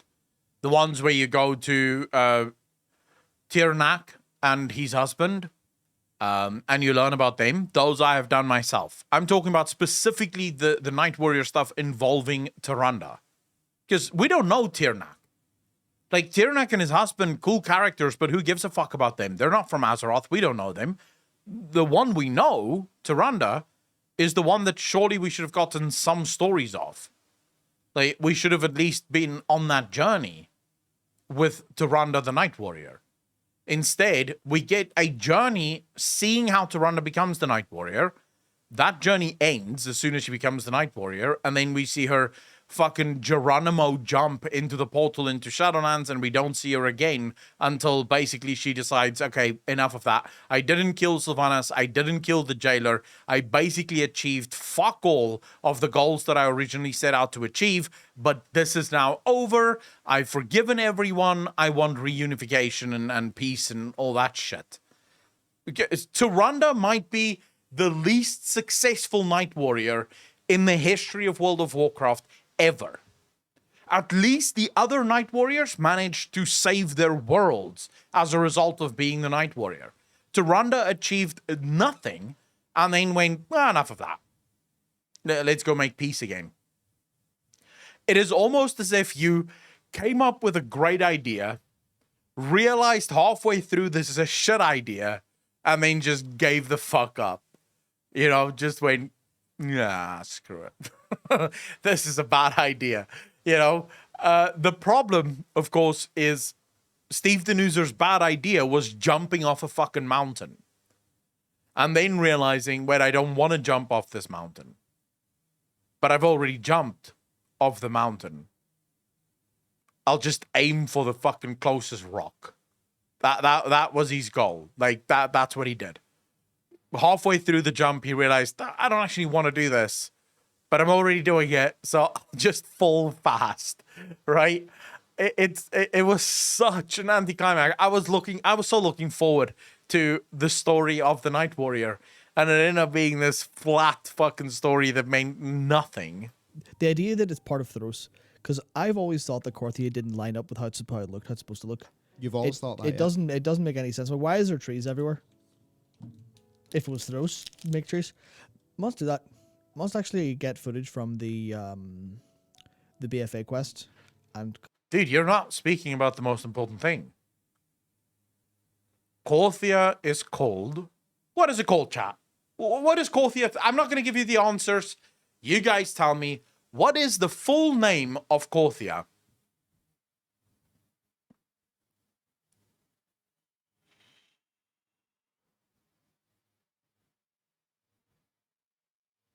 It's the city of secrets, right? I will suck a hobo's dick if you can fill a fucking suitcase, and I mean a small little briefcase, with the amount of secrets that Korthia contained. Man, you could put those secrets on literal stone tablets and they would still not fill a fucking suitcase. the City of Secrets had 0 fucking secrets. Not one.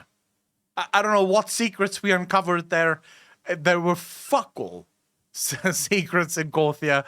What is the point? What is the point of that fucking city? It is the stupidest thing I've ever seen in my life, was that place. Compare visually. Oh, big, yeah. I should have done that for this, because that would sort of prove my point of, I think all of the trees being everywhere makes more sense for that case, because it doesn't make any sense. Also, I think someone in chat said, yeah, because Korthia, the City of Secrets, had no city. Yeah, so clearly it's not supposed to be that. It's not a city. Yeah. Like... Tazavesh, supposedly the original Korthia, was actually a city. Yeah. Big things. And Yeah, actually so I think beautiful. that's All this stuff. Imagine if Tazavesh was the capital of the Shadowlands. That would have been a capital city worth of note, bro. That would probably have been my new favorite capital city. That dungeon looked fantastic. It was truly fantastic. I don't know what the fuck happened. Like, was it cut content? Did they go, wait, this idea is too good, we have to fuck it over? Is there, like, genuine, a little bit of conspiracy here, but do you think there is a chance that Ian Augustus so dislikes Bobby Kotick that he decided, you know what? Let's tank WoW and then force him to sell us to Microsoft. So we don't have to work with that bastard anymore. Because this feels like sabotage to me. It feels like sabotage. Someone purposefully went in and said, no, fuck this good story. I want something much worse. I want something much worse than this. Stuff is substantially more interesting. It makes a lot more sense for tying it into. It would be the only way to stories, redeem tying some. into You're very right. All of that setup in BFA for the Drust that went actually literally nowhere reasonable. All of the stuff that, because if you think of the timelines, if they started changing. What is this? Clip it and ship it. I will suck a hobo's dick. I will suck a hobo's dick. Of course. I will suck a hobo's dick. Of fucking course. Dude, I need this sound. I need this sound. I'm downloading this. Fuck it. I need this sound. This is going to be my new sub sound. Like, whenever you sub, that's going to be the sound. That is a good sound. Put that in new look. Just drop it there. I'll share it on Twitter. Why not? And then for the Reddit folks, if you're not on Reddit yet, you should absolutely join Reddit. What are you doing?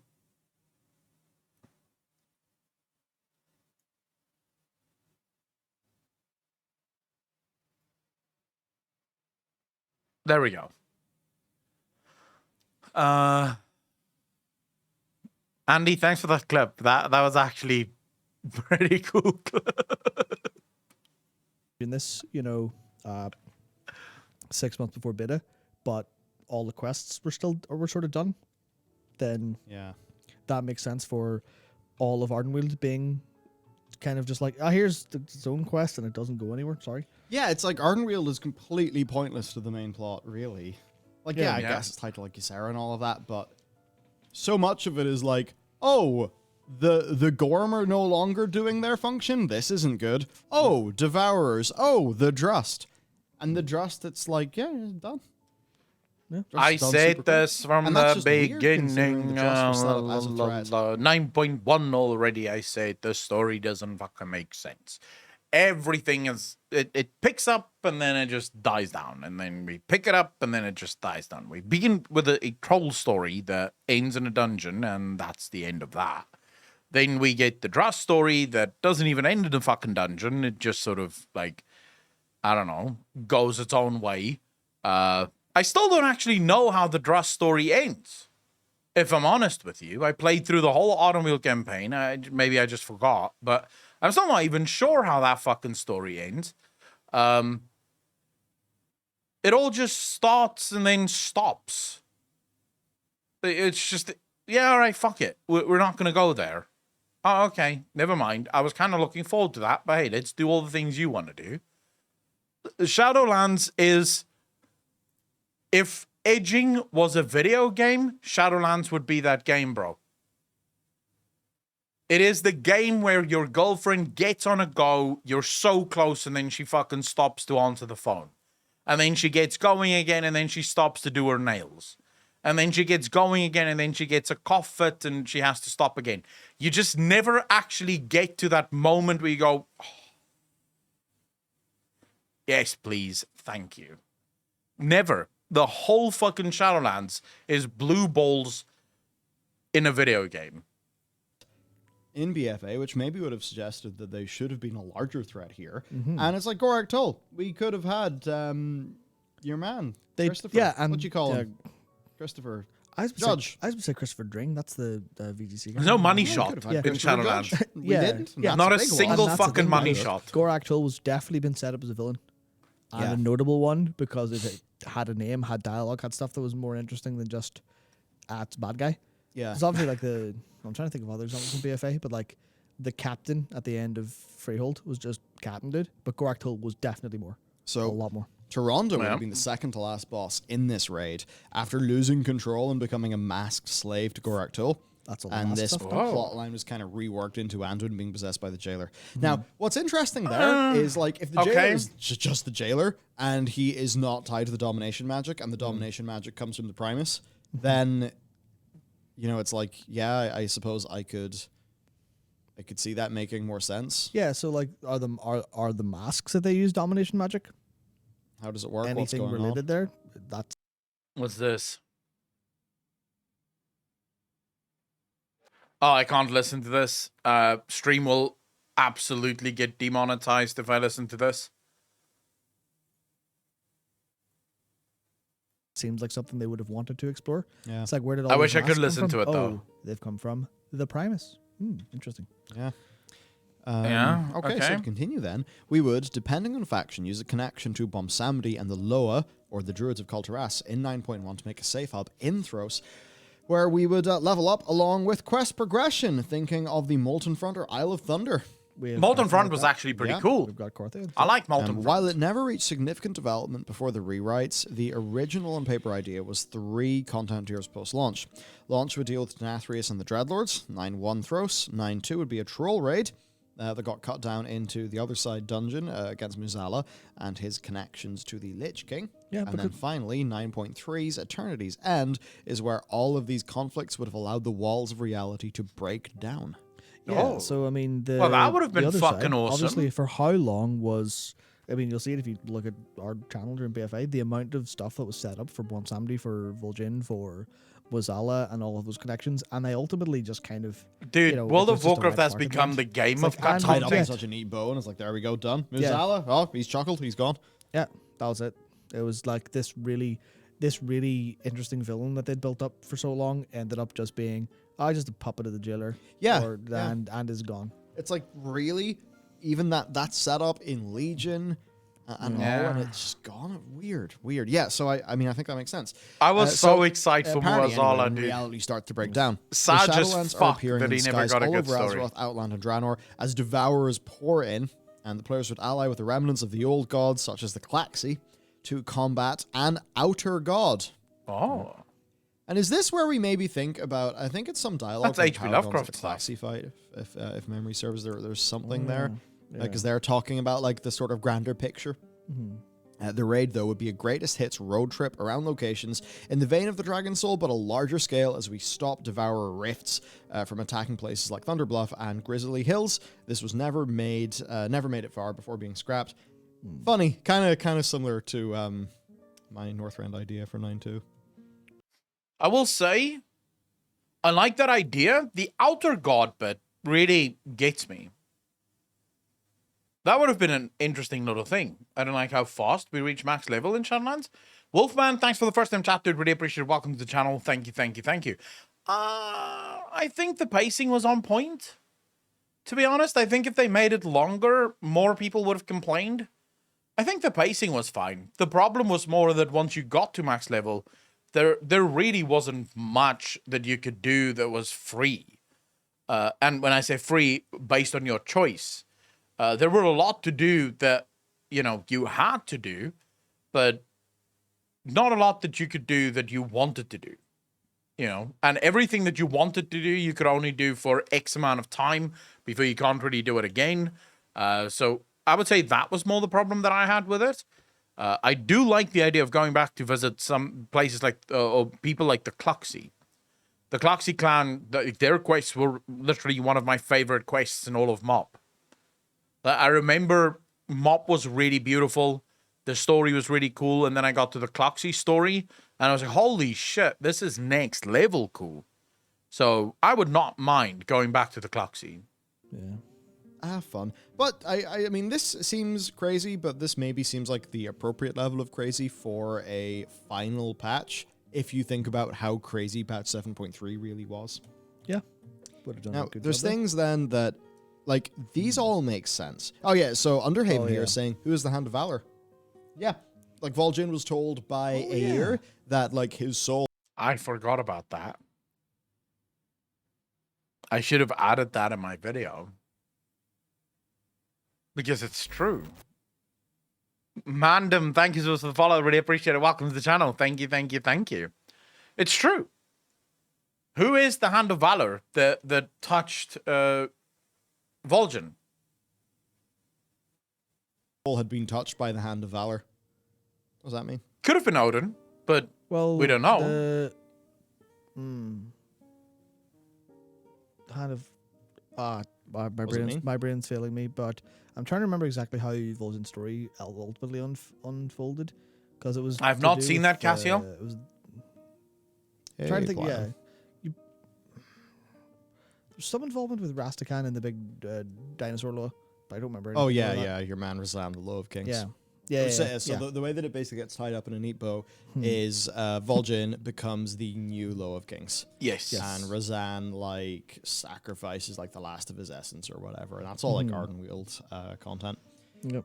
So, you know, it's just funny that, again, that was another thing that was tied up so neatly, so quickly. It's like, oh, there we go, done. Over, move on. And it just feels a bit weird. Like I said. The setup that was done. There's other things. Now, it ends before it even starts. These all make sense.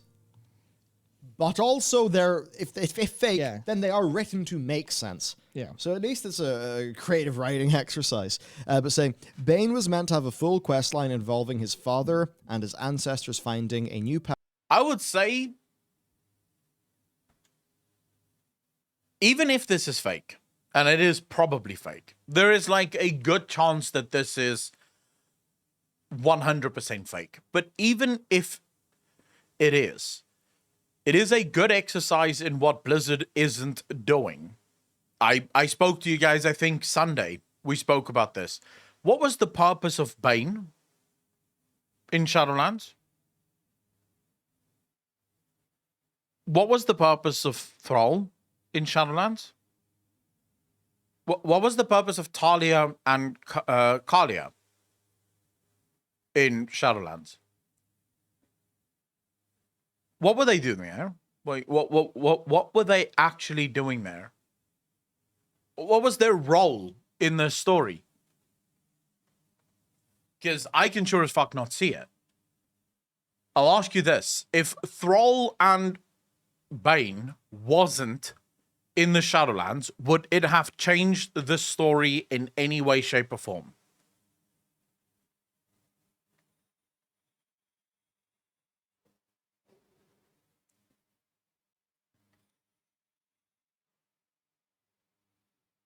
Yeah, of course. The only thing Thrall actually did was tell you that he prefers a long shaft rather than a short and stout one.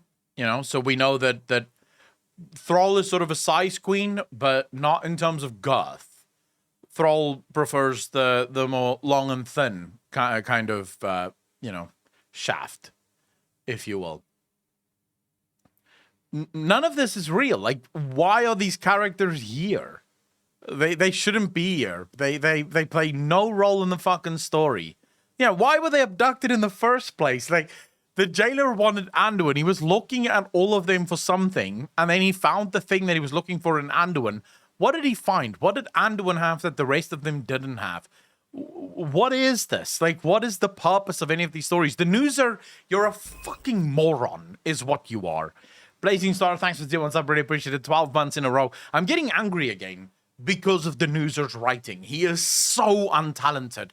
How do you write a goddamn story this badly with so much promise? How do you have a story that has so much promise and then you turn it into the biggest dog shit story World of Warcraft's ever had? It makes no fucking sense.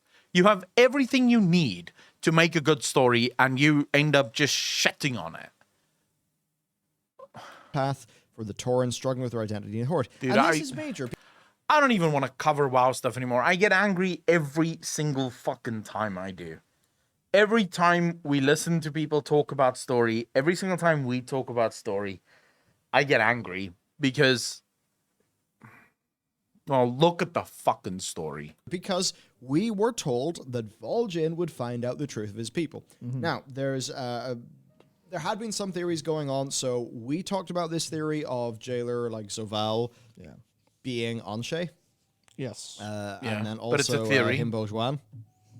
Yes. On Twitter, who's does quite a lot of like, the crazy. It's Love like tweeting, yes. It's just let's go into the fucking madness realm. Here is a big tweet thread about a theory, and it's all fun.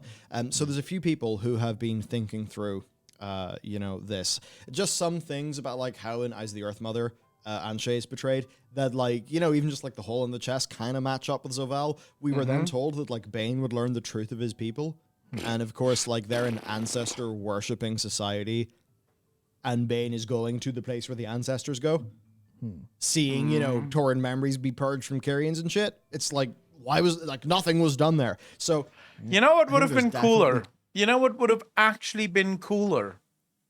If we found out that every race in World of Warcraft has its own afterlife, because they all have different religious beliefs. The races in World of Warcraft have different gods that they worship, different beings that they worship. It would have been much cooler if you found out that none of them go to the same place. They all go to where their gods are, to be sort of taken care of by their gods and their ancestors and things like that. That would have been fucking cool.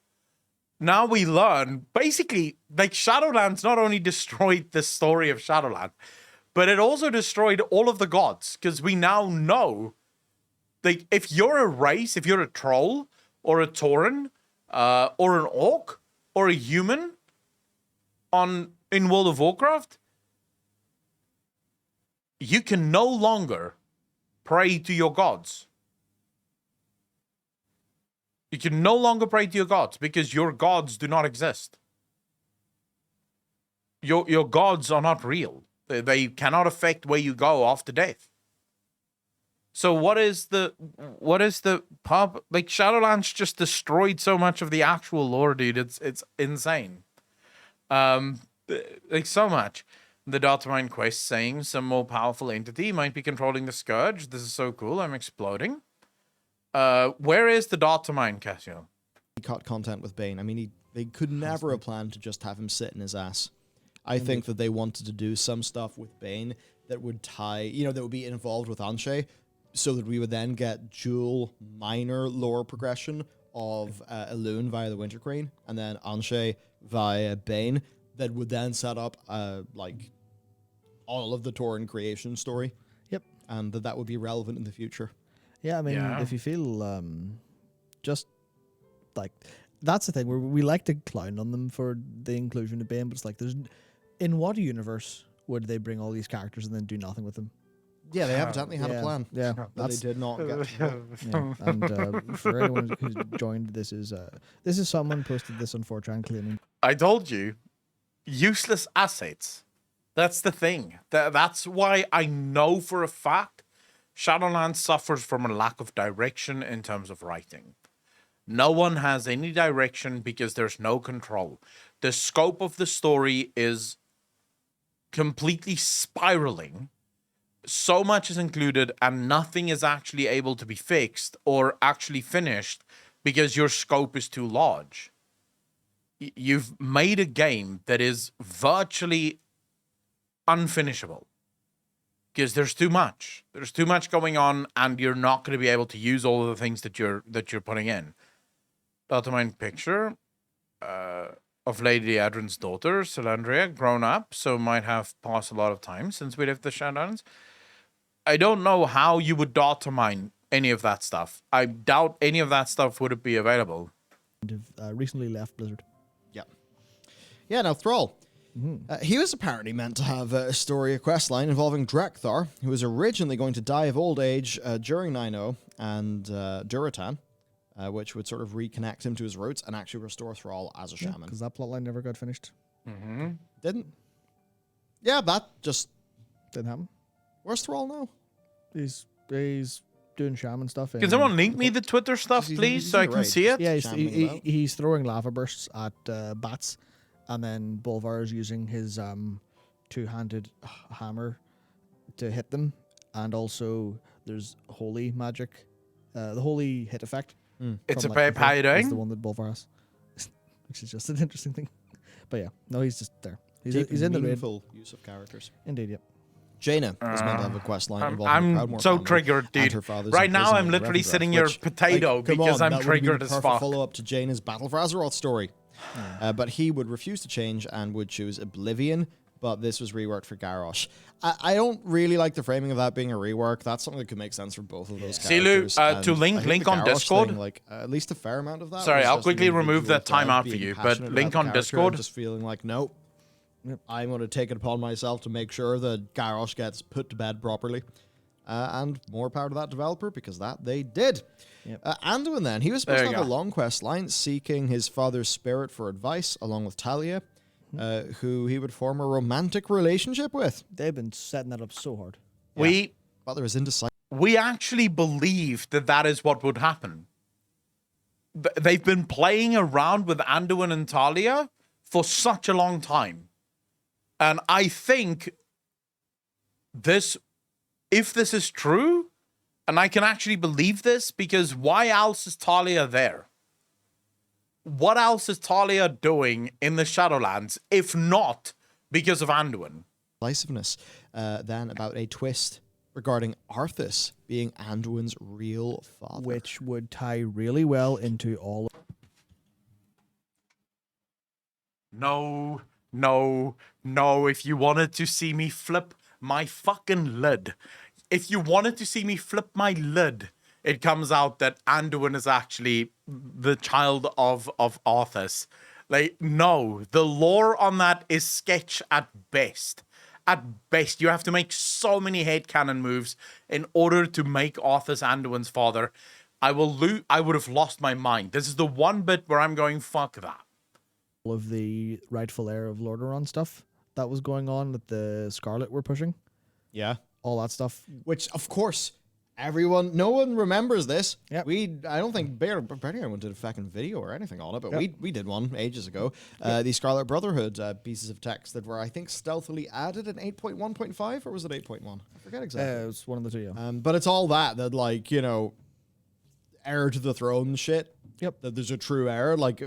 could have been really interesting plot where if they ever go for like a really big political intrigue in Lordaeron, like this stuff would have been the thing to do. And yeah, but I would also be so upset with that. Zilla, you should be able to send messages already in general, and I think it's all automatic. So you write, I think, a few messages in general, and then you'll be able to write everywhere else. then there's just simple things like, actually, hang on, canonically, what color is Tiffin Rin's Did you hair? share it in content suggestions? I could tell you. Because Varian's got black hair. Yeah, well, brown, but yeah. Brown hair, okay. Basically, are there any blondes? Tiffin's blonde, yep. Tiffin's blonde. Okay, so there's the ambiguity. There's the, there's the bit where everybody can bicker. It's difficult, though, because Anduin would be, like, I get what people are saying. His mum is blonde. His father is black hair. Now, it's not impossible for it to happen, but it is rare for a child to be born from parents who have, like, if one has black hair and the other is blonde, for that child to have blonde hair, because blonde genes are recessive in nature. So it is rare, It's not impossible, but it is rare. So I get why people might say, hold on, Arthur's had blonde hair, Tiffin had blonde hair. Maybe, you know, maybe that makes more sense in a way. I get why people have this theory about Arthas. I hate the fact that that theory even exists. Yeah, she's blonde in, I think that's the comic. There you go. So Anduin, you could have got it from there. Yeah, okay. But hey, classic, R plus L equals J style. Who's the dad? Yeah. This is important because kings and shit. That could have been a storyline that they were going for, but apparently no. Or maybe they'll still do it. Who knows? They also had the little tidbit of Terrus's crown. I think it's underneath the lighthouse in Stormwind. What do you what? Yeah, that's right. Yeah, so they did that lore edition. Yeah, as well, Arthur's cocked Varian, it would seem. Could that ever be relevant? To continue then. So they had indecisiveness around this twist. I think that's thank you very much. I really appreciate it. Around actually. And Anduin questioning everything, and that kind of bring him closer to Talia, whose own father was the Lich King. So basically, they both have Lich King daddies. Yeah, that would be just one of them's blue, one of them's red. Yeah, like honestly, I think that's it's really kind of simple, but I think that would work really well. Where you have a point for them to bond over, and then you've got maybe Anduin gets a GF. Look, I can see how the story of Anduin. I can see how the story of Anduin being Arthas' son would have some very interesting implications. First and foremost, it makes Anduin the direct heir to the throne.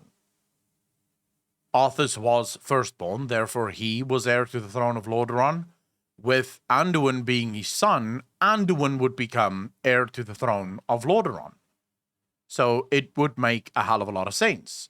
It would also create some very big problems, because the kingdom of Lordaeron is effectively no more, but it could...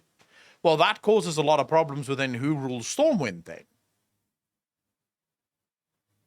Because if Anduin is not the son of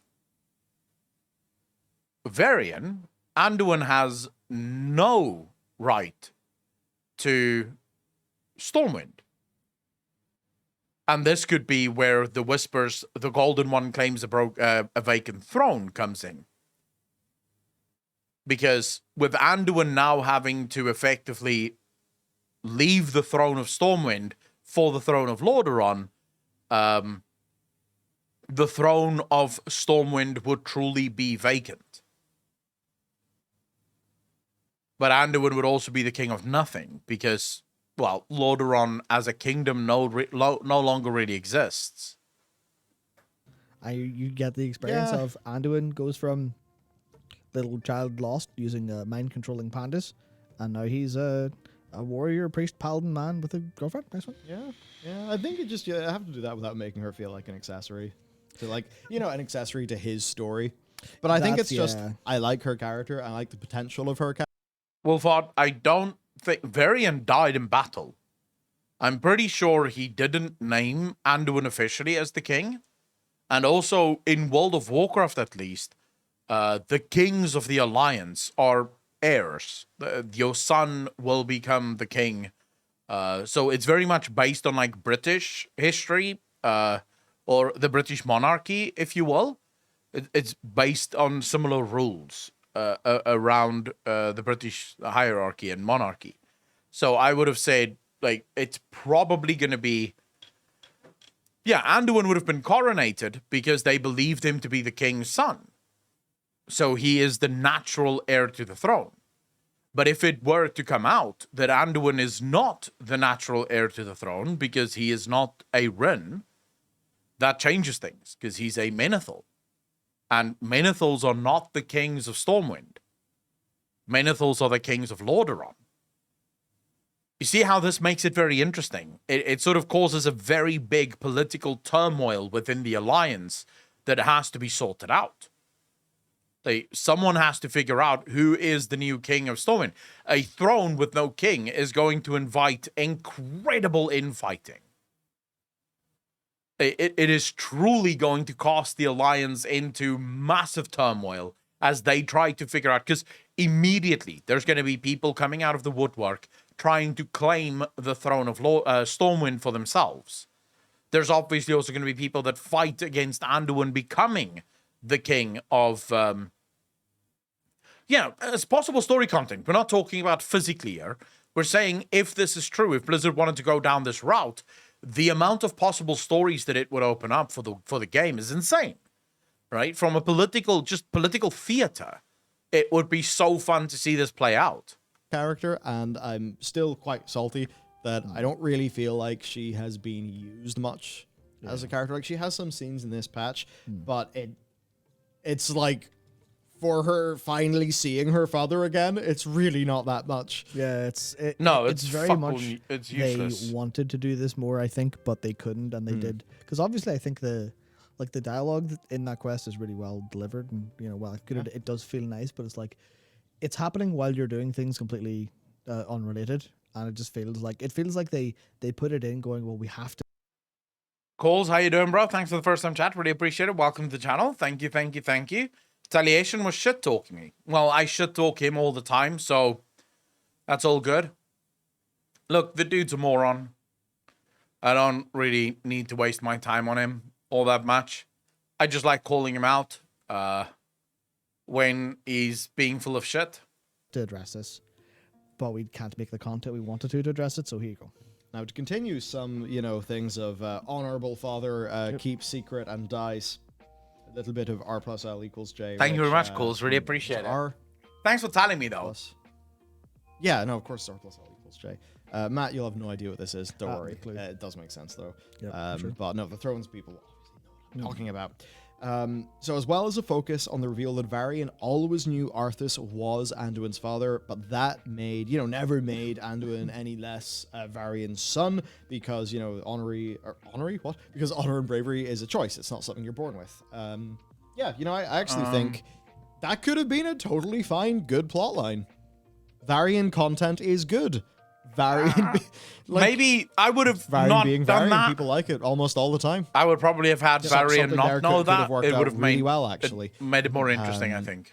It's the sort of thing. Who knows, right? You could maybe disregard this based on like an outline or whatever, but done well, that could be an excellent story. Very character. Fluxwolf, thank you so much for all the gifted subs, dude, and thank you so much for hanging out. Really appreciate it. Take care of yourself, brother. These were all cuts and rewrites happened. There was a reduced scope and budget that meant they had to drastically scale back the expansion.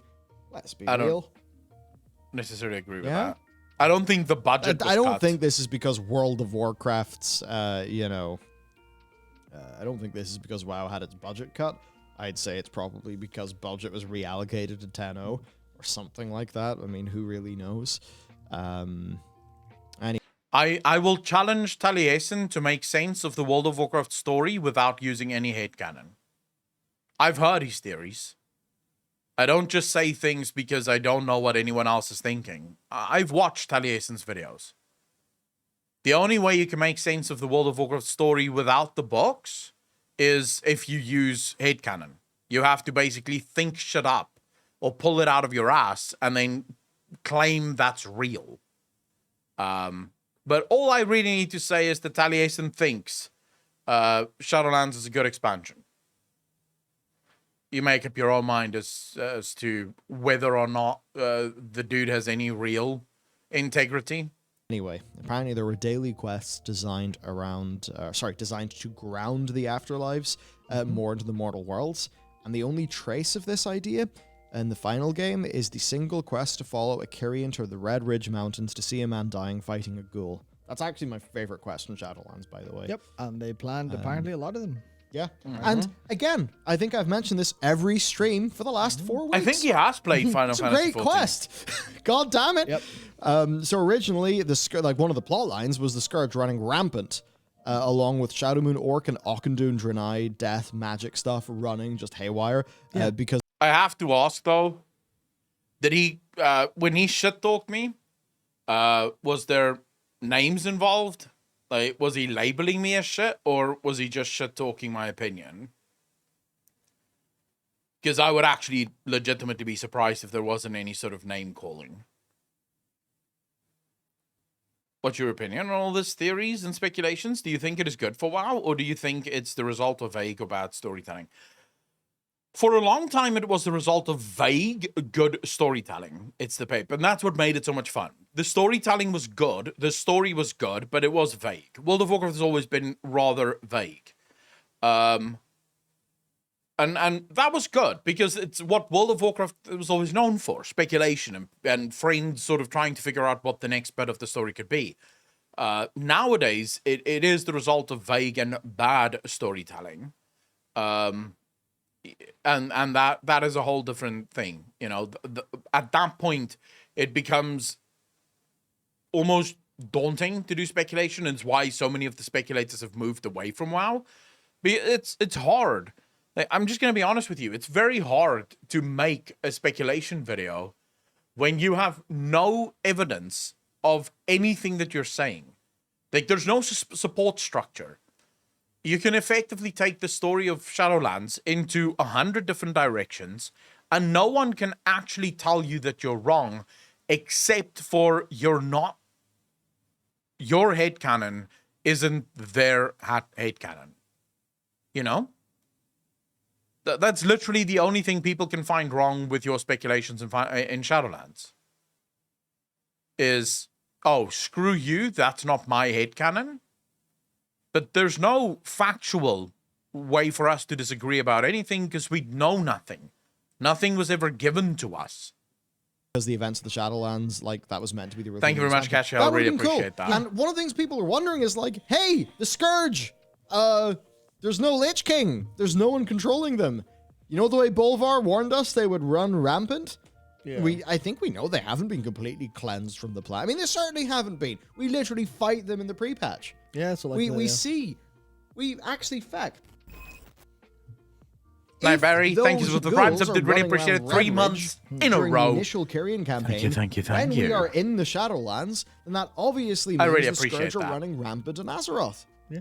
And that's never been acknowledged or covered in the game outside of that, really. No, because I wouldn't count myself, Digit. I appreciate being counted in that list, but I wouldn't count myself as part of that list. Domination. So that's going to be done to give... I would say that... That'll solve the Forsaken problem, so all these Scourge will just be... Balilla probably goes on that list before me. Free will restored and freedom, and they won't be... But I do appreciate it. Crown of Wills will give them some will. Platinum WoW instead of also goes before me. And then he's also very good. That'll be speculation is on whole point. Bunch of Forsaken stuff gets added or whatever else. That's Sylvanas' problem solved. So how you doing? Because all I found the what? undead are now, can belong. What was I looking for? Let's not think about what that does for this video. Might of the Horde, but that's kind of that. I've decided to stop pausing as much, otherwise we're going to be here for they weren't running around millions and millions of time hours. Works weird in the Shadowlands. You were only in there for 20 minutes. They're talking about ghouls right now, so all soft. I think that's what they kind of have to do, to be honest. Yeah, I don't really care about the ghouls. But yeah, players essentially will be going to these like little brave last stands, these little story vignettes to carry those dying NPCs to the correct afterlife. Basically, the player being a spirit healer.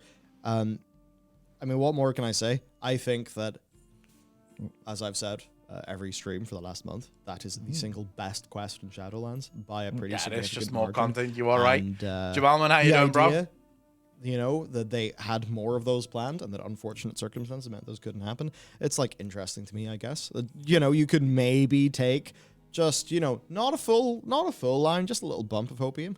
Just there a little, and then there's none left, right? But, you know, I'm okay with it. I'm okay with it. Are you calling Asmongold a ghoul? So apparently then, this was the most sudden and hasty rework in WoW's history. I mean, I've heard one or two things that would suggest that that's true, but again, you know, I don't really exactly know. Honestly, it's the sort of thing I love to just go on an airplane and just be like, right, here's a list of X WoW people. I wish they would just tell us. But then, you know, everyone's going to be NDA'd, so I wouldn't get any information, and then I'd probably get sued somehow. Of course, yeah. So, you know. Wouldn't recommend. There goes that fantasy. I wish. But I just wonder, right? How long does the NDA last? Can you do a permanent NDA on someone? Or do NDAs almost always have a, like, time frame? So you're under NDA, say, for X amount of time, and then the NDA is lifted. I don't think you can do permanent NDA.